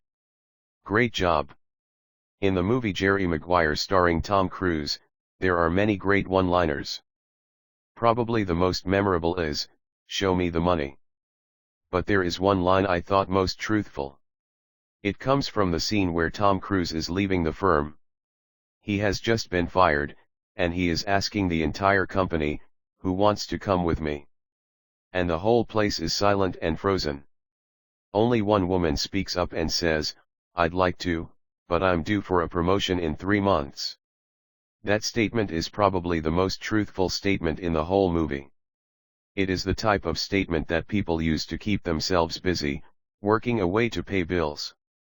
I know my educated dad looked forward to his pay raise every year, and every year he was disappointed. So he would go back to school to earn more qualifications so he could get another raise. Then, once again, there would be another disappointment. The question I often ask people is, where is this daily activity taking you? Just like the little hamster, I wonder if people look at where their hard work is taking them. What does the future hold? In his book The Retirement Myth, Craig S. Carpel writes, I visited the headquarters of a major national pension consulting firm and met with a managing director who specializes in designing lush retirement plans for top management. When I asked her what people who don't have corner offices will be able to expect in the way of pension income, she said with a confident smile, the silver bullet. 121 Chapter 6, Lesson 6 What, I asked, is the silver bullet?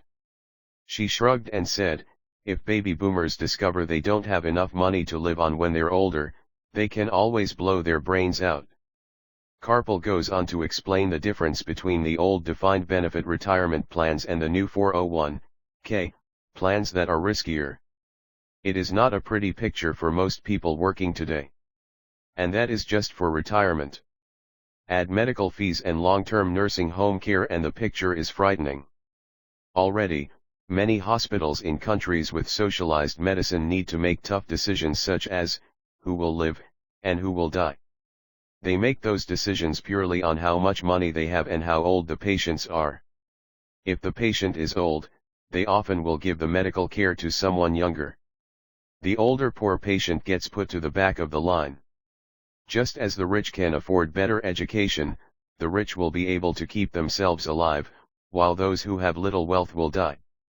So I wonder, are workers looking into the future or just until their next paycheck, never questioning where they are headed? When I speak to adults who want to earn more money, I always recommend the same thing. I suggest taking a long view of their life. Instead of simply working for the money and security, which I admit are important, I suggest they take a second job that will teach them a second skill. Often I recommend joining a network marketing company, also called multilevel marketing, if they want to learn sales skills. Some of these companies have excellent training programs that help people get over their fear of failure and rejection, which are the main reasons people are unsuccessful. Education is more valuable than money, in the long run. When I offer this suggestion, I often hear in response, oh, that is too much hassle, or I only want to do what I am interested in. If they say, it's too much of a hassle, I ask, so you would rather work all your life giving 50% of what you earn to the government? If they tell me, I only do what I am interested in, 122 Rich Dad Poor Dad, I say, I'm not interested in going to the gym, but I go because I want to feel better and live longer. Unfortunately, there is some truth to the old statement, you can't teach an old dog new tricks. Unless a person is used to changing, it's hard to change. But for those of you who might be on the fence when it comes to the idea of working to learn something new, I offer this word of encouragement: life is much like going to the gym. The most painful part is deciding to go. Once you get past that, it's easy. There have been many days I have dreaded going to the gym, but once I am there and in motion, it is a pleasure. After the workout is over, I am always glad I talked myself into going. If you are unwilling to work to learn something new and instead insist on becoming highly specialized within your field, make sure the company you work for is unionized. Labor unions are designed to protect specialists. My educated dad, after falling from grace with the governor, became the head of the teachers' union in Hawaii. He told me that it was the hardest job he ever held. My rich dad, on the other hand, spent his life doing his best to keep his companies from becoming unionized. He was successful. Although the unions came close, Rich Dad was always able to fight them off. Personally, I take no sides because I can see the need for and the benefits of both sides. If you do as school recommends, become highly specialized. Then seek union protection. For example, had I continued with my flying career, I would have sought a company that had a strong pilots' union. Why? Because my life would be dedicated to learning a skill that was valuable in only one industry. If I were pushed out of that industry, my life skills would not be as valuable to another industry. A displaced senior pilot with 100,000 hours of heavy airline transport time, earning $150,000 a year, would have a hard time finding an equivalent high-paying job teaching in school. Skills do not necessarily transfer from industry to industry. Skills the pilots are paid for in the airline industry are not as important in, say, the school system. 123 Chapter 6, Lesson 6. The same is true even for doctors today. With all the changes in medicine, many medical specialists are needing to conform to medical organizations such as HMOs. School teachers definitely need to be union members. Today in America, the teachers' union is the largest and the richest labor union of all. The NEA, the National Education Association, has tremendous political clout. Teachers need the protection of their union because their skills are also of limited value to an industry outside of education. So the rule of thumb is, highly specialized, then unionize. It's the smart thing to do. When I ask the classes I teach, how many of you can cook a better hamburger than McDonald's, almost all the students raise their hands.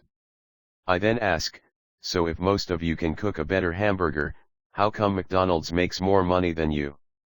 The answer is obvious: McDonald's is excellent at business systems. The reason so many talented people are poor is because they focus on building a better hamburger and know little to nothing about business systems. A friend of mine in Hawaii is a great artist. He makes a sizable amount of money. One day his mother's attorney called to tell him that she had left him $35,000. That is what was left of her estate after the attorney and the government took their shares. Immediately, he saw an opportunity to increase his business by using some of this money to advertise. 2 months later, his first 4-color, full-page ad appeared in an expensive magazine that targeted the very rich. The ad ran for 3 months. He received no replies from the ad, and all of his inheritance is now gone. He now wants to sue the magazine for misrepresentation. This is a common case of someone who can build a beautiful hamburger, but knows little about business. When I asked him what he learned, his only reply was, "Advertising salespeople are crooks." I then asked him if he would be willing to take a course in sales and a course in direct marketing. His reply: "I don't have the time, and I don't want to waste my money." The world is filled with talented poor people. All too often, they're poor or struggle financially or earn less than they are capable of.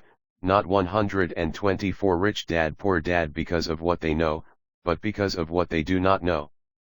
They focus on perfecting their skills at building a better hamburger rather than the skills of selling and delivering the hamburger. Maybe McDonald's does not make the best hamburger, but they are the best at selling and delivering a basic average burger. Poor Dad wanted me to specialize. That was his view on how to be paid more. Even after being told by the governor of Hawaii that he could no longer work in state government, my educated dad continued to encourage me to get specialized. Educated Dad then took up the cause of the teachers' union, campaigning for further protection and benefits for these highly skilled and educated professionals. We argued often, but I know he never agreed that over-specialization is what caused the need for union protection. He never understood that the more specialized you become, the more you are trapped and dependent on that specialty. Rich Dad advised that Mike and I groom ourselves. Many corporations do the same thing. They find a young bright student just out of business school and begin grooming that person to someday take over the company. So these bright young employees do not specialize in one department. They are moved from department to learn all the aspects of business systems. The rich often groom their children or the children of others. By doing so, their children gain an overall knowledge of the operations of the business and how the various departments interrelate. For the World War II generation, it was considered bad to skip from company to company. Today, it is considered smart. Since people will skip from company to company rather than seek greater specialization in skills, why not seek to learn more than to earn? In the short term, it may earn you less, but it will pay dividends in the long term.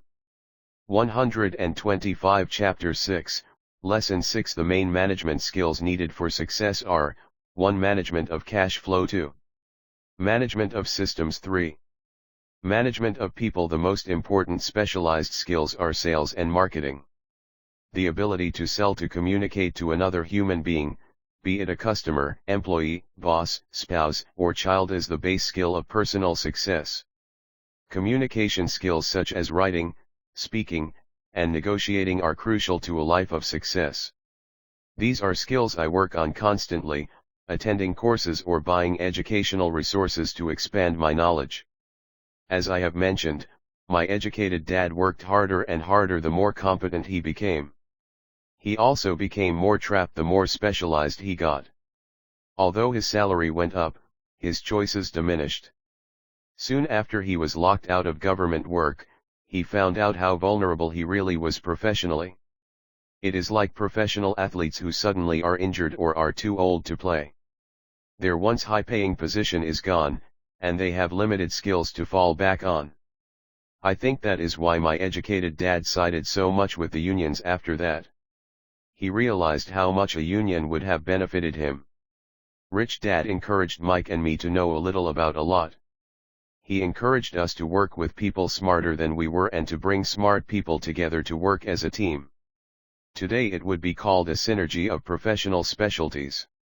Today, I meet ex-school teachers earning hundreds of thousands of dollars a year. They earn that much because they have specialized skills in their field as well as other skills. They can teach, as well as sell and market. I know of no other skills to be more important than selling and marketing. The skills of selling and marketing are difficult for most people, primarily due to their fear of rejection. The better 126 Rich Dad Poor Dad you are at communicating, negotiating, and handling your fear of rejection, the easier life is. Just as I advised that newspaper writer who wanted to become a best-selling author, I advise anyone else today. Being technically specialized has its strengths as well as its weaknesses. I have friends who are geniuses, but they cannot communicate effectively with other human beings and, as a result, their earnings are pitiful. I advise them to just spend a year learning to sell. Even if they earn nothing, their communication skills will improve. And that is priceless. In addition to being good learners, sellers, and marketers, we need to be good teachers as well as good students. To be truly rich, we need to be able to give as well as to receive. In cases of financial or professional struggle, there is often a lack of giving and receiving. I know many people who are poor because they are neither good students nor good teachers. Both of my dads were generous men. Both made it a practice to give first. Teaching was one of their ways of giving. The more they gave, the more they received. One glaring difference was in the giving of money. My rich dad gave lots of money away.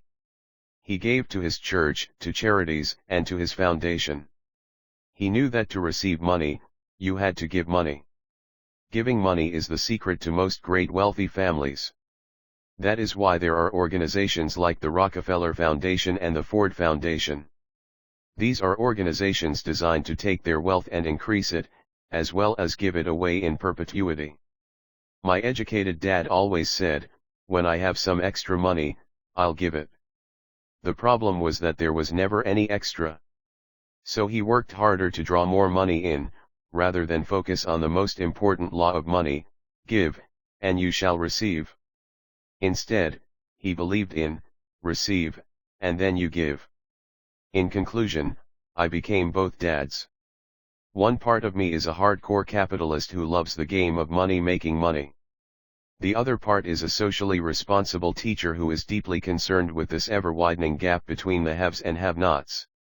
I personally hold the archaic educational system primarily responsible for this growing gap. 127 Chapter 7 Overcoming Obstacles. The primary difference between a rich person and a poor person is how they manage fear. Once people have studied and become financially literate, they may still face roadblocks to becoming financially independent. There are 5 main reasons why financially literate people may still not develop abundant asset columns that could produce a large cash flow. The 5 reasons are: 1. Fear. 2. Cynicism. 3. Laziness. 4. Bad habits. 5. Arrogance. Overcoming fear. I have never met anyone who really likes losing money. And in all my years, I have never met a rich person who has never lost money. But I have met a lot of poor people who have never lost a dime investing, that is. The fear of losing money is real. Everyone has it. Even the rich. But it's not having fear that is the problem. It's how you handle fear. It's how you handle losing. It's how you handle failure that makes the 129 Chapter 7, Overcoming Obstacles difference in one's life. The primary difference between a rich person and a poor person is how they manage that fear. It's okay to be fearful. It's okay to be a coward when it comes to money. You can still be rich. We're all heroes at something, and cowards at something else. My friend's wife is an emergency room nurse. When she sees blood, she flies into action. When I mention investing, she runs away. When I see blood, I don't run. I pass out. My rich dad understood phobias about money. Some people are terrified of snakes. Some people are terrified about losing money. Both are phobias, he would say. So his solution to the phobia of losing money was this little rhyme: if you hate risk and worry, start early. If you start young, it's easier to be rich. I won't go into it here, but there is a staggering difference between a person who starts investing at age 20 versus age 30. The purchase of Manhattan Island is said to be one of the greatest bargains of all time. New York was purchased for $24 in trinkets and beads. Yet if that $24 had been invested at 8% annually, that $24 would have been worth more than $28 trillion by 1995. Manhattan could be repurchased with money left over to buy much of Los Angeles. But what if you don't have much time left or would like to retire early? How do you handle the fear of losing money? My poor dad did nothing. He simply avoided the issue, refusing to discuss the subject. My rich dad, on the other hand, recommended that I think like a Texan. I like Texas and Texans, he used to say. In Texas, everything is bigger. When Texans win, they win big. And when they lose, it's spectacular. They like losing. I asked. That's not what I'm saying. Nobody likes losing. Show me a happy loser, and I'll show you a loser, said Rich Dad. It's a Texan's attitude toward risk, reward, and failure I'm talking about. It's how they handle life. They live it big. Not like most of the people around here, living like roaches when it comes to money, terrified that someone will shine a light on them, and whimpering when the grocery clerk shortchanges them a quarter. 130 Rich Dad Poor Dad Rich Dad went on. What I like best is the Texas attitude. They're proud when they win, and they brag when they lose. Texans have a saying, if you're going to go broke, go big. You don't want to admit you went broke over a duplex. He constantly told Mike and me that the greatest reason for lack of financial success was because most people played it too safe. People are so afraid of losing that they lose, were his words. Fran Tarkenton, a one-time great NFL quarterback, says it's still another way: winning means being unafraid to lose. In my own life, I've noticed that winning usually follows losing. Before I finally learned to ride a bike, I first fell down many times. I've never met a golfer who has never lost a golf ball. I've never met people who have fallen in love who have never had their heart broken. And I've never met someone rich who has never lost money. So for most people, the reason they don't win financially is because the pain of losing money is far greater than the joy of being rich. Another saying in Texas is, everyone wants to go to heaven, but no one wants to die. Most people dream of being rich, but for most people, the reason they don't win financially is because the pain of losing money, terrified of losing money. So they never get to heaven. Rich Dad used to tell Mike and me stories about his trips to Texas. If you really want to learn the attitude of how is far greater than the to handle risk, losing, and failure, go to Joy of Being Rich, San Antonio and visit the Alamo. The Alamo is a great story of brave people who chose to fight, knowing there was no hope of success. They chose to die instead of surrendering. It's an inspiring story worthy of study. Nonetheless, it's still a tragic military defeat. They got their butts kicked. So how do Texans handle failure? They still shout, "Remember the Alamo." Mike and I heard this story a lot. He always told us this story when he was about to go into a big deal, and he was nervous. After he had done all his due diligence and it was time to put up or shut up, he told us this story. Every time he was afraid of making a mistake or losing 131 Chapter 7, Overcoming Obstacles Money, he told us this story. It gave him strength, for it reminded him that he could always turn a financial loss into a financial win. Rich Dad knew that failure would only make him stronger and smarter. It's not that he wanted to lose. He just knew who he was and how he would take a loss. He would take a loss and make it a win. That's what made him a winner and others losers. It gave him the courage to cross the line when others backed out. That's why I like Texans so much, he would say. They took a great failure and turned it into inspiration, as well a tourist destination that makes them millions. But probably his words that mean the most to me today are these: Texans don't bury their failures. They get inspired by them. They take their failures and turn them into rallying cries. Failure inspires Texans to become winners. But that formula is not just the formula for Texans. It is the formula for all winners. I've said that falling off my bike was part of learning to ride. I remember falling off only made me more determined to learn to ride, not less. I also said that I have never failure inspires winners. Met a golfer who has never lost a ball. Failure defeats losers. For top professional golfers, losing a ball or a tournament provides the inspiration to be better, to practice harder, to study more. That's what makes them better. For winners, losing inspires them. For losers, losing defeats them. I like to quote John D. Rockefeller, who said, "I always try to turn every disaster into an opportunity." And being Japanese American, I can say this.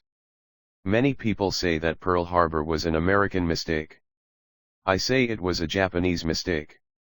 From the movie, Tora, Tora, Tora, a somber Japanese admiral says to his cheering subordinates, "I am afraid we have awakened a sleeping giant." Remember, Pearl Harbor became a rallying cry. It turned one of America's greatest losses into the reason to win. This great defeat gave America strength, and America soon emerged as a world power. Failure inspires winners. And failure defeats losers. It is the biggest secret of winners. It's the secret that losers do not know. The greatest 132 Rich Dad Poor Dad secret of winners is that failure inspires winning, thus, they're not afraid of losing. Repeating Fran Tarkenton's quote, "Winning means being unafraid to lose." People like Fran Tarkenton are not afraid of losing, because they know who they are. They hate losing, so they know that losing will only inspire them to become better. There is a big difference between hating losing and being afraid to lose. Most people are so afraid of losing money that they lose. They go broke over a duplex. Financially, they play life too safe and too small.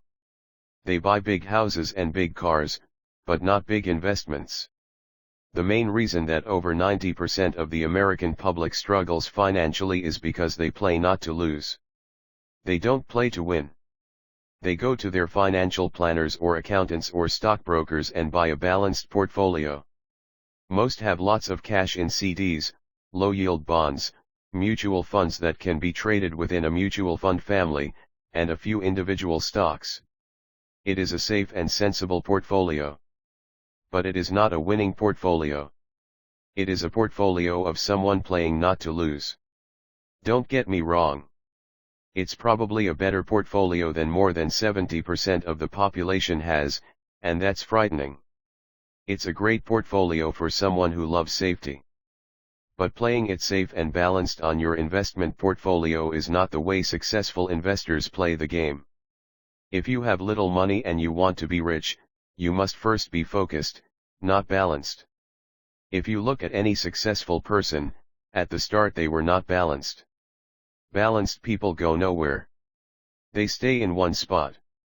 To make progress, you must first go unbalanced. Just look at how you make progress walking. Thomas Edison was not balanced. He was focused. Bill Gates was not balanced. He was focused. Donald Trump is focused. George Soros is focused. George Patton did not take his tanks wide. He focused them and blew through the weak spots in the German line. The French went wide with the Maginot Line, and you know what happened to them. If you have any desire to be rich, you must focus. Do not do what poor and middle-class people do, put their few eggs in many baskets. Put a lot of your eggs in a few baskets and focus, follow one course until successful. 133 Chapter 7, Overcoming Obstacles. If you hate losing, play it safe. If losing makes you weak, play it safe. Go with balanced investments. If you're over 25 years old and are terrified of taking risks, don't change. Play it safe, but start early. Start accumulating your nest egg early because it will take time. But if you have dreams of freedom, of getting out of the rat race, the first question to ask yourself is, how do I respond to failure? If failure inspires you to win, maybe you should go for it, but only maybe. If failure makes you weak or causes you to throw temper tantrums like spoiled brats who call attorneys to file lawsuits every time something doesn't go their way, then play it safe. Keep your daytime job. Or buy bonds or mutual funds. But remember, there is risk in those financial instruments also, even though they may appear safe. I say all this, mentioning Texas and Fran Tarkenton, because stacking the asset column is easy. It's really a low-aptitude game. It doesn't take much education. 5th grade math will do. But building your asset column is a game in which attitude plays a major role. It takes guts, patience, and a great attitude toward failure. Losers avoid failing. And failure turns losers into winners. Just remember the Alamo. Overcoming cynicism. The sky is falling. The sky is falling. Most of us know the story of Chicken Little, who ran around warning the barnyard of impending doom. We all know people who are that way. There's a Chicken Little inside each of us. As I stated earlier, the cynic is really a little chicken. We all get a little chicken when fear and doubt cloud our thoughts. All of us have doubts. I'm not smart. I'm not good enough. So and so is better than me. Our doubts often paralyze us. We play the what if game. What if the economy crashes right after I invest? What if I lose control and I can't pay the money back? What if things don't go as I planned? Or we have friends or loved ones who will remind us of our shortcomings. They often say, "What makes you think you can do that? If it's such a good idea, how come someone else hasn't done it? That will never work. You don't know what you're talking about." These words of doubt often get so loud. 134 Rich Dad Poor Dad that we fail to act. A horrible feeling builds in our stomach. Sometimes we can't sleep. We fail to move forward. So we stay with what is safe, and opportunities pass us by. We watch life passing by as we sit immobilized with a cold knot in our body. We have all felt this at one time in our lives, some more than others. Peter Lynch of Fidelity Magellan Mutual Fund fame refers to warnings about the sky falling as noise, and we all hear it. Noise is either created inside our heads or comes from outside, often from friends, family, co-workers, and the media. Lynch recalls the time during the 1950s when the threat of nuclear war was so prevalent in the news that people began building fallout shelters and storing food and water. If they had invested that money wisely in the market, instead of building a fallout shelter, they'd probably be financially independent today. When violence breaks out in a city, gun sales go up all over the country. A person dies from rare hamburger meat in the state of Washington, and the Arizona Health Department orders restaurants to have all beef cooked well done. A drug company runs a TV commercial in February showing people catching the flu. Colds go up as well as sales of cold medicine. Most people are poor because, when it comes to investing, the world is filled with chicken littles running around yelling, "The sky is falling. The sky is falling." And chicken littles are effective, because every one of us is a little chicken. It often takes great courage to not let rumors and talk of doom and gloom affect your doubts and fears. But a savvy investor knows that the seemingly worst of times is actually the best of times to make money. When everyone else is too afraid to act, they pull the trigger and are rewarded. Some time ago, a friend named Richard came from Boston to visit Kim and me in Phoenix. He was impressed with what we had done through stocks and real estate. The Phoenix real estate prices were depressed. We spent 2 days showing him what we thought were excellent opportunities for cash flow and capital appreciation. 135 Chapter 7, Overcoming Obstacles. Kim and I are not real estate agents. We are strictly investors. After identifying a unit in a resort community, we called an agent who sold it to him that afternoon. The price was a mere $42,000 for a 2-bedroom townhome. Similar units were going for $65,000. He had found a bargain. Excited, he bought it and returned to Boston. 2 weeks later, the agent called to say that our friend had backed out. I called immediately to find out why. All he said was that he talked to his neighbor, and his neighbor told him it was a bad deal. He was paying too much. I asked Richard if his neighbor was an investor. Richard said he was not. When I asked why he listened to him, Richard got defensive and simply said he wanted to keep looking. The real estate market in Phoenix turned, and a few years later, that little unit was renting for $1,000 a month, $2,500 in the peak winter months. The unit was worth $95,000. All Richard had to put down was $5,000 and he would have had a start at getting out of the rat race. Today, he still has done nothing.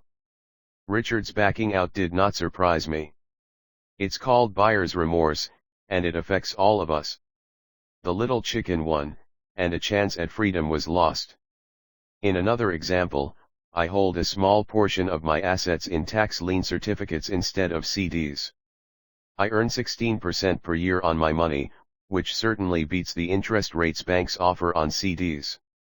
The certificates are secured by real estate and enforced by state law, which is also better than most banks. The formula they're bought on makes them safe. They just lack liquidity. So I look at them as 2 to 7 year CDs almost every time I tell someone that I hold my money this way, especially if they have money in CDs, they will tell me it's risky. They tell me why I should not do it. When I ask them where they get their information, they say from a friend or an investment magazine. They've never done it, and they're telling someone who's doing it why they shouldn't. The lowest yield I look for is 16%, but people who are filled with doubt are willing to accept a far lower return. Doubt is expensive. 136 Rich Dad Poor Dad. My point is that it's those doubts and cynicism that keep most people poor and playing it safe. The real world is simply waiting for you to get rich. Only a person's doubts keep them poor. As I said, getting out of the rat race is technically easy. It doesn't take much education, but those doubts are cripplers for most people. Cynics never win, said Rich Dad. Unchecked doubt and fear creates a cynic. Cynics criticize, and winners analyze was another of his favorite sayings. Rich Dad explained that criticism blinded while analysis opened eyes. Analysis allowed winners to see that critics were blind, and to see opportunities that everyone else missed. And finding what people miss is key to any success. Real estate is a powerful investment tool for anyone seeking financial independence or freedom. It is a unique investment tool. Yet every time I mention real estate as a vehicle, I often hear, "I don't want to fix toilets." That's what Peter Lynch calls noise. That's what my rich dad would say is the cynic talking, someone who criticizes and does not analyze, someone who lets their doubts and fears close their mind instead of open their eyes. So when someone says, "I don't want to fix toilets, I want to fire back," what makes you think I want to? They're saying a toilet is more important than what they want. I talk about freedom from the rat race, and they focus on toilets. That is the thought pattern that keeps most people poor. They criticize instead of analyze. "I don't want hold the key to your success," rich dad would say. Because I, too, do not want to fix toilets, I shop hard for a property manager who does fix toilets. And by finding a great property manager who runs houses or apartments, well, my cash flow goes up. But, more importantly, a great property manager allows me to buy a lot more real estate since I don't have to fix toilets. A great property manager is key to success in real estate. Finding a good manager is more important to me than the real estate. A great property manager often hears of great deals before real estate agents do, which makes them even more valuable. That is what rich dad meant by "I don't want hold the key to your success." Because I do not want to fix toilets either, I figured out 137 Chapter 7, Overcoming Obstacles, how to buy more real estate and expedite my getting out of the rat race. The people who continue to say "I don't want to fix toilets" often deny themselves the use of this powerful investment vehicle. Toilets are more important than their freedom. In the stock market, I often hear people say, "I don't want to lose money." Well, what makes them think I or anyone else likes losing money? They don't make money because they choose to not lose money. Instead of analyzing, they close their minds to another powerful investment vehicle, the stock market. I was riding with a friend past our neighborhood gas station. He looked up and saw that the price of gas was going up and thus the price of oil. My friend is a worrywart or a chicken little. To him, the sky is always going to fall, and it usually does, on him. When we got home, he showed me all the stats as to why the price of oil was going to go up over the next few years, statistics I had never seen before, even though I already owned substantial shares of an existing oil company. With that information, I immediately began looking for and found a new, undervalued oil company that was about to find some oil deposits. My broker was excited about this new company, and I bought 15,000 shares for 65 cents per share. 3 months later, this same friend and I drove by the same gas station, and sure enough, the price per gallon had gone up nearly 15%. Again, the chicken little worried and complained. I smiled because, a month earlier, that little oil company hit oil and those 15,000 shares went up to more than $3 per share since he had first given me the tip. And the price of gas will continue to go up if what my friend says is true. If most people understood how a stop worked in stock market investing, there would be more people investing to win instead of investing not to lose. A stop is simply a computer command that sells your stock automatically if the price begins to drop, helping to minimize your losses and maximize some gains. It's a great tool for those who are terrified of losing. So whenever I hear people focusing on their "I don't wants," rather than what they do want, I know the noise in their head must be loud. Chicken Little has taken over their brain and is yelling, "The sky is 138 rich dad poor dad falling, and toilets are breaking." So they avoid their don't wants, but they pay a huge price. They may never get what they want in life. Instead of analyzing, their inner Chicken Little closes their mind. Rich Dad gave me a way of looking at Chicken Little. Just do what Colonel Sanders did. At the age of 66, he lost his business and began to live on his Social Security check. It wasn't enough. He went around the country selling his recipe for fried chicken. He was turned down 1,009 times before someone said yes. And he went on to become a multimillionaire at an age when most people are quitting. He was a brave and tenacious man, Rich Dad said of Harlan Sanders. So when you're in doubt and feeling a little afraid, just do what Colonel Sanders did to his little chicken. He fried it. Overcoming laziness. Busy people are often the most lazy. We have all heard stories of a businessman who works hard to earn money. He works hard to be a good provider for his wife and children. He spends long hours at the office and brings work home on weekends. One day he comes home to an empty house. His wife has left with the kids. He knew he and his wife had problems, but rather than work to make the relationship strong, he stayed busy at work. Dismayed, his performance at work slips and he loses his job. Today, I often meet people who are too busy to take care of their wealth. And there are people too busy to take care of their health. The cause is the same. They're busy, and they stay busy as a way of avoiding something they do not want to face. Nobody has to tell them. Deep down they know. In fact, if you remind them, they often respond with anger or irritation. If they aren't busy at work or with the kids, they're often busy watching TV, fishing, playing golf, or shopping. Yet deep down they know they are avoiding something important. That's the most common form of laziness by staying busy. So what is the cure for laziness? The answer is a little greed. For many of us, we were raised thinking of greed or desire as bad. Greedy people are bad people, my mom used to say. Yet we all have inside of us this yearning to have nice, new, or exciting things. 139 Chapter 7, Overcoming Obstacles. So to keep that emotion of desire under control, often parents find ways of suppressing that desire with guilt. You only think about yourself. Don't you know you have brothers and sisters, was one of my mom's favorites.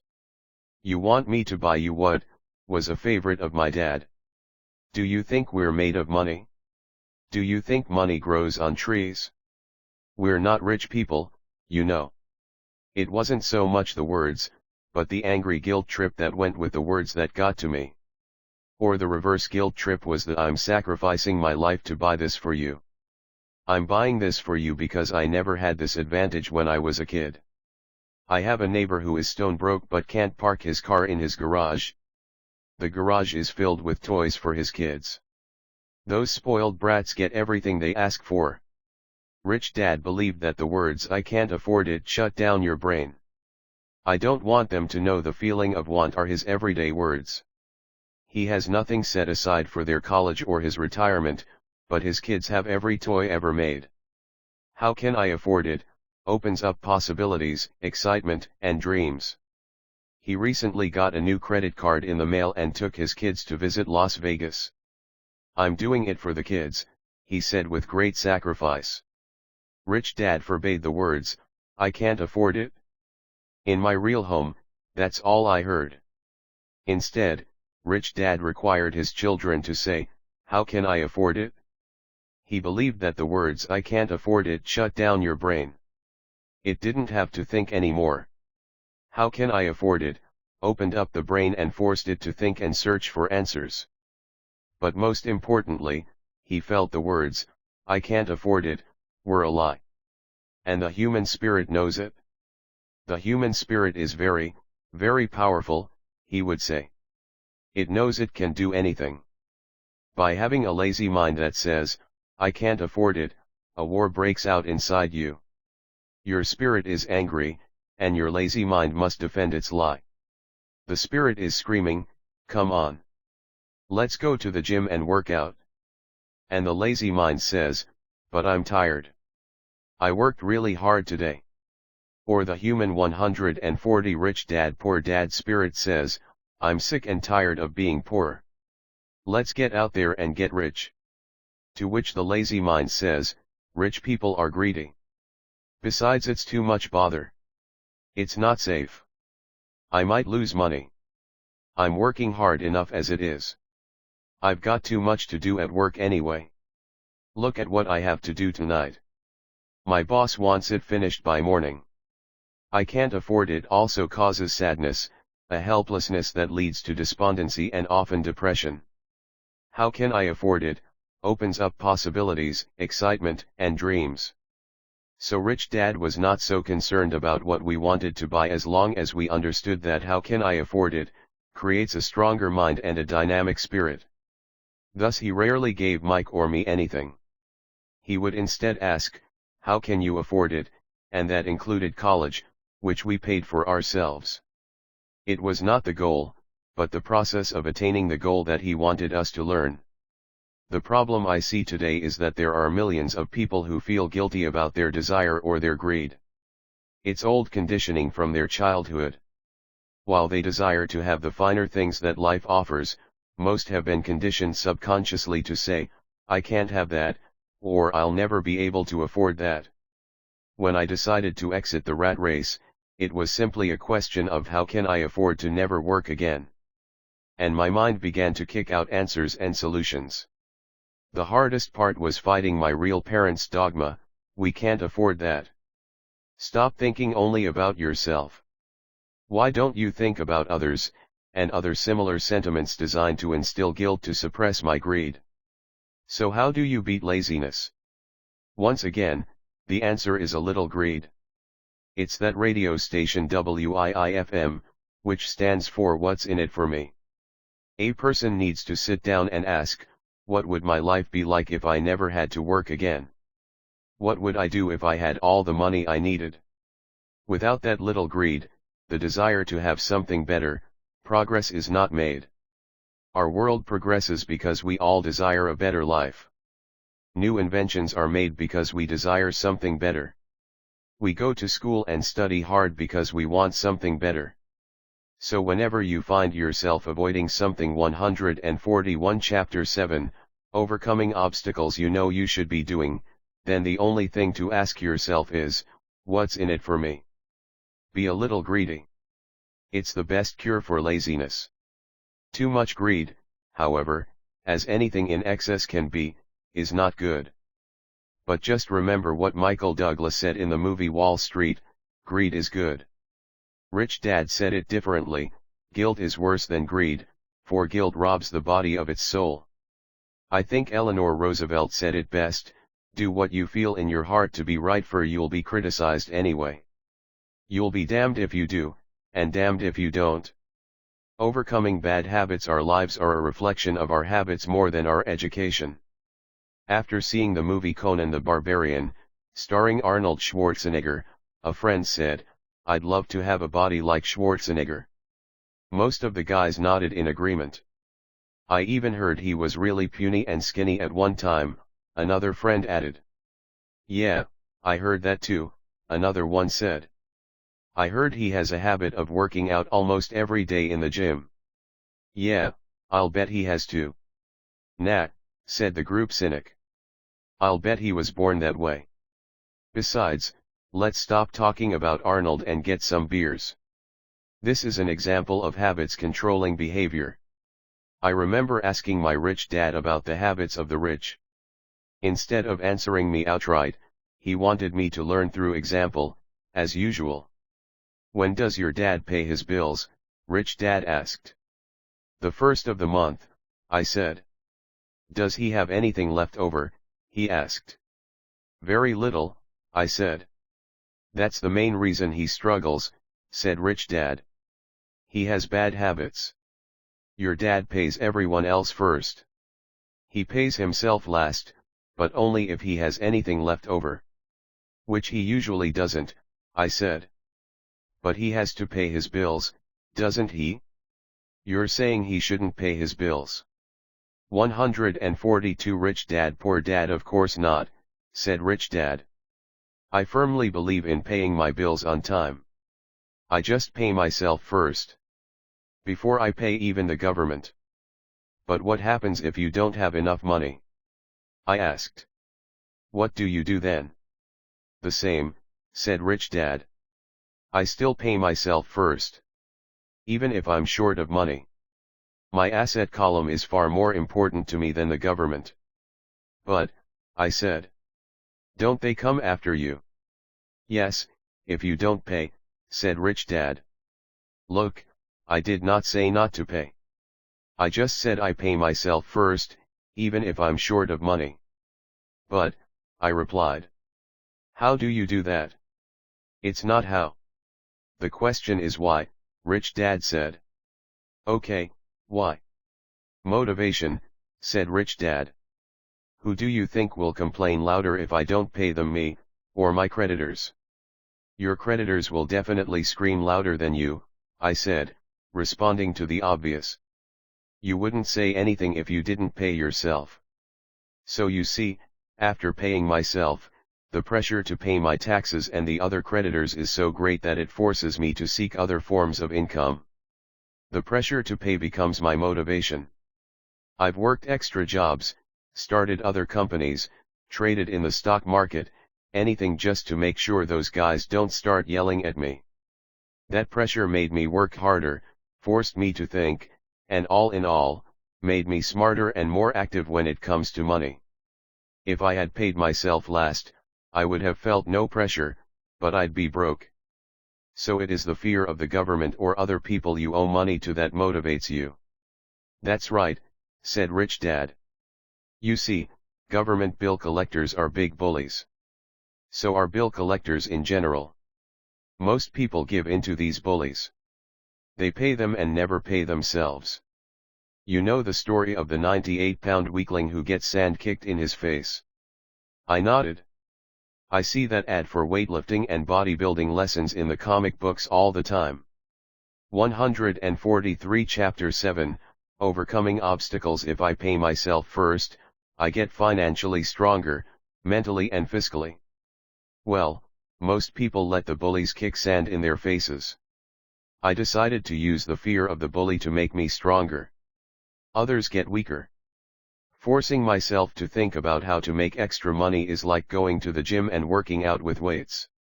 The more I work my mental money muscles out, the stronger I get. Now I'm not afraid of those bullies. I liked what Rich Dad was saying. So if I pay myself first, I get financially stronger, mentally and fiscally. Rich Dad nodded. And if I pay myself last, or not at all, I get weaker.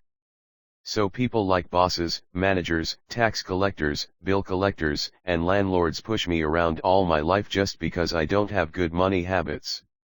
Rich Dad nodded. Just like the 98-pound weakling. Overcoming arrogance. What I know makes me money. What I don't know loses me money.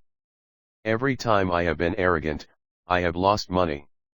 Because when I'm arrogant, I truly believe that what I don't know is not important, Rich Dad would often tell me. I have found that many people use arrogance to try to hide their own ignorance. It often happens when I am discussing financial statements with accountants or even other investors. They try to bluster their way through the discussion. It is clear to me that they don't know what they're talking about. They're not lying, but they are not telling the truth. There are many people in the world of money, finances, and investments who have absolutely no idea what they're talking about. Most people in the money industry are just spouting off sales pitches like used car salesmen. When you know you are ignorant in a subject, start educating yourself by finding an expert in the field or a book on the subject. 144 Chapter 8 Getting Started. There is gold everywhere. Most people are not trained to see it. I wish I could say acquiring wealth was easy for me, but it wasn't. So in response to the question, how do I start? I offer the thought process I go through on a day-to-day basis. It really is easy to find great deals. I promise you that. It's just like riding a bike. After a little wobbling, it's a piece of cake. But when it comes to money, it takes determination to get through the wobbling. That's a personal thing. To find million-dollar deals of a lifetime requires us to call on our financial genius. I believe that each of us has a financial genius within us. The problem is that our financial genius lies asleep, waiting to be called upon. It lies asleep because our culture has educated us into believing that the love of money is the root of all evil. It has encouraged us to learn a profession so we can work for money, but failed to teach us how to have money work for us. It taught us not to worry about our financial future because our company or the government would take care of us when our working days are over. However, it is our children, educated in the same school system, who will end up paying for this absence of financial education. The message is still to work hard, earn money, and spend it, and when we run short, we can always borrow more.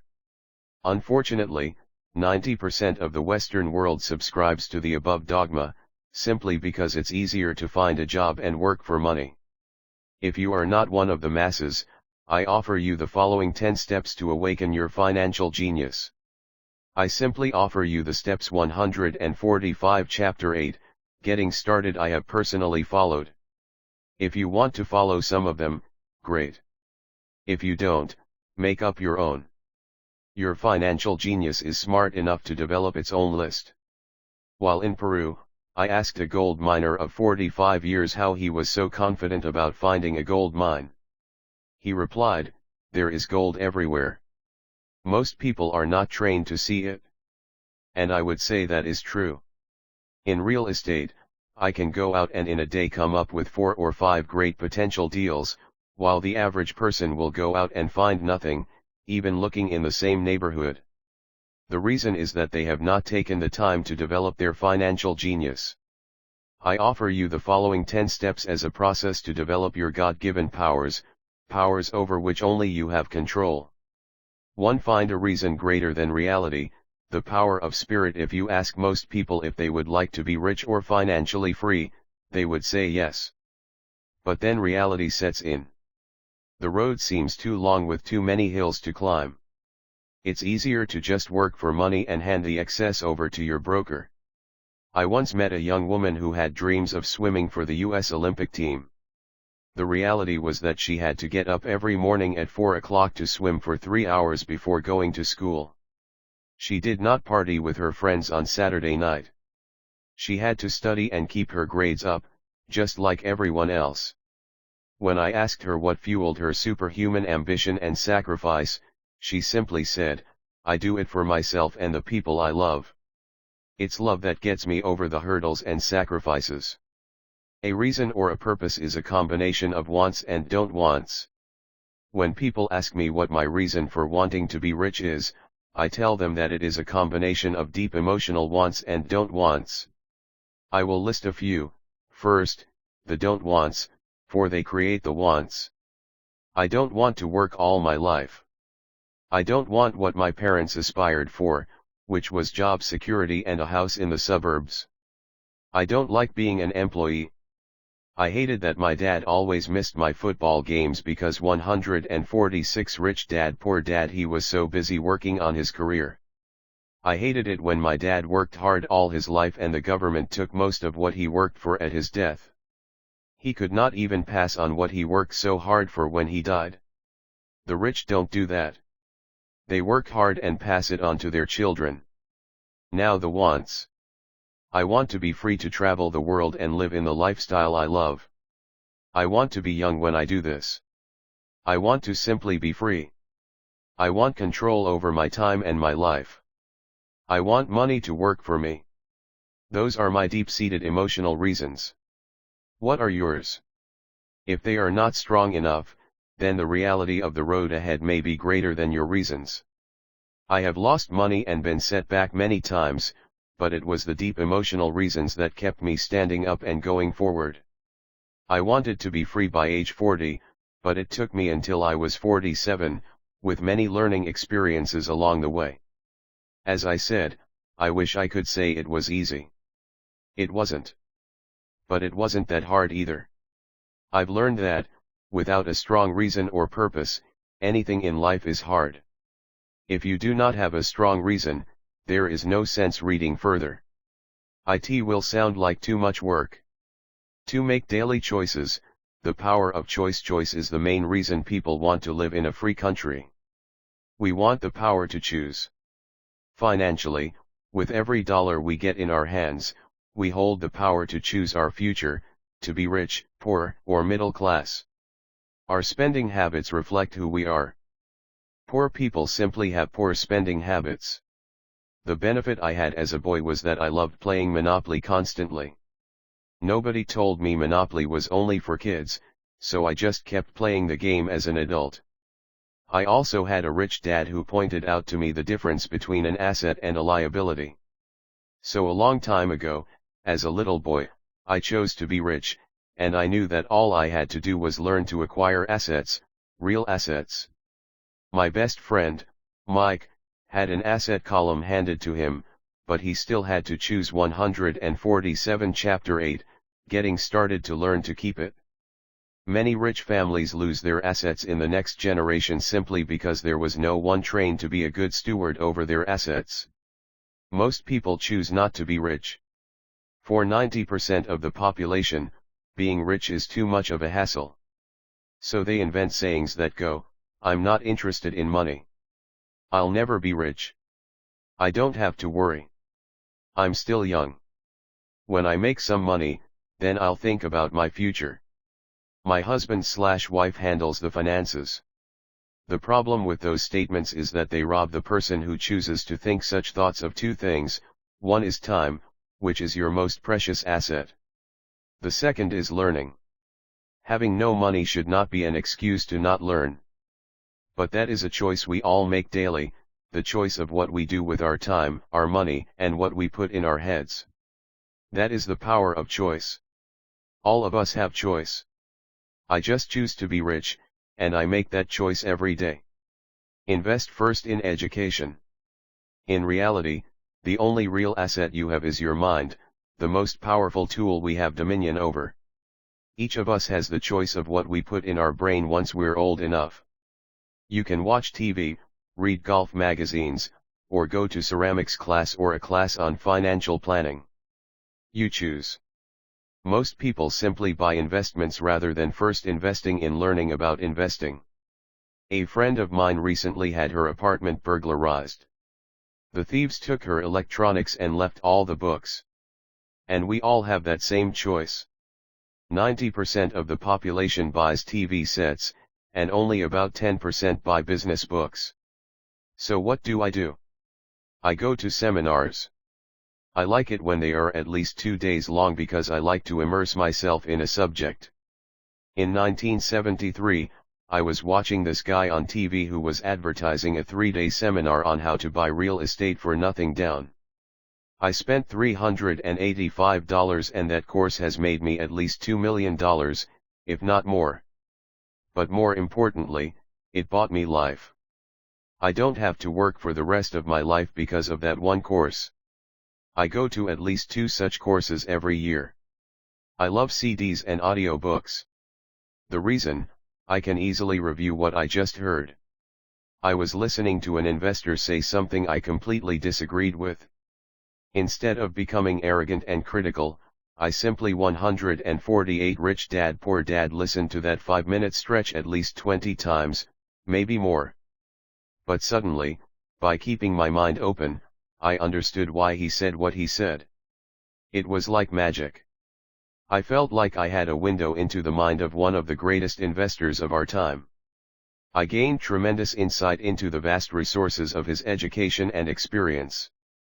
The net result, I still have the old way I used to think, and I now have a new way of looking at the same problem or situation. I have 2 ways to analyze a problem or trend, and that is priceless. Today, I often say, how would Donald Trump do this, or Warren Buffett or George Soros? The only way I can access their vast mental power is to be humble enough to read or listen to what they have to say. Arrogant or critical people are often people with low self-esteem who are afraid of taking risks. That's because, if you learn something new, you are then required to make mistakes in order to fully understand what you have learned. If you have read this far, arrogance is not one of your problems. Arrogant people rarely read or listen to experts. Why should they? They are the center of the universe. There are so many intelligent people who argue or defend when a new idea clashes with the way they think. In this case, their so-called intelligence combined with arrogance equals ignorance. Each of us knows people who are highly educated, or believe they are smart, but their balance sheet paints a different picture. A truly intelligent person welcomes new ideas, for new ideas can add to the synergy of other accumulated ideas. Listening is more important than talking. If that were not true, God would not have given us 2 ears and only 1 mouth. Too many people think with their mouth instead of listening in order to absorb new ideas and possibilities. They argue instead of asking questions. I take a long view on my wealth. I do not subscribe to the get-rich-quick mentality most lottery players or casino gamblers have. I may go in and out of stocks, but I am long on education. If you want to fly an airplane, I advise taking lessons first. I am always shocked at people who buy stocks or real estate, but never invest in their greatest asset, their mind. Just because you bought a house or 2 does not make you an expert at real estate. 149 Chapter 8, Getting Started 3. Choose friends carefully. The power of association. First of all, I do not choose my friends by their financial statements. I have friends who have actually taken a vow of poverty as well as friends who earn millions every year. The point is that I learn from all of them. Now, I will admit that there are people I have actually sought out because they had money. But I was not after their money, I was seeking their knowledge. In some cases, these people who had money have become dear friends. I've noticed that my friends with money talk about money. They don't do it to brag. They're interested in the subject. So I learn from them, and they learn from me. My friends who are in dire financial straits do not like talking about money, business, or investing. They often think it rude or unintellectual. So I also learn from my friends who struggle financially. I find out what not to do. I have several friends who have generated over $1 billion in their short lifetimes. The 3 of them report the same phenomenon. Their friends who have no money have never come to them to ask them how they did it. But they do come asking for one of 2 things, or both, a loan, or a job. Warning, don't listen to poor or frightened people. I have such friends, and while I love them dearly, they are the Chicken Littles of life. To them, when it comes to money, especially investments, it's always, the sky is falling. The sky is falling. They can always tell you why something won't work. The problem is that people listen to them. But people who blindly accept doom and gloom information are also Chicken Littles. As that old saying goes, birds of a feather flock together. If you watch business channels on TV, they often have a panel of so-called experts. One expert will say the market is going to crash, and the other will say it's going to boom. If you're smart, you listen to both. Keep your mind open, because both have valid points. Unfortunately, most poor people listen to Chicken Little. I have had many close friends try to talk me out of a deal or an investment. Not long ago, a friend told me he was excited because he found a 6% certificate of deposit. I told him I earn 16% 150 Rich Dad Poor Dad from the state government. The next day he sent me an article about why my investment was dangerous. I have received 16% for years now, and he still receives 6%. I would say that one of the hardest things about wealth building is to be true to yourself and to be willing to not go along with the crowd. This is because, in the market, it is usually the crowd that shows up late that is slaughtered. If a great deal is on the front page, it's too late in most instances. Look for a new deal. As we used to say as surfers, there is always another wave. People who hurry and catch a wave late usually are the ones who wipe out. Smart investors don't time the markets. If they miss a wave, they search for the next one and get themselves in position. This is hard for most investors because buying what is not popular is frightening. Timid investors are like sheep going along with the crowd.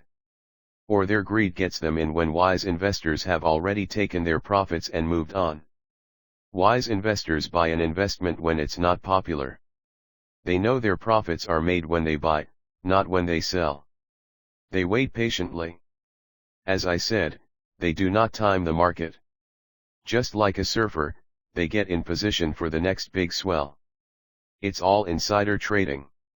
There are forms of insider trading that are illegal, and there are forms of insider trading that are legal.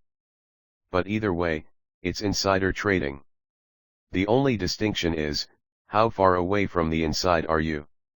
The reason you want to have rich friends is because that is where the money is made. It's made on information. You want to hear about the next boom, get in, and get out before the next bust. I'm not saying do it illegally, but the sooner you know, the better your chances are for profits with minimal risk. That is what friends are for. And that is financial intelligence.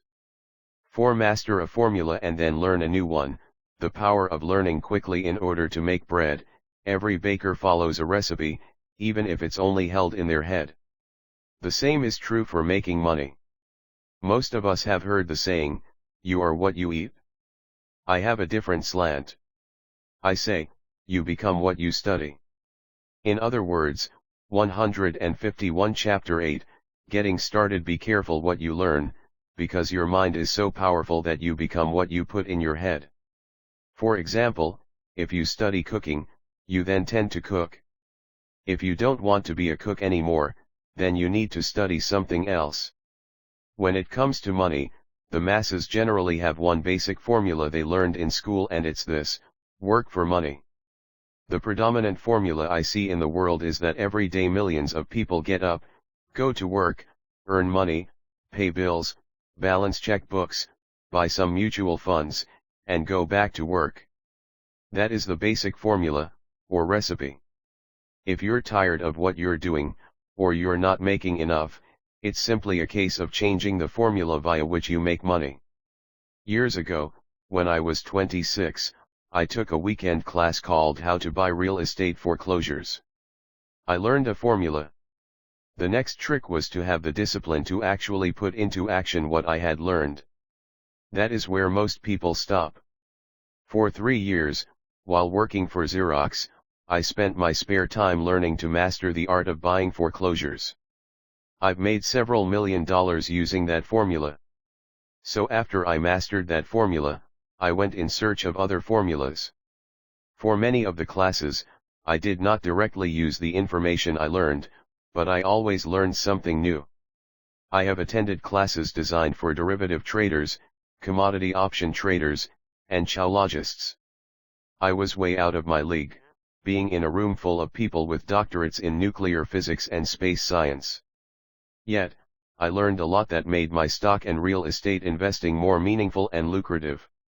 Most junior colleges and community colleges have classes on financial planning and buying traditional investments. They are good places to start, but I always search for a faster formula. That is why, on a fairly regular basis, I make more in a day than many people will make in their lifetime. Another side note, in today's fast-changing world, it's not so much what you know anymore that counts, because often what you know is old. It is how fast you learn. That skill is priceless. It's priceless in finding faster formulas, recipes, if you will, for making dough. Working hard for money is an old formula born in the day of cavemen. 152 Rich Dad Poor Dad 5. Pay yourself first. The power of self-discipline. If you cannot get control of yourself, do not try to get rich. It makes no sense to invest, make money, and blow it. It is the lack of self-discipline that causes most lottery winners to go broke soon after winning millions. It is the lack of self-discipline that causes people who get a raise to immediately go out and buy a new car or take a cruise. It is difficult to say which of the 10 steps is the most important. But of all the steps, this step is probably the most difficult to master if it is not already a part of your makeup. I would venture to say that personal self-discipline is the #1 delineating factor between the rich, the poor, and the middle class. Simply put, people who have low self-esteem and low tolerance for financial pressure can never be rich. As I have said, a lesson learned from my rich dad was that the world will push you around. The world pushes people around, not because other people are bullies, but because the individual lacks internal control and discipline. People who lack internal fortitude often become victims of those who have self-discipline. In the entrepreneur classes I teach, I constantly remind people to not focus on their product, service, or widget, but to focus on developing management skills. The three most important management skills necessary to start your own business are management of 1. Cash flow, 2. People, 3. Personal time. I would say the skills to manage these three apply to anything, not just entrepreneurs.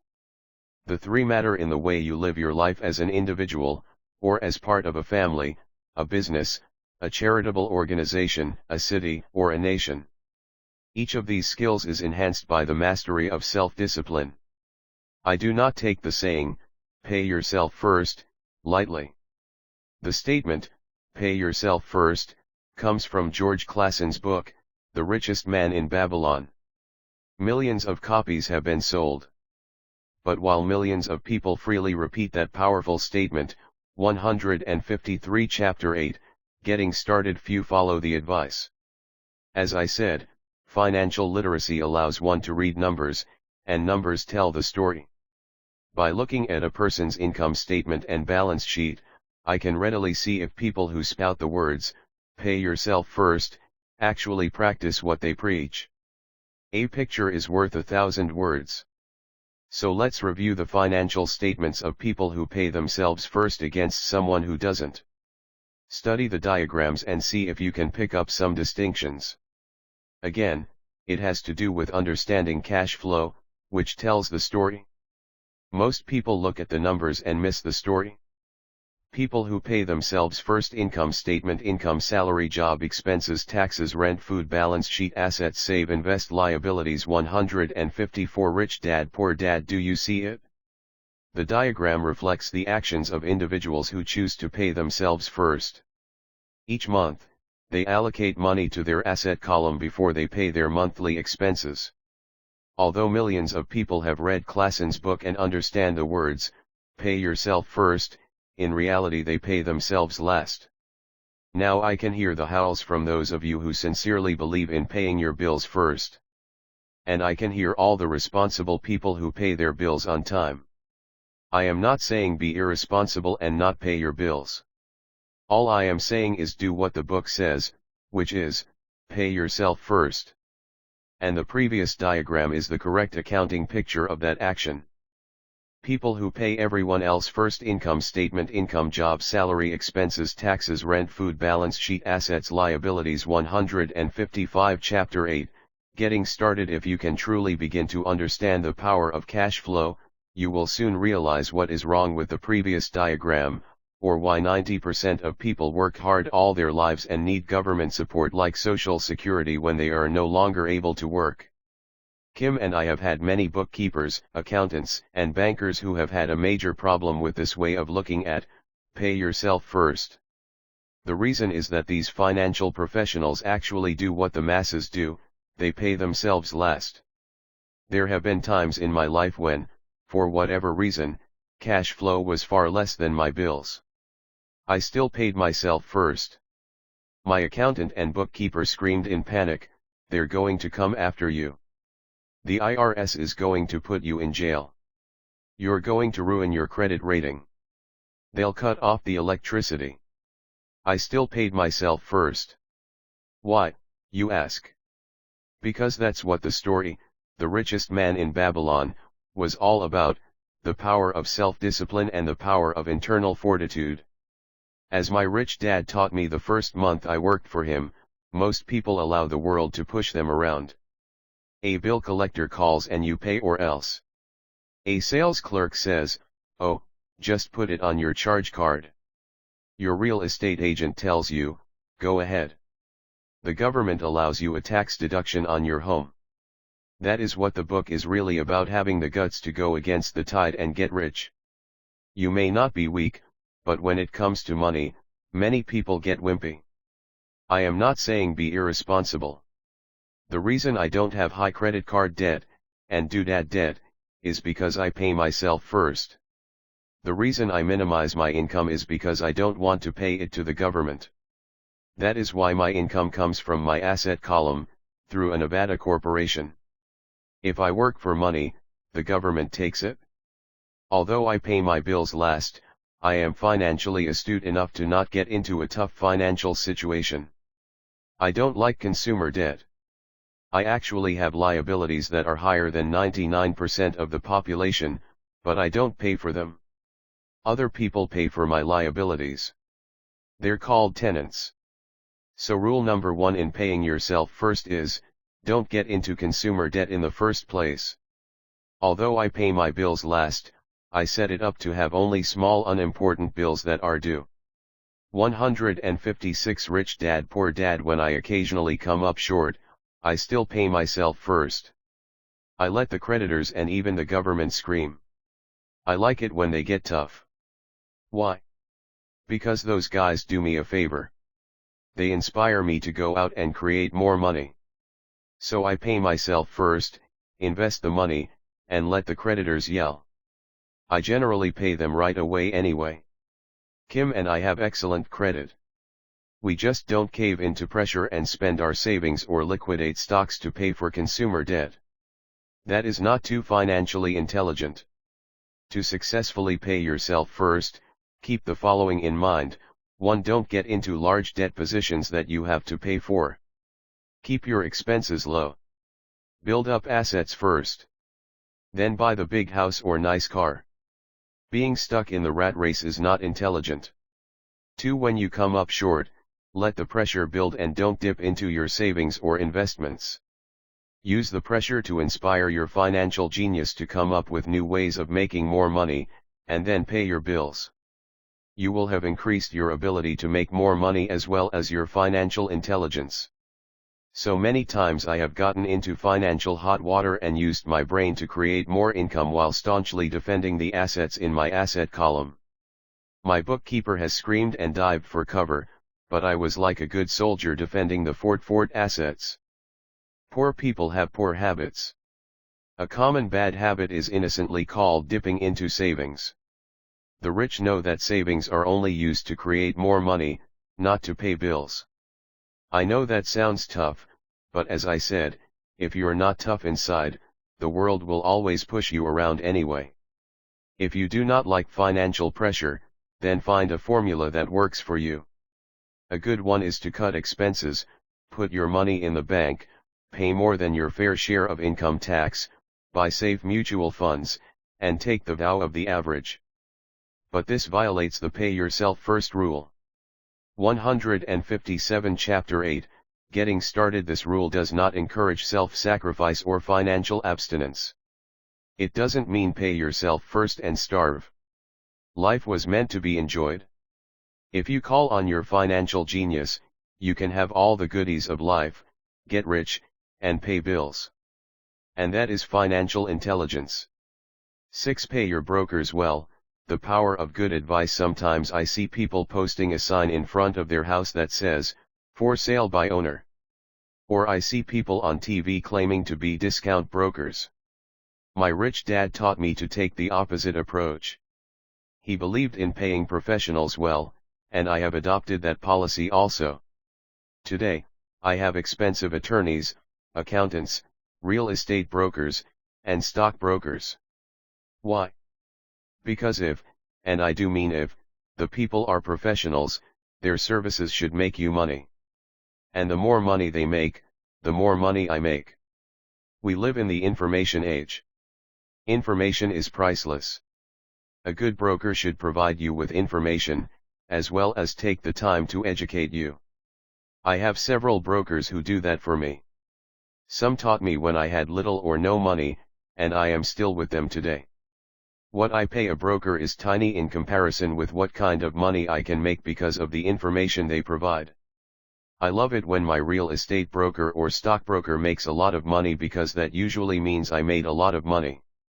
A good broker saves me time, in addition to making me money, like when I bought the vacant land for $9,000 and sold it immediately for over $25,000 so I could buy my Porsche quicker. A broker is my eyes and ears in the market. They're there every day so I do not have to be. I'd rather play golf. People who sell their house on their own must not value their time much. Why would I want to save a few bucks when I could use that time to make more money or spend it with those I love? What I find funny is that so many poor and middle class people insist on tipping restaurant help 15 to 20%, even for bad service, but complain about paying a broker 3 to 7%. They enjoy tipping people in the expense column and stiffing people in the asset column. That is not financially intelligent. 158 Rich Dad Poor Dad. Keep in mind that not all brokers are created equal. Unfortunately, most brokers are only salespeople. They sell, but they themselves own little or no real estate. There is a tremendous difference between a broker who sells houses and a broker who sells investments. The same is true for stock, bond, mutual fund, and insurance, brokers who call themselves financial planners. When I interview any paid professional, I first find out how much property or stocks they personally own and what percentage they pay in taxes. And that applies to my tax attorney as well as my accountant. I have an accountant who minds his own business. His profession is accounting, but his business is real estate. I used to have an accountant who was a small business accountant, but he had no real estate. I switched because we did not love the same business. Find a broker who has your best interests at heart. Many brokers will spend the time educating you, and they could be the best asset you find. Just be fair, and most of them will be fair to you. If all you can think about is cutting their commissions, then why should they want to help you? It's just simple logic.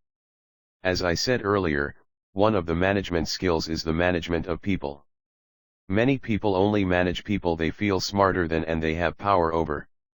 Many middle managers remain middle managers, failing to get promoted, because they know how to work with people below them, but not with people above them. The real skill is to manage and reward the people who are smarter than you in some technical area. That is why companies have a board of directors. You should have one too. That is financial intelligence. 7. Be an Indian giver. The power of getting something for nothing. When the first European settlers came to America, they were taken aback by a cultural practice some American Indians had. For example, if a settler was cold, the Indian would give the person a blanket. Mistaking it for a gift, the settler was often offended when the Indian asked for it back. The Indians also got upset when they realized the settlers did not want to give it back. That is where the term Indian giver came from, a simple cultural misunderstanding. 159 Chapter 8, Getting Started in the World of the Asset Column. Being an Indian giver is vital to wealth. The sophisticated investor's first question is, how fast do I get my money back? They also want to know what they get for free, also called a piece of the action. That is why the ROI, or return on investment, is so important. For example, I found a small condominium that was in foreclosure a few blocks from where I lived. The bank wanted $60,000, and the sophisticated investor's first question is, how fast do I get my money back? Submitted a bid for $50,000, which they took, simply because, along with my bid, was a cashier's check for $50,000. They realized I was serious. Most investors would say, aren't you tying up a lot of cash? Would it not be better to get a loan on it? The answer is, not in this case. My investment company uses this condominium as a vacation rental in the winter months when the snowbirds come to Arizona. It rents for $2,500 a month for 4 months out of the year. For rental during the off-season, it rents for only $1,000 a month. I had my money back in about 3 years. Now I own this asset, which pumps money out for me, month in and month out. The same is done with stocks. Frequently, my broker calls and recommends I move a sizable amount of money into the stock of a company that he feels is just about to make a move that will add value to the stock, like announcing a new product. I will move my money in for a week to a month while the stock moves up. Then I pull my initial dollar amount out, and stop worrying about the fluctuations of the market, because my initial money is back and ready to work on another asset.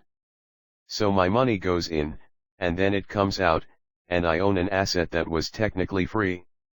True, I have lost money on many occasions, but I only play with money I can afford to lose.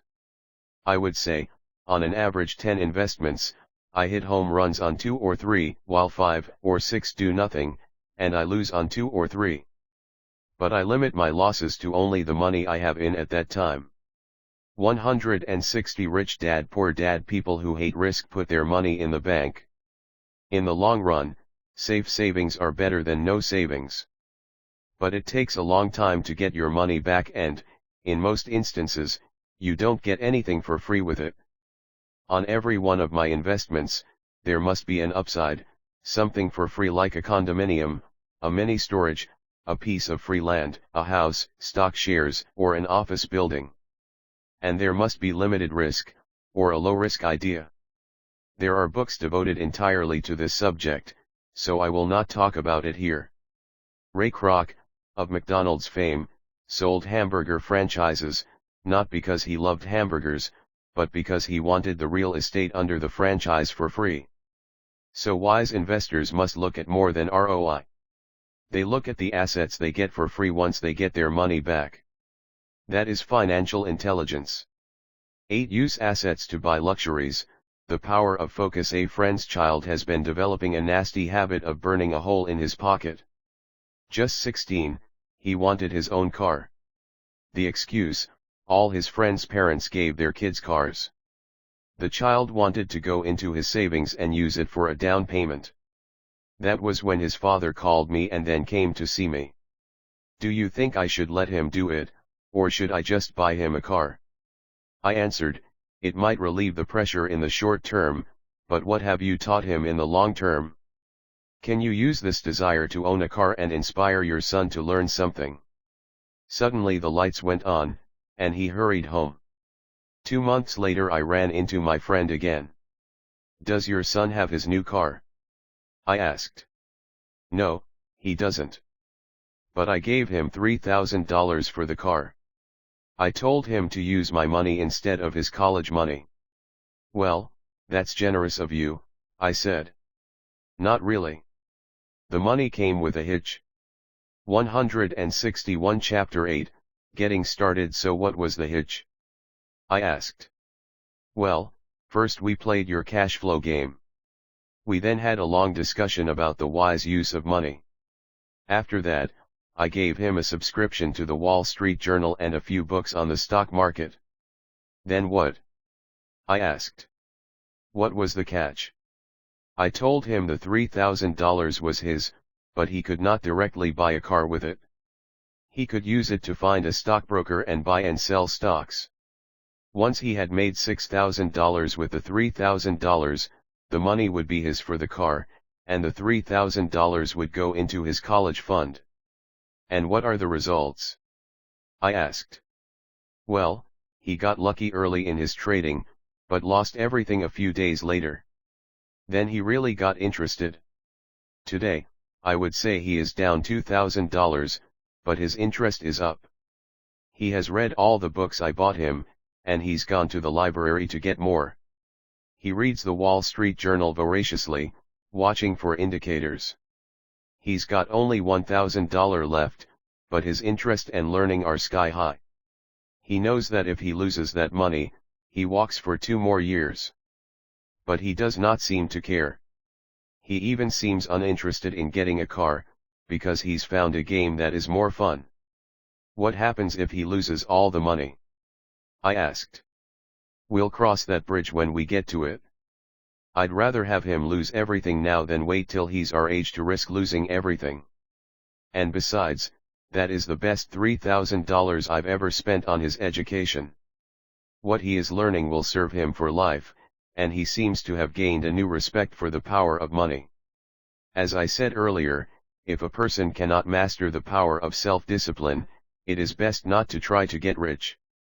I say this because, although the process of developing cash flow from an asset column is easy in theory, what's hard is the mental fortitude to direct money to the correct use. Due to external temptations, it is much easier in today's consumer world to simply blow money out the expense column. With weak mental fortitude, that money flows into the paths of least resistance. That is the cause of poverty and financial struggle. The following example illustrates the financial intelligence needed to direct money to make more money. 162 Rich Dad Poor Dad. If we give 100 people $10,000 at the start of the year, I believe that at the end of the year, 80 would have nothing left. In fact, many would have created greater debt by making a down payment on a new car, refrigerator, electronics, or a holiday. 16 would have increased that $10,000 by 5 to 10%. 4 would have increased it to $20,000 or into the millions. We go to school to learn a profession so we can work for money. It is my opinion that it's just as important to learn how to have money work for you. I love my luxuries as much as anyone else. The difference is I don't buy them on credit. It's the keep up with the Joneses trap. When I wanted to buy a Porsche, the easy road would have been to call my banker and get a loan. Instead of choosing to focus in the liability column, I chose to focus in the asset column. As a habit, I use my desire to consume to inspire and motivate my financial genius to invest. Too often today, we focus on borrowing money to get the things we want instead of focusing on creating money. One is easier in the short term, but harder in the long term. It's a bad habit that we as individuals, and as a nation, have gotten into. Remember, the easy road often becomes hard, and the hard road often becomes easy. The earlier you can train yourself and those you love to be masters of money, the better. Money is a powerful force. Unfortunately, people use the power of money against themselves. If your financial intelligence is low, money will run all over you. It will be smarter than you. If money is smarter than you will work for it all your life. To be the master of money, you need to be smarter than it. Then money will do as it is told. It will obey you. Instead of being a slave to it, you will be the master of it. That is financial intelligence. 163 Chapter 8, Getting Started 9.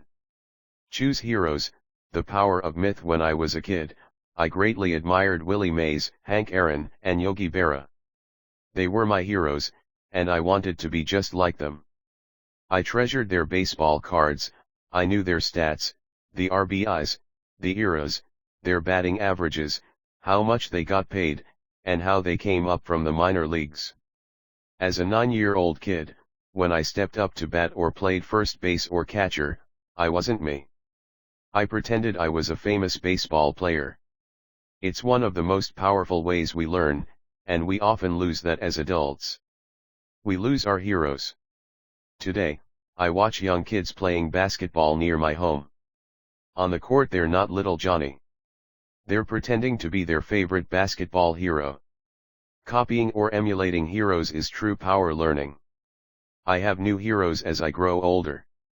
I have golf heroes and I copy their swings and do my best to read everything I can about them. I also have heroes such as Donald Trump, Warren Buffett, Peter Lynch, George Soros, and Jim Rogers. I know their stats just like I knew the eras and RBIs of my childhood baseball heroes. I follow what Warren Buffett invests in, and I read anything I can about his point of view on the market and how he chooses stocks. And I read about Donald Trump, trying to find out how he negotiates and puts deals together. Just as I was not me when I was up to bat, when I'm in the market or I'm negotiating a deal, I am subconsciously acting with the bravado of Trump. Or when analyzing a trend, I look at it as though Warren Buffett were doing it. By having heroes, we tap into a tremendous source of raw genius. But heroes do more than simply inspire us. Heroes make things look easy. Making it look easy convinces us to want to be just like them. If they can do it, so can I. When it comes to investing, too many people make it sound hard. Instead, find heroes who make it look easy. 164 Rich Dad Poor Dad 10. Teach and you shall receive, the power of giving. Both of my dads were teachers. My rich dad taught me a lesson I have carried all my life, the necessity of being charitable or giving. My educated dad gave a lot of his time and knowledge, but almost never gave away money. He usually said that he would give when he had some extra money, but of course there was rarely any extra. My rich dad gave money as well as education. He believed firmly in tithing. If you want something, you first need to give, he would always say. When he was short of money, he gave money to his church or to his favorite charity. If I could leave one single idea with you, it is that idea. Whenever you feel short or in need of something, give what you want first and it will come back in buckets. That is true for money, a smile, love, or friendship. I know it is often the last thing a person may want to do, but it has always worked for me. I trust that the principle of reciprocity is true, and I give what I want. I want money, so I give money, and it comes back in multiples. I want sales, so I help someone else sell something, and sales come to me. I want contacts, and I help someone else get contacts. Like magic, contacts come to me. I heard a saying years ago that went, God does not need to receive, but humans need to give. My rich dad would often say, poor people are more greedy than rich people. He would explain that if a person was rich, that person was providing something that other people wanted. In my life, whenever I have felt needy or short of money or short of help, I simply went out or found in my heart what I wanted, and decided to give it first. And when I gave, it always came back. It reminds me of the story of the guy sitting with firewood in his arms on a cold, freezing night. He is yelling at the pot-bellied stove, when you give me some heat, then I'll put some wood in you. And when it comes to money, love, happiness, sales, and contacts, all one needs to remember is to give first.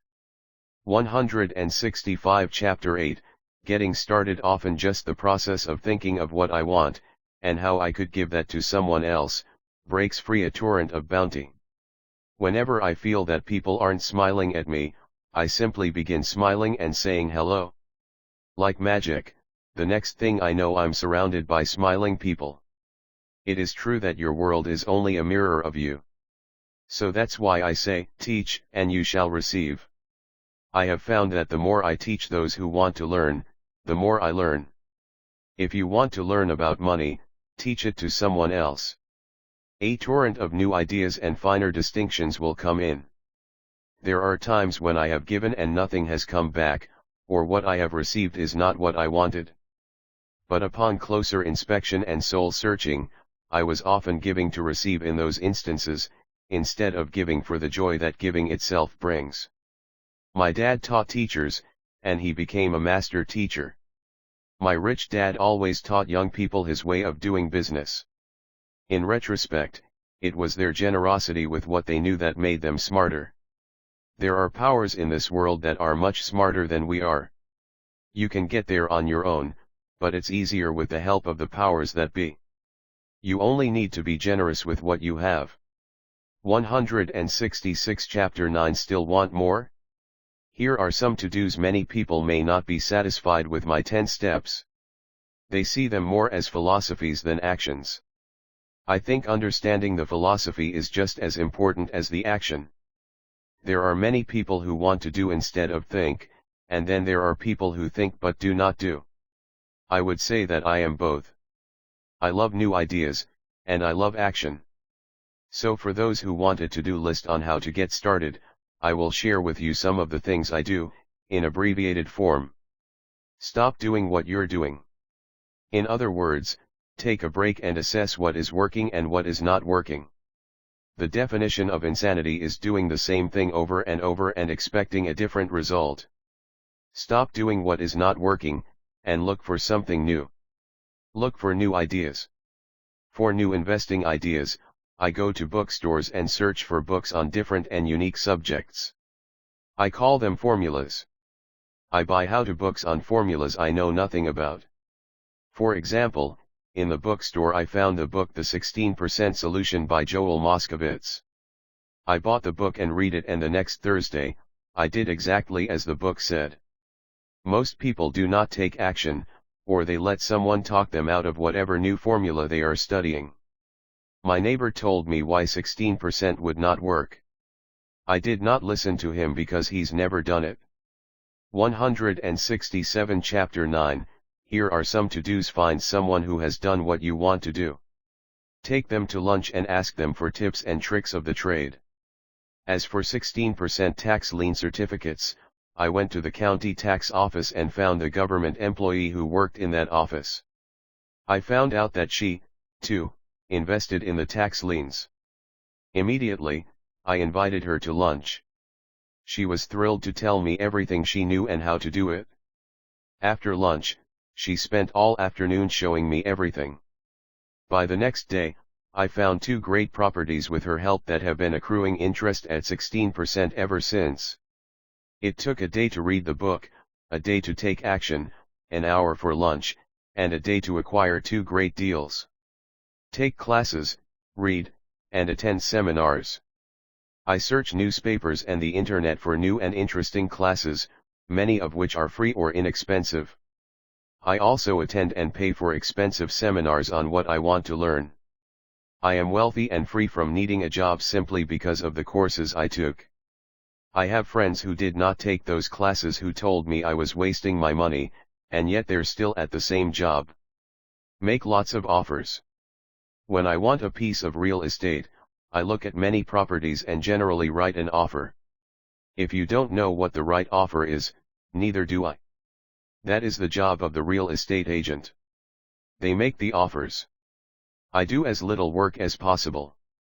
A friend wanted me to show her how to buy apartment houses. So one Saturday she, her agent, and I went and looked at 6 apartment houses. 4 were dogs, but 2 were good. I said to write offers on all 6, offering half of what the owners asked for. She and the agent nearly had heart attacks.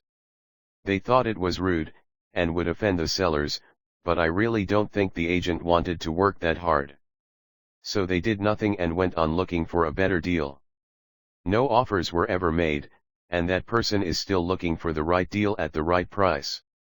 Well, you don't know what the right price is until 168 Rich Dad Poor Dad. You have a second party who wants to deal. Most sellers ask too much. It is rare that a seller asks a price that is less than something is worth. Moral of the story: make offers. People who are not investors have no idea what it feels like to try to sell something. I have had a piece of real estate that I wanted to sell for months. I would have welcomed any offer.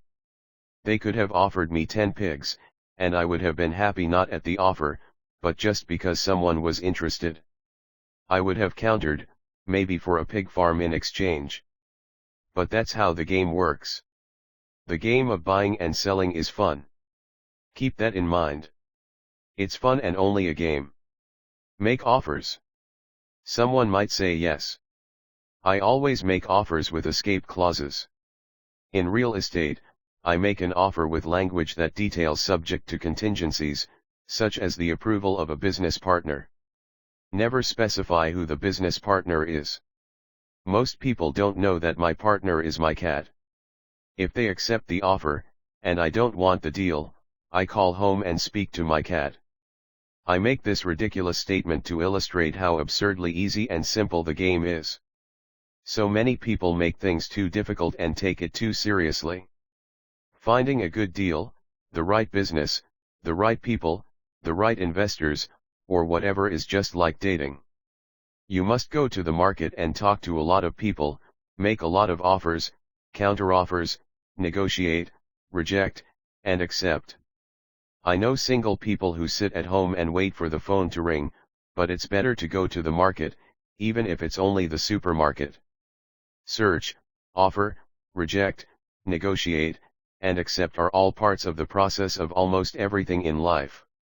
Jog, walk, or drive a certain area once a month for 10 minutes. I have found some of my best real estate investments doing this. I will jog a certain neighborhood for a year and look for change. For there to be profit in a deal, there must be 2 elements, a bargain and change. There are lots of bargains, but it's change that turns a bargain into a profitable opportunity. So when I jog a neighborhood I might like to invest in. It is the repetition that causes me to notice slight differences. 169 Chapter 9, Here are some to-dos. I notice real estate signs that are up for a long time. That means the seller might be more agreeable to deal. I watch for moving trucks going in or out. I stop and talk to the drivers. I talk to the postal carriers. It's amazing how much information they acquire about an area.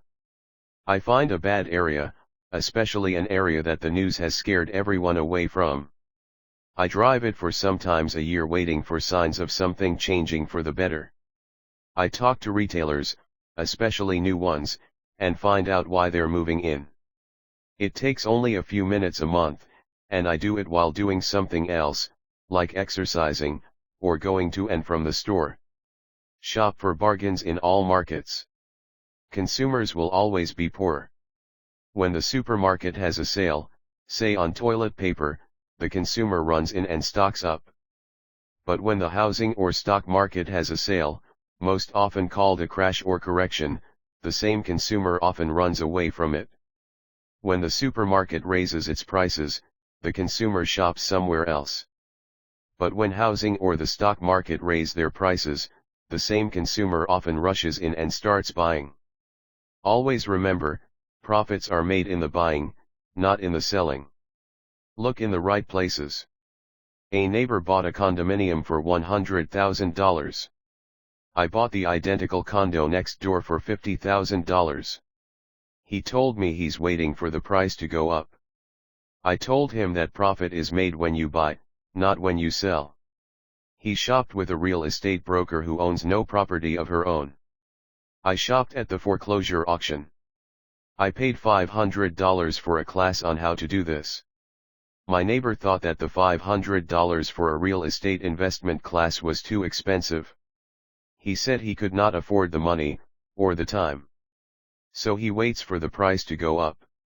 170 Rich Dad Poor Dad. Look for people who want to buy first. Then look for someone who wants to sell. A friend was looking for a certain piece of land. He had the money but did not have the time. I found a large piece of land, larger than what my friend wanted to buy, tied it up with an option, called my friend, and he said he wanted a piece of it. So I sold the piece to him and then bought the land. I kept the remaining land as mine for free. Moral of the story: buy the pie, and cut it in pieces. Most people look for what they can afford, so they look too small. They buy only a piece of the pie, so they end up paying more for less. Small thinkers don't get the big breaks. If you want to get richer, think big.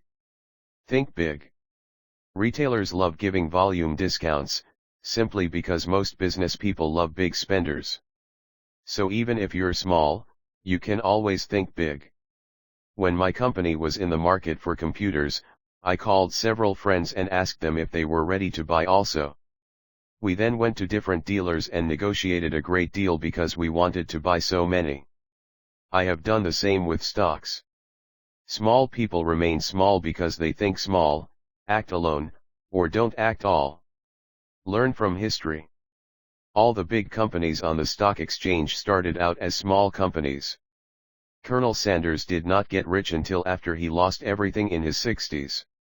Bill Gates was one of the richest men in the world before he was 30. Action always beats inaction. These are just a few of the things I have done and continue to do to recognize opportunities. The important words are have done and do.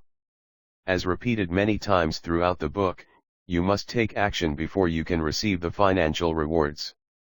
Act now. 171 Final thoughts. I would like to share some final thoughts with you. The main reason I wrote this book, and the reason it has remained a bestseller since 2000, was to share insights into how increased financial intelligence can be used to solve many of life's common problems. Without financial training, we all too often use the standard formulas to get through life: work hard, save, borrow, and pay excessive taxes. Today, more than ever, we need better information. I use the following story as an example of a financial problem that confronts many young families today. How do you afford a good education for your children and provide for your own retirement? It requires using financial intelligence instead of hard work. A friend of mine was griping one day about how hard it was to save money for his 4 children's college educations. He was putting $300 away in a college fund each month and had so far accumulated only about $12,000. He had about 12 more years to save for college since his oldest child was then 6 years old. At the time, the real estate market in Phoenix was terrible. People were giving houses away. I suggested to my friend that he buy a house with some of the money in his college fund. The idea intrigued him, and we began to discuss the possibility. His primary concern was that he did not have credit with the bank to buy another house since he was so overextended. I assured him that there were other ways to finance a property rather than through the bank. We looked for a house for 2 weeks, a house that would fit all our criteria. There were plenty to choose from, so shopping was fun. Finally, we found a 3-bedroom, 2-bath home in a prime neighborhood. The owner had been downsized and needed to sell that day because he 173 final thoughts, using financial intelligence, and his family were moving to California where another job waited. The owner wanted $102,000, but we offered only $79,000. He took it immediately and agreed to carry back the loan with a 10% down payment. All my friend had to come up with was $7,900.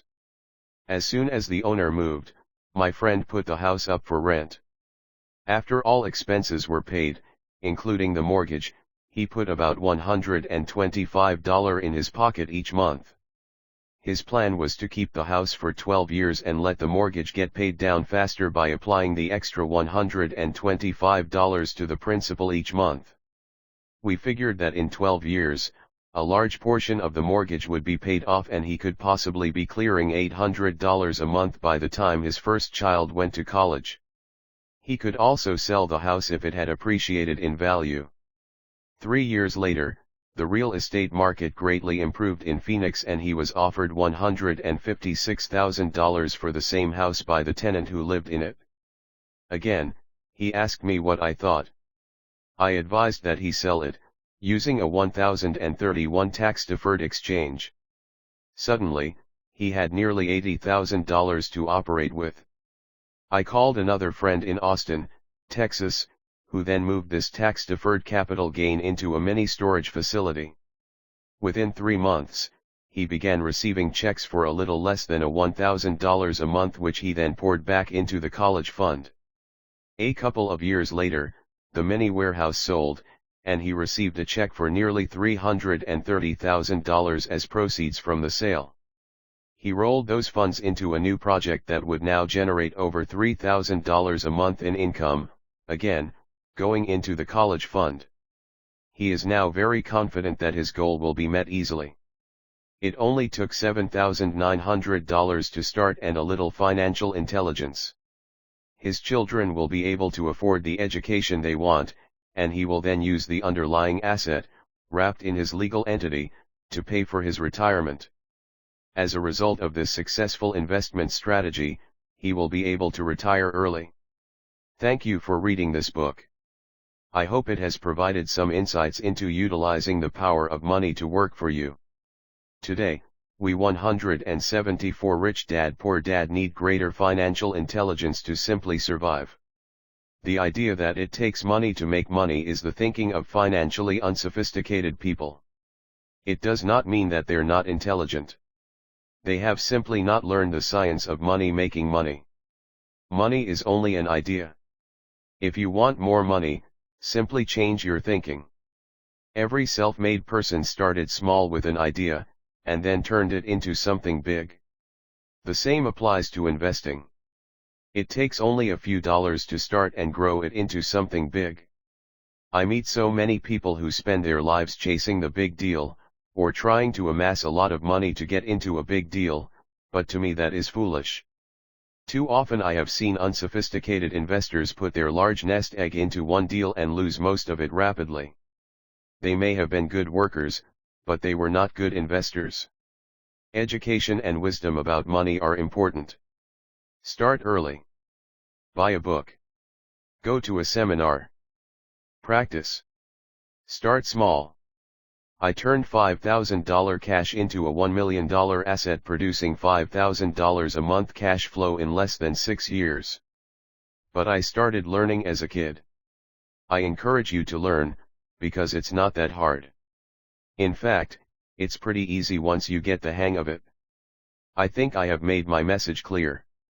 It's what is in your head that determines what is in your hands. Money is only an idea. There is a great book called Think and Grow Rich. The title is not Work Hard and Grow Rich. Learn to have money work hard for you, and your life will be easier and happier. Today, don't play it safe. Play it smart. The 3 incomes in the world of accounting. There are 3 different types of income: 1 ordinary earned, 2 portfolio, 3 passive. 175 Final thoughts. Using financial intelligence. When my poor dad said to me, "Go to school, get good grades, and find a safe, secure job," he was recommending I work for earned income. When my rich dad said, "The rich don't work for money. They have their money work for them," he was talking about passive income and portfolio income. Passive income, in most cases, is income derived from real estate investments. Portfolio income is income derived from paper assets such as stocks and bonds. Portfolio income is the income that makes Bill Gates the richest man in the world, not earned income. Rich Dad used to say, the key to becoming wealthy is the ability to convert earned income into passive income or portfolio income as quickly as possible. He would say, taxes are highest on earned income. The least taxed income is passive income. That is another reason why you want your money working hard for you. The government taxes the income you work hard for more than the income your money works hard for. In my second book, Rich Dad's Cash Flow Quadrant, I explain the 4 different types of people who make up the world of business. They are E, employee; S, self-employed; B, business owner; and I, investor. Most people go to school to learn to be an E or an S. The cash flow quadrant is written about the core differences of these 4 types and how people can change their quadrant. In fact, most of our products are created for people in the B and I quadrants. In Rich Dad's Guide to Investing, book number 3 in the Rich Dad series, I go into more detail on the importance of converting earned income into passive and portfolio income. Rich Dad used to say, all a real investor does is convert earned income into passive and portfolio income. If you know what you're doing, investing is not risky. It's just common sense. The key to financial freedom. The key to financial freedom and great wealth is a person's ability to convert earned income into passive and/or portfolio income. My rich dad spent a lot of time teaching Mike and me this skill. Having this ability is 176. Rich Dad Poor Dad. The reason my wife Kim and I are financially free, never needing to work again. We continue to work because we choose to. Today we own a real estate investment company for passive income and participate in private placements and initial public offerings of stock for portfolio income. We also went back to work to build a financial education company so that we can continue to create and publish books and games. All of our educational products are created to teach the same skills my rich dad taught me, the skills of converting earned income into passive and portfolio income. The games we create are important because they teach what books cannot teach. For example, you could never learn to ride a bicycle by only reading a book. Our cash flow games for adults and cash flow for kids game are designed to teach players the basic investment skills of converting earned income into passive and portfolio income. They also teach the principles of accounting and financial literacy. These games are the only educational products in the world that teach people. All of you can play Cashflow Classic on the web at www.rickadad.com and learn to convert earned income into passive and/or portfolio income, these skills simultaneously. Cashflow 202 is the advanced version of Cashflow 101 and requires the game board from 101, as well as a full understanding of 101, before it can be played. Cashflow 101 and Cashflow for Kids teach the principles of fundamental investing. Cashflow 202 teaches the principles of technical investing. Technical investing involves advanced trading techniques such as short selling, call options, put options, and straddles. A person who understands these advanced techniques is able to make money when the market goes up, as well as when the market comes down. As my rich dad would say, a real investor makes money in an up market and a down market. That is why they make so much money. One of the reasons they make more money is simply because they have more self-confidence. Rich dad would say, they have more 177 final thoughts, using financial intelligence self-confidence because they are less afraid of losing. In other words, the average investor does not make as much money because they are so afraid of losing money. The average investor does not know how to protect themselves from losses, and that is what Cashflow 202 teaches. Average investors think investing is risky because they have not been formally trained to be professional investors. As Warren Buffett, America's richest investor, says, risk comes from not knowing what you're doing. My board games teach the simple basics of fundamental investing and technical investing while people are having fun. I occasionally hear someone say, your educational games are expensive, which poses the question of ROI, the return on investment, or the value returned for the price paid. I nod my head and reply, yes, they may be expensive, especially when compared to entertainment board games. But my games are not as expensive as a college education, working hard all your life for earned income, paying excessive taxes, and then living in terror of losing all of your money in the investment markets. When someone walks away mumbling about the price, I can hear my rich dad saying, if you want to be rich, you must know what kind of income to work hard for, how to keep it, and how to protect it from loss. That is the key to great wealth. Rich dad would also say, if you do not understand the differences in those three incomes and do not learn the skills on how to acquire and protect those incomes, you will probably spend your life earning less than you could and working harder than you should. My poor dad thought a good education, a good job, and years of hard work were all you needed to be successful. My rich dad also thought a good education was important. But to him it was also important that Mike and I know the differences in the three incomes and what kind of income to work hard for.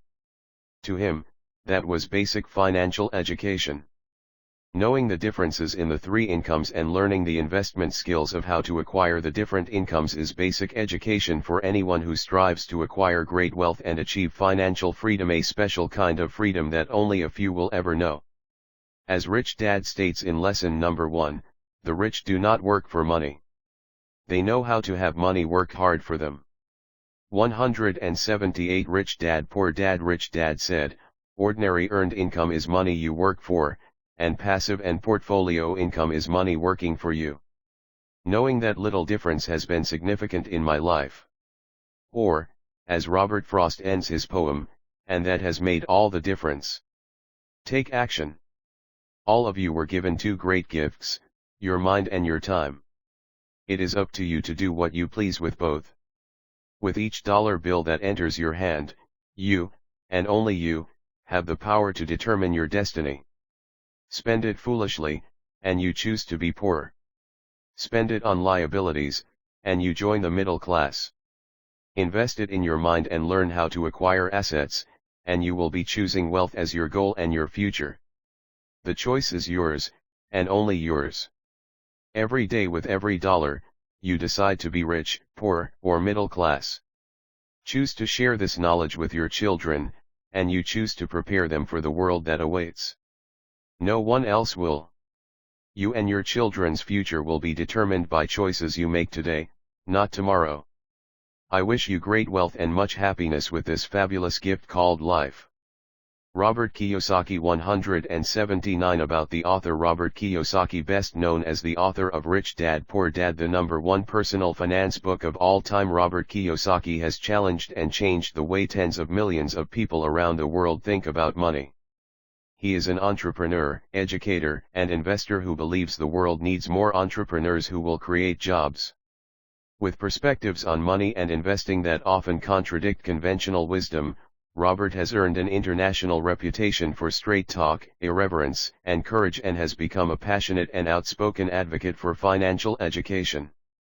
Robert and Kim Kiyosaki are founders of the Rich Dad Company, a financial education company, and creators of the Cashflow registered trademark games. In 2014, the company will leverage the global success of the Rich Dad games in the launch of a new and breakthrough offering in mobile and online gaming. Robert has been heralded as a visionary who has a gift for simplifying complex concepts, ideas related to money, investing, finance, and economics, and has shared his personal journey to financial freedom in ways that resonate with audiences of all ages and backgrounds. His core principles and messages like "your house is not an asset" and "invest for cash flow" and "savers are losers" have ignited a firestorm of criticism and ridicule, only to have played out on the world economic stage over the past decade in ways that were both unsettling and prophetic.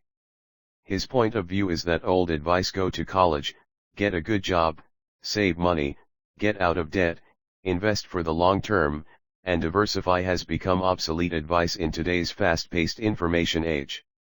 His Rich Dad philosophies and messages challenge the status quo. His teachings encourage people to become financially educated and to take an active role in investing for their future. The author of 19 books, including the international blockbuster Rich Dad Poor Dad, Robert has been a featured guest with media outlets in every corner of the world, from CNN, the BBC, Fox News, Al Jazeera, GBTV, and PBS, to Larry King Live, Oprah, People's Daily, Sydney Morning Herald, The Doctors, Straits Times, Bloomberg, NPR, USA Today, and hundreds of others, and his books have topped international bestsellers lists for more than a decade. He continues to teach and inspire audiences around the world. His most recent books include Unfair Advantage, The Power of Financial Education, Midas Touch, the second book he has co-authored with Donald Trump, and Why A Students Work for C Students. To learn more, visit rickadad.com. New York Times best-selling authors. Unmatched financial insight from financial titans Trump and Kiyosaki. In these uncertain economic times, these two titans of business have joined forces on a book that underscores the pressing need for financial literacy. Steve Forbes, President and CEO, Forbes Inc.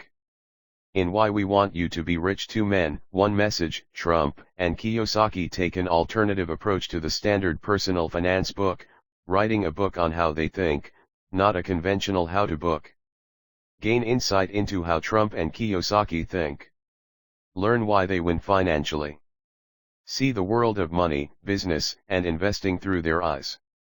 Change your way of thinking about money and life with Why We Want You to Be Rich, Two Men, One Message. Visit rickadad.com and order your copy today. Is there a conspiracy against your wealth? Read the groundbreaking interactive book, Robert Kiyosaki's best-selling Rich Dad's Conspiracy of the Rich, and learn how the ultra-rich steal your wealth through taxes, debt, inflation, and retirement, and what you can do about it. Spanning history, current events, and future trends, Rich Dad's Conspiracy of the Rich was written and published online during the worst economic crises since the Great Depression, and includes reader comments and a bonus Q&A chapter. Learn about the conspiracy against financial education. Discover why the dollar is doomed. Gain the power to take charge of your own destiny. Don't miss one of the most talked about Rich Dad books of all time. Robert Kiyosaki, investor, entrepreneur, educator, and author. Order your copy of Rich Dad's Conspiracy of the Rich today. Order your copy at rickadad.com today. True financial education is the path to creating the life you want for yourself and your family. Robert encourages and inspires you to change the one thing that is within your control, yourself. In Unfair Advantage, Robert challenges people around the world to stop blindly accepting that they are destined to struggle financially all their lives. This book is about the power of financial education and the 5 unfair advantages that real financial education offers: the unfair advantage of knowledge, the unfair advantage of taxes, the unfair advantage of debt, the unfair advantage of risk, the unfair advantage of compensation. In true Rich Dad style, Unfair Advantage challenges readers to appreciate 2 points of view and experience how the power of real financial education is their unfair advantage. www.richdad.com. A Wall Street Journal bestseller, Rich Dad's Cash Flow Quadrant. Tired of living paycheck to paycheck? In Rich Dad's Cash Flow Quadrant, the sequel to Robert Kiyosaki's smash hit, Rich Dad Poor Dad, you learn how the role you play in the world of money affects your ability to become financially free. Learn the 4 types of people who make up the world of business: employees, self-employed business owners, investors. Learn how you can move from being an employee or self-employed to capture the power of being a business owner and investor. Rich Dad's Cash Flow Quadrant is the perfect guide to getting out of the rat race and onto the fast track. Visit richdad.com and order your copy today. Get a head start with a Rich Dad coach. Starting on an adventure to financial independence can be daunting. Boost your confidence and accelerate your progress with the guidance of one of Rich Dad's highly trained and motivating coaches. Discover your mission, passion, and purpose. Build a personalized investment strategy. Set your plan to financial freedom in motion. Whether you are a seasoned investor or beginning the process, partner with a Rich Dad coach to achieve your goals. Set your tomorrow in motion today with Rich Dad Coaching. Knowledge is the new money. The path to wealth is the knowledge learned along the way. Join the thousands who have studied the art and science of investing with Robert and Kim Kiyosaki's trainers and advisors. Learn in a hands-on environment and accelerate your learning curve. Maximize your potential by learning from those who practice what they preach. Gain exclusive access to top-tier experts. Begin your training with a free preview in a town near you. Or, participate in advanced classes in the investment category of your choice. Visit richdad.com for more information on coaching opportunities and education classes near you. Start your child off on the right financial footing. When was the last time your child came home from school talking about what they learned about money? Chances are that your answer is never. Rich Dad's Rich Kid Smart Kid and Rich Dad Poor Dad for Teens introduce parents and teens to the financial world, filling the gap in their education, giving them the right context in which to view money, and placing them on the right financial footing for a secure future. They will learn how money works, the difference between assets and liabilities, to think like an entrepreneur, how to make wise financial choices, how to jumpstart their financial success. Take the first step to ensure your child has a secure financial future with Rich Dad's Rich Kid Smart Kid and Rich Dad Poor Dad for Teens. If you are concerned about your child's financial future, you can't afford to pass over these essential books. Visit richdad.com and order your copy today. Bring out the rich woman in you. Let's face it. When it comes to money, men and women are different. There are unique issues that women face when it comes to money and investing. And now there is a book on money uniquely for women. Now is the time for women to get smarter with their money. Kim Kiyosaki's passion is to educate and encourage women to create financial security and peace of mind. That's why she wrote Rich Woman. Stop losing sleep over money. Take control of your financial future. Forget about looking for a rich Prince Charming. Demand true independence. Start your journey to financial independence today. This book is a must-read for all women. Today, more than ever, women need to be financially savvy. Donald Trump, It's Rising Time. A new title, now available, from Kim. Get your copy of Rich Woman today. Order at richwoman.com. Play Cashflow registered trademark for kids. Teach your kids financial lessons they'll keep for a lifetime. Kim and Robert Kiyosaki. Investors, entrepreneurs, educators, and authors. Jumpstart the financial education of your entire family. Leading researchers say that we only retain 10% of what we read, but 90% of what we experience. The Cashflow for Kids game was created by Robert and Kim Kiyosaki, best-selling authors of Rich Dad Poor Dad and Rich Woman, to teach kids valuable financial lessons in a fun, experiential way. Cashflow for Kids teaches you the difference between an asset and a liability and the principle of cash flow versus capital gains. Kids get to practice real-world investing scenarios with Play Money. Play Cashflow for Kids at home with your kids and friends today. Get connected to the Rich Dad Global community. Join for free. You can expand your world and network in one single step. Join the Rich Dad community free at www.richdad.com and globally expand your access to Robert, Kim, and the Rich Dad advisors. Connect, collaborate, and play games with like-minded people who are committed to increasing their financial IQ just like you.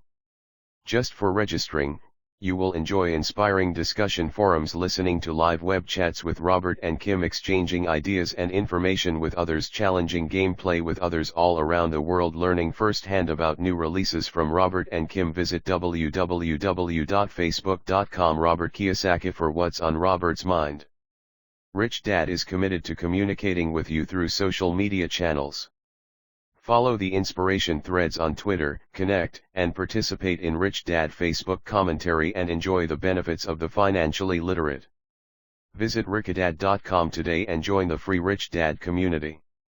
Bonus book excerpt: Rich Dad's Cashflow Registered Trademark Quadrant Guide to Financial Freedom by Robert T. Kiyosaki. Registered trademark editors note the times they are a changin'. There have been many changes in our economy and the investing landscape since Rich Dad Poor Dad was first published in 1997. 14 years ago, Robert Kiyosaki challenged conventional wisdom with his bold statement that your house is not an asset. His contrarian views on money and investing were met with skepticism, criticism, and outrage. In 2002, Robert's book, Rich Dad's Prophecy, advised that we prepare for an upcoming financial market crash. In 2006, Robert joined forces with Donald Trump to write Why We Want You to Be Rich, a book inspired by their concern for the shrinking middle class in America. Robert continues to be a passionate advocate for the importance and power of financial education. Today, in the wake of the subprime fiasco, record home foreclosures, and a global economic meltdown that is still raging, his words seem not only prophetic, but enlightened. Many skeptics have become believers. In preparing the 2011 edition of Rich Dad's Cashflow Quadrant, Robert realized two things: that his message and teachings have withstood the test of time, and that the investment landscape, the world in which investors operate, has changed dramatically.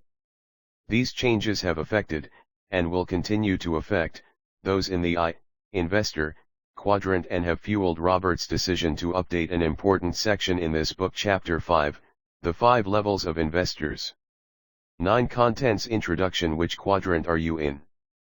1 Part 1 Chapter 1 Chapter 2 Chapter 3 Chapter 4 Chapter 5 Chapter 6 The Cashflow Quadrant. Why don't you get a job? 11 Different quadrants, different people. 23 Why people choose security over freedom. 57 The 3 kinds of business systems. 81 The 5 levels of investors. 95 You cannot see money with your eyes. 119 Part 2 Chapter 7 Chapter 8 Chapter 9 Bringing out the best in you, becoming who you are. 149 How do I get rich? 165 Be the bank, not the banker. 187 Part 3 Chapter 10 How to become a successful B and I take baby steps. 217 The 7 steps to finding your financial fast track. Chapter 11 Step 1, It's time to mind your own business. 233 Chapter 12 Step 2, Take control of your cash flow. 239 Chapter 13 Step 3, Know the difference between risk and risky. 247 Chapter 14 Step 4, Decide what kind of investor you want to be. 251 Chapter 15 Step 5, Seek mentors. 259 Chapter 16 Step 6, Make disappointment your strength. 269 Chapter 17 Step 7, The Power of Faith. 275 Chapter 18 In summary. 281 Preface. What is your life's goal? What do you want to be when you grow up? That is a question most of us have been asked. I had many interests as a kid, and it was easy to choose. If it sounded exciting and glamorous, I wanted to do it. I wanted to be a marine biologist, an astronaut, a marine, a ship's officer, a pilot, and a professional football player. I was fortunate enough to achieve 3 of those goals: a Marine Corps officer, a ship's officer, and a pilot. I knew I did not want to become a teacher, a writer, or an accountant. I did not want to be a teacher because I did not like school. I did not want to be a writer because I failed English twice. And I dropped out of my MBA program because I could not stand accounting. Ironically, now that I have grown up, I have become everything I never wanted to become.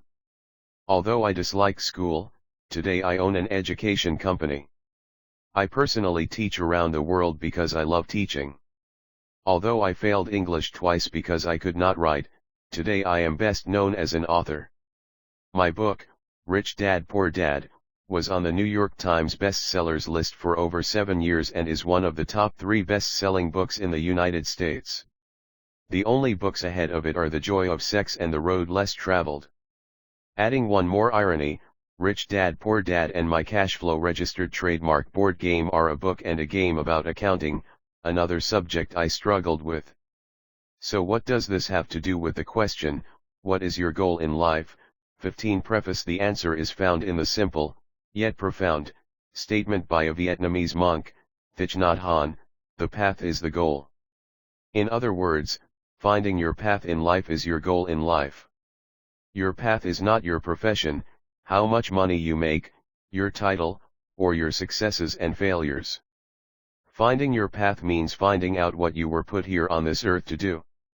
What is your life's purpose? Why were you given this gift called life? And what is the gift you give back to life? Looking back, I know going to school was not about finding my life's path. I spent 4 years in military school, studying and training to be a ship's officer. If I had made a career sailing for Standard Oil on their oil tankers, I would never have found my life's path. If I had stayed in the Marines or had gone to fly for the airlines, I would never have found my life's path.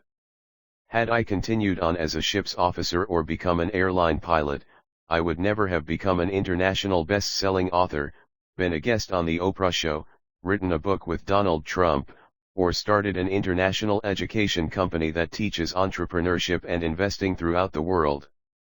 Finding your path. This cash flow quadrant book is important because it is about finding your path in life. As you know, most people are programmed early in life to go to school and get a job. School is about finding a job in the E or S quadrant. It is not about finding your life's path. I realize there are people who know exactly what they are going to do early in life. They grow up knowing they are going to be a doctor, lawyer, musician, golfer, or actor. We have all heard about child prodigies, kids with exceptional talents. Yet you may notice, these are professions, not necessarily a life's path. 16 Cash flow quadrant. So how does one find their path in life? My answer is, I wish I knew. If I could wave my magic wand and your life's path would magically appear, I would. Since I do not have a magic wand nor can I tell you what to do, the best thing I can do is tell you what I did. And what I did was trust my intuition, my heart, and my guts.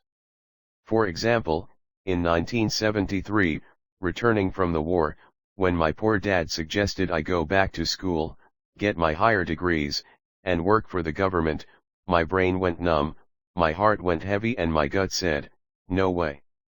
When he suggested I get my old job back with Standard Oil or fly for the airlines, again my mind, heart, and gut said no. I knew I was through sailing and flying, although they were great professions and the pay was pretty good. In 1973, at the age of 26, I was growing up. I had followed my parents' advice and gone to school, received my college degree, and had 2 professions, a license to be a ship's officer and a license to fly. The problem was, they were professions and the dreams of a child. At the age of 26, I was old enough to know that education is a process. For example, when I wanted to be a ship's officer, I went to a school that turned out ship's officers. And when I wanted to learn to fly, I went to Navy flight school, a 2-year process that turns non-pilots into pilots. I was cautious about my next educational process. I wanted to know what I was going to become before I started my next educational process. Traditional schools had been good to me. I had achieved my childhood professions. Reaching adulthood was confusing because there were no signs saying, "This is the way." I knew what I didn't want to do, but I did not know what I wanted to do. It would have been simple if all I wanted was a new profession. If I had wanted to be a medical doctor, I would have gone to medical school. If I had wanted to be a lawyer, I would have gone to law school.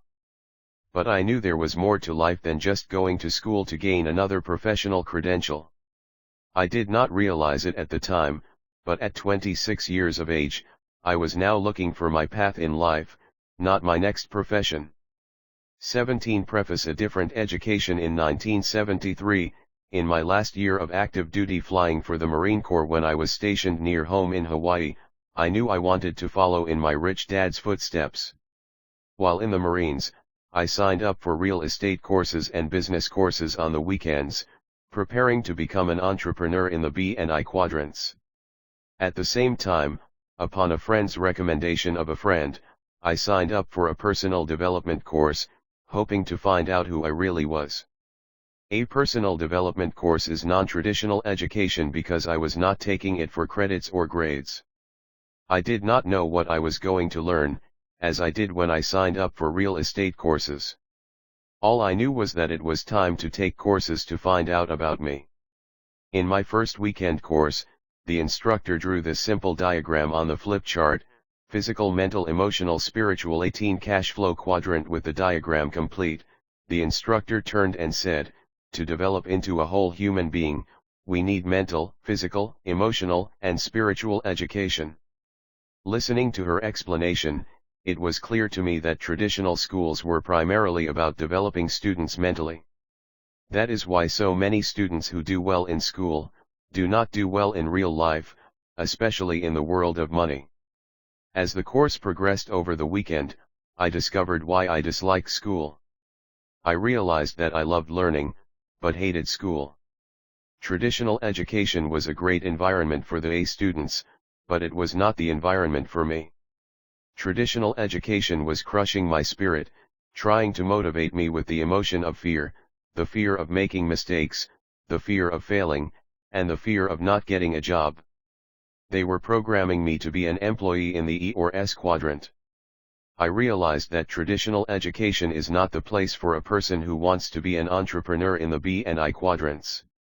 This may be why so many entrepreneurs never finish school. Entrepreneurs like Thomas Edison, founder of General Electric; Henry Ford, founder of Ford Motor Company; Steve Jobs, founder of Apple; Bill Gates, founder of Microsoft; Walt Disney, founder of Disneyland; and Mark Zuckerberg, founder of Facebook.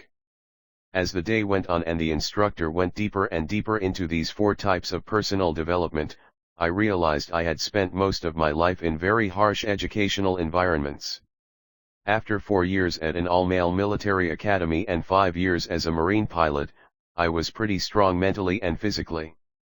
As a Marine pilot, I was strong emotionally and spiritually, but all on the macho male development side. I had no gentle side, no female energy. After all, I was trained to be Marine Corps officer, emotionally calm under pressure, prepared to kill, and spiritually prepared to die for my country.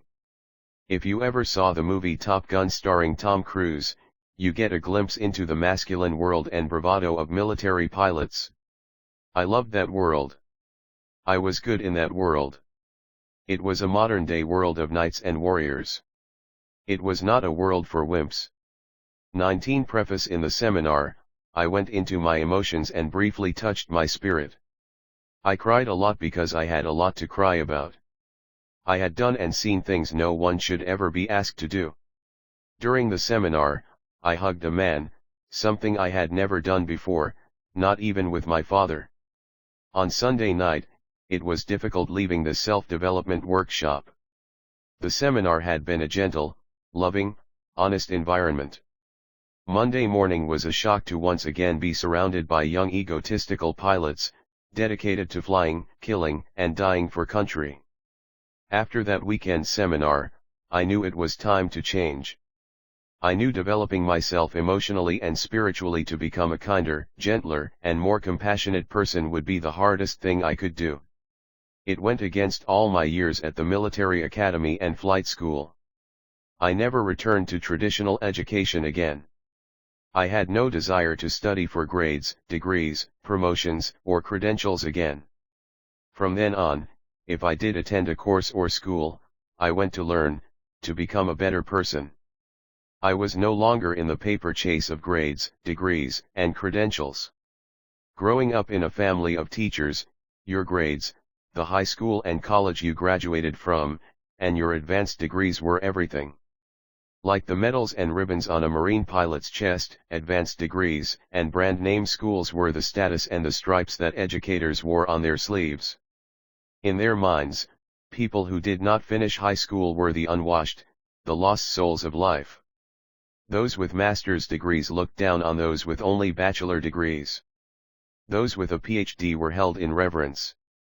At the age of 26, I knew I would never return to that world. Editor's note: in 2009, Robert received an honorary PhD in entrepreneurship from prestigious San Ignacio de Loyola in Lima, Peru. The few other recipients of this award are political leaders, such as the former president of Spain. XX Cash Flow Quadrant. Finding my path. I know some of you are now asking, why is he spending so much time talking about non-traditional education courses? The reason is, that first personal development seminar rekindled my love of learning, but not the type of learning that is taught in school. Once that seminar was over, I became a seminar junkie, going from seminar to seminar, finding out more about the connection between my body, my mind, my emotions, and my spirit. The more I studied, the more curious about traditional education I became. I began to ask questions such as, why do so many kids hate school? Why do so few kids like school? Why are many highly educated people not successful in the real world? Does school prepare you for the real world? Why did I hate school but love learning? Why are most school teachers poor? Why do schools teach us little about money? Those questions led me to become a student of education outside the hallowed walls of the school system. The more I studied, the more I understood why I did not like school and why schools failed to serve most of its students, even the A students. My curiosity touched my spirit, and I became an entrepreneur in education. If not for this curiosity, I might never have become an author and a developer of financial education games. My spiritual education led me to my path in life. It seems that our paths in life are not found in our minds. Our path in life is to find out what is in our hearts. This does not mean a person cannot find their path in traditional education. I am sure many do. I am just saying that I doubt I would have found my path in traditional school. XXI preface. Why is a path important? We all know people who make a lot of money, but hate their work. We also know people who do not make a lot of money and hate their work. And we all know people who just work for money. A classmate of mine from the Merchant Marine Academy also realized he did not want to spend his life at sea. Rather than sail for the rest of his life, he went to law school after graduation, spending 3 more years becoming a lawyer and entering private practice in the S quadrant. He died in his early 50s. He had become a very successful, unhappy lawyer. Like me, he had 2 professions by the time he was 26. Although he hated being a lawyer, he continued being a lawyer because he had a family, kids, a mortgage, and bills to pay. A year before he died, I met him at a class reunion in New York. He was a bitter man. All I do is sweep up behind rich guys like you. They pay me nothing. I hate what I do and who I work for. Why don't you do something else? I asked. I can't afford to stop working. My first child is entering college. He died of a heart attack before she graduated. He made a lot of money via his professional training, but he was emotionally angry, spiritually dead, and soon his body followed. I realize this is an extreme example. Most people do not hate what they do as much as my friend did. Yet it illustrates the problem when a person is trapped in a profession and unable to find their path. To me, this is the shortcoming of traditional education. Millions of people leave school, only to be trapped in jobs they do not like. They know something is missing in life. Many people are also trapped financially, earning just enough to survive, wanting to earn more but not knowing what to do. Without awareness of the other quadrants, many people go back to school and look for new professions or pay raises in the E or S quadrant, unaware of the world of the B and I quadrants. XXII cash flow quadrant. My reason for becoming a teacher. My primary reason for becoming a teacher in the B quadrant was a desire to provide financial education. I wanted to make this education available to anyone who wanted to learn, regardless of how much money they had or what their grade point averages were. That is why the Rich Dad Company started with the cash flow game. This game can teach in places I could never go. The beauty of the game is that it was designed to have people teach people. There is no need for an expensive teacher or classroom. The cash flow game is now translated into over 16 languages, reaching millions of people all over the world. Today, the Rich Dad Company offers financial education courses as well as the services of coaches and mentors to support a person's financial education. Our programs are especially important for anyone wanting to evolve out of the E and S quadrants into the B and I quadrants. There is no guarantee that everyone will make it to the B and I quadrants, yet they will know how to access those quadrants if they want to. Change is not easy for me. Changing quadrants was not easy. It was hard work mentally, but more so emotionally and spiritually. Growing up in a family of highly educated employees in the E quadrant, I carried their values of education, job security, benefits, and a government pension. In many ways, my family values made my transition difficult. I had to shut out their warnings, concerns, and criticisms about becoming an entrepreneur and investor. Some of their values I had to discount were, but you have to have a job. You're taking too many risks. What if you fail? Just go back to school and get your master's degree. Become a doctor. They make a lot of money. The rich are greedy. XXII preface. Why is money so important to you? Money won't make you happy. Just live below your means. Play it safe. Don't go for your dreams.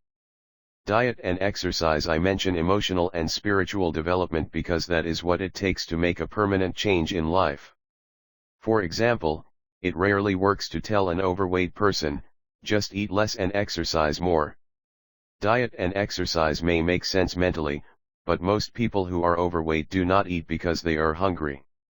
They eat to feed an emptiness in their emotions and their soul.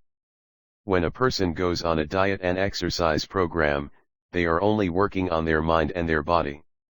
Without emotional development and spiritual strength, the overweight person may go on a diet for 6 months and lose a ton of weight, only to put even more weight back on later. The same is true for changing quadrants. Saying to yourself, I'm going to become an entrepreneur in the B quadrant, is as futile as a chain smoker saying, tomorrow I'm going to quit smoking. Smoking is a physical addiction caused by emotional and spiritual challenges. Without emotional and spiritual support, the smoker will always be a smoker. The same is true for an alcoholic, a sex addict, or a chronic shopper. Most addictions are attempts to find happiness in people's souls. This is why my company offers courses for the mind and body, but also coaches and mentors to support the emotional and spiritual transitions. A few people are able to make the journey alone, but I was not one of them. If not for a coach like my rich dad and the support of my wife Kim, I would not have made it. There were so many times I wanted to quit and give up. If not for Kim and my rich dad, I would have quit. XXIV cash flow quadrant. Why A students fail. Looking at the diagram again, it is easy to see why so many A students fail in the world of money. Body, mind, emotion, spirit. A person may be highly educated mentally, but if they are not educated emotionally, their fear will often stop their body from doing what it must do. That is why so many A students get stuck in analysis paralysis, studying every little detail, but failing to do anything. This analysis paralysis is caused by our educational system punishing students for making mistakes. If you think about it, A students are A students simply because they made the fewest mistakes. The problem with that emotional psychosis is that, in the real world, people who take action are the ones who make the most mistakes and learn from them to win in the game of life. Just look at Presidents Clinton and Bush. Clinton could not admit he had sex and Bush could not recall any mistakes he made during his presidency. Making mistakes is human, but lying about your mistakes is criminal, a criminal act known as perjury. XXV preface: when criticized for making 1014 mistakes before creating the electric light bulb, Thomas Edison said, "I did not fail 1014 times. I successfully found out what did not work 1014 times." In other words, the reason so many people fail to achieve success is because they fail to fail enough times. Looking at the diagram again, body, mind, emotion, spirit. One of the reasons so many people cling to job security is because they lack emotional education. They let fear stop them. One of the best things about military school and the Marine Corps is that these organizations spend a lot of time developing young men and women spiritually, emotionally, mentally, and physically. Although it was a tough education, it was a complete education, preparing us to do a nasty job. The reason I created the cash flow game is because the game educates the whole person. The game is a better teaching tool than reading or lecture, simply because the game involves the body, mind, emotions, and spirit of the player. The game is designed for players to make as many mistakes as possible with play money, and then learn from those mistakes. To me, this is a more humane way to learn about money. XXVI Cash Flow Quadrant. The path is the goal today. There are thousands of cash flow clubs all over the world. One reason why cash flow clubs are important is because they are a shelter from the storm, a way station on the path of life. By joining a cash flow club, you get to meet people like you, people who are committed to making changes, not just talking about change. Unlike school, there is not a requirement of past academic success. All that is asked is a sincere desire to learn and make changes. In the game, you will make a lot of mistakes in different financial situations and will learn from your mistakes, using play money. Cash flow clubs are not for those who want to get rich quick. Cash flow clubs are there to support the long-term mental, emotional, spiritual, physical, and financial changes a person needs to go through. We all change and evolve at different rates of speed, so you are encouraged to go at your own speed. After playing the game with others a few times, you will have a better idea of what your next step should be and which of the 4 asset classes, business, real estate, paper assets, or commodities, is best for you. In conclusion, finding one's path is not necessarily easy. Even today, I do not really know if I am on my path or not. As you know, we all get lost at times, and it is not always easy to find our way back. If you feel you are not in the right quadrant for you, or you are not on your life's path, I encourage you to search your heart and find your path in life.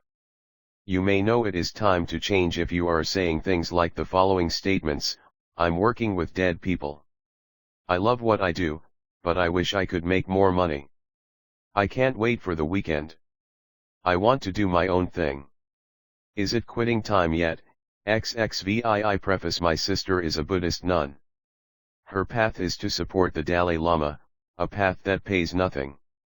Yet, although she earns little, it does not mean she has to be a poor nun. She has her own rental property and investments in gold and silver. Her strength of spirit and her financially educated mind allow her to follow her life's path without taking a vow of poverty. In many ways, it was a good thing I was labeled stupid in school. Although emotionally painful, that pain allowed me to find my life's path as a teacher. And like my sister, the nun, just because I am a teacher does not mean I have to be a poor teacher. Repeating what Thich Nhat Hanh said, the path is the goal. XXVII Introduction: which quadrant are you in?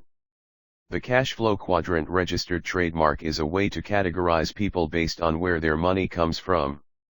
Are you financially free? If your life has come to a financial fork in the road, Rich Dad's cash flow quadrant was written for you. If you want to take control of what you do today in order to change your financial destiny, This book will help you chart your course. This is the cash flow quadrant.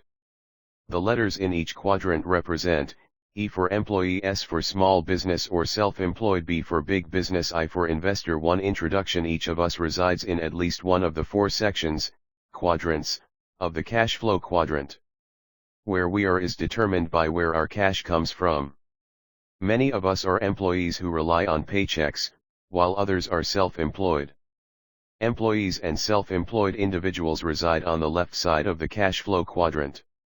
The right side is for individuals who receive their cash from businesses they own or investments they own. The cash flow quadrant is an easy way to categorize people based on where their money comes from. Each quadrant within the cash flow quadrant is unique, and the people within each one share common characteristics. The quadrants will show you where you are today and will help you chart a course for where you want to be in the future as you choose your own path to financial freedom. While financial freedom can be found in all 4 of the quadrants, the skills of A, B, or I will help you reach your financial goals more quickly.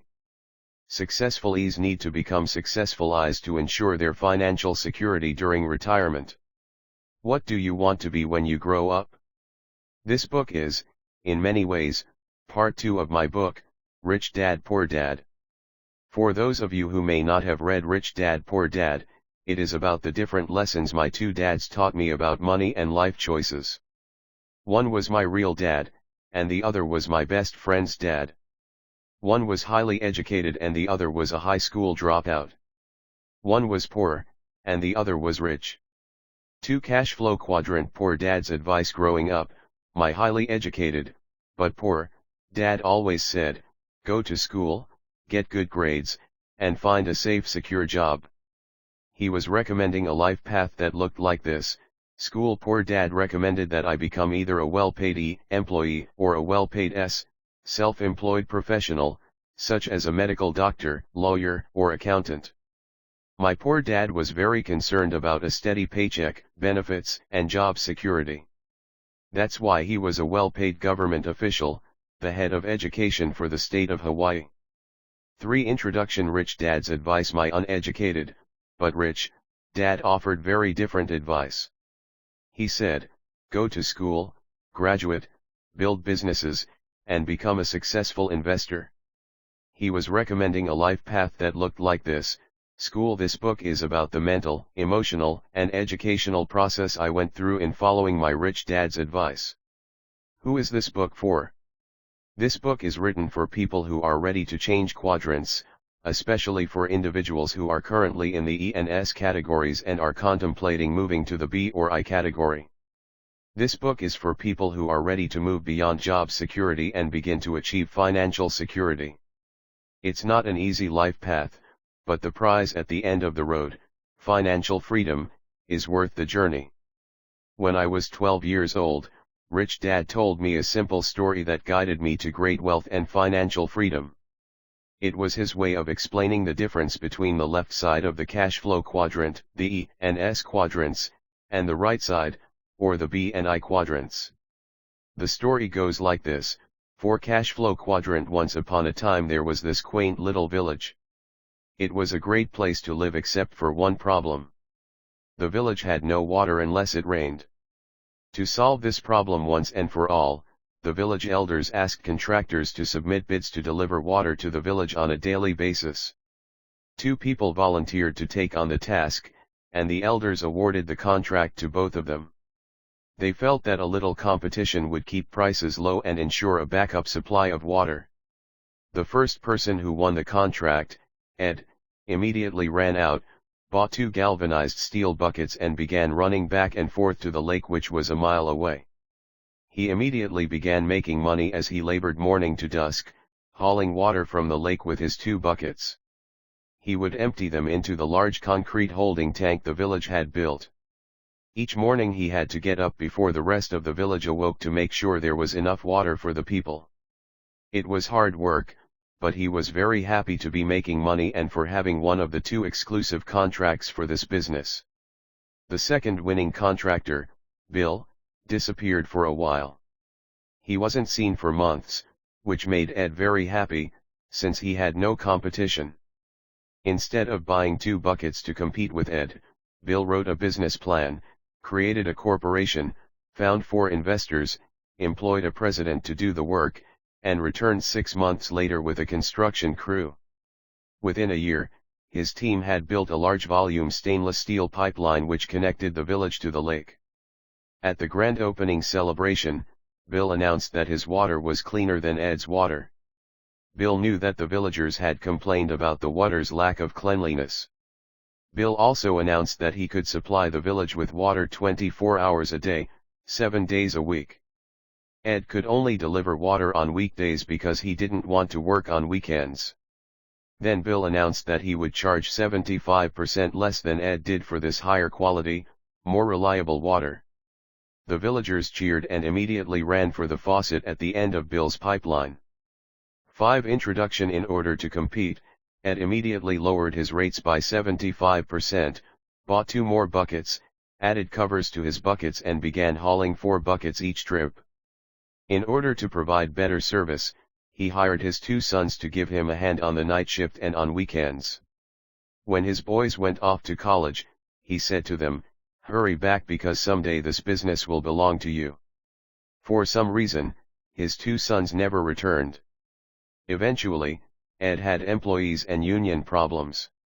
The union demanded higher wages and better benefits and wanted its members to only haul 1 bucket at a time.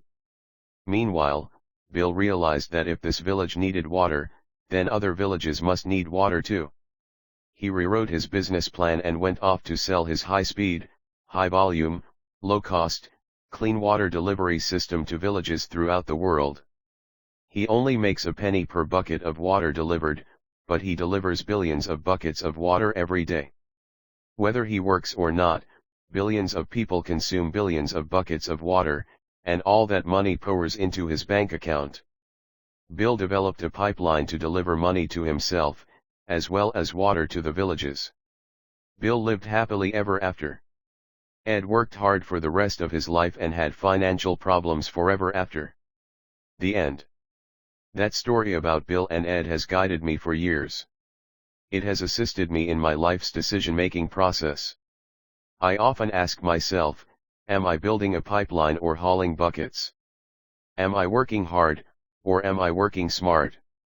And the answers to those questions have made me financially free. That is what this book is about. It's about what it takes to become a B and an I.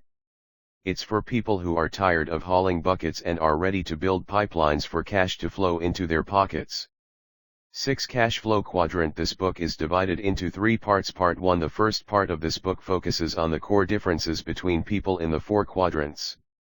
It shows why certain people gravitate to certain quadrants and often get stuck there without realizing it. It will help you identify where you are today in the quadrant and where you want to be in 5 years. Part 2. The second part of this book is about personal change. It's more about who you have to be, instead of what you have to do. Part 3. The third part of this book explains how to find success on the right side of the cash flow quadrant. I will share more of my Rich Dad secrets on the skills required to be a successful BNI. It will help you choose your own path to financial freedom. Throughout Rich Dad's cash flow quadrant, I continue to stress the importance of financial intelligence. If you want to operate on the right side, the B and I quadrant side, you must be smarter than if you choose to stay on the left side, the E and S quadrant side. To be a B or I, you must be able to control the direction of your cash flow.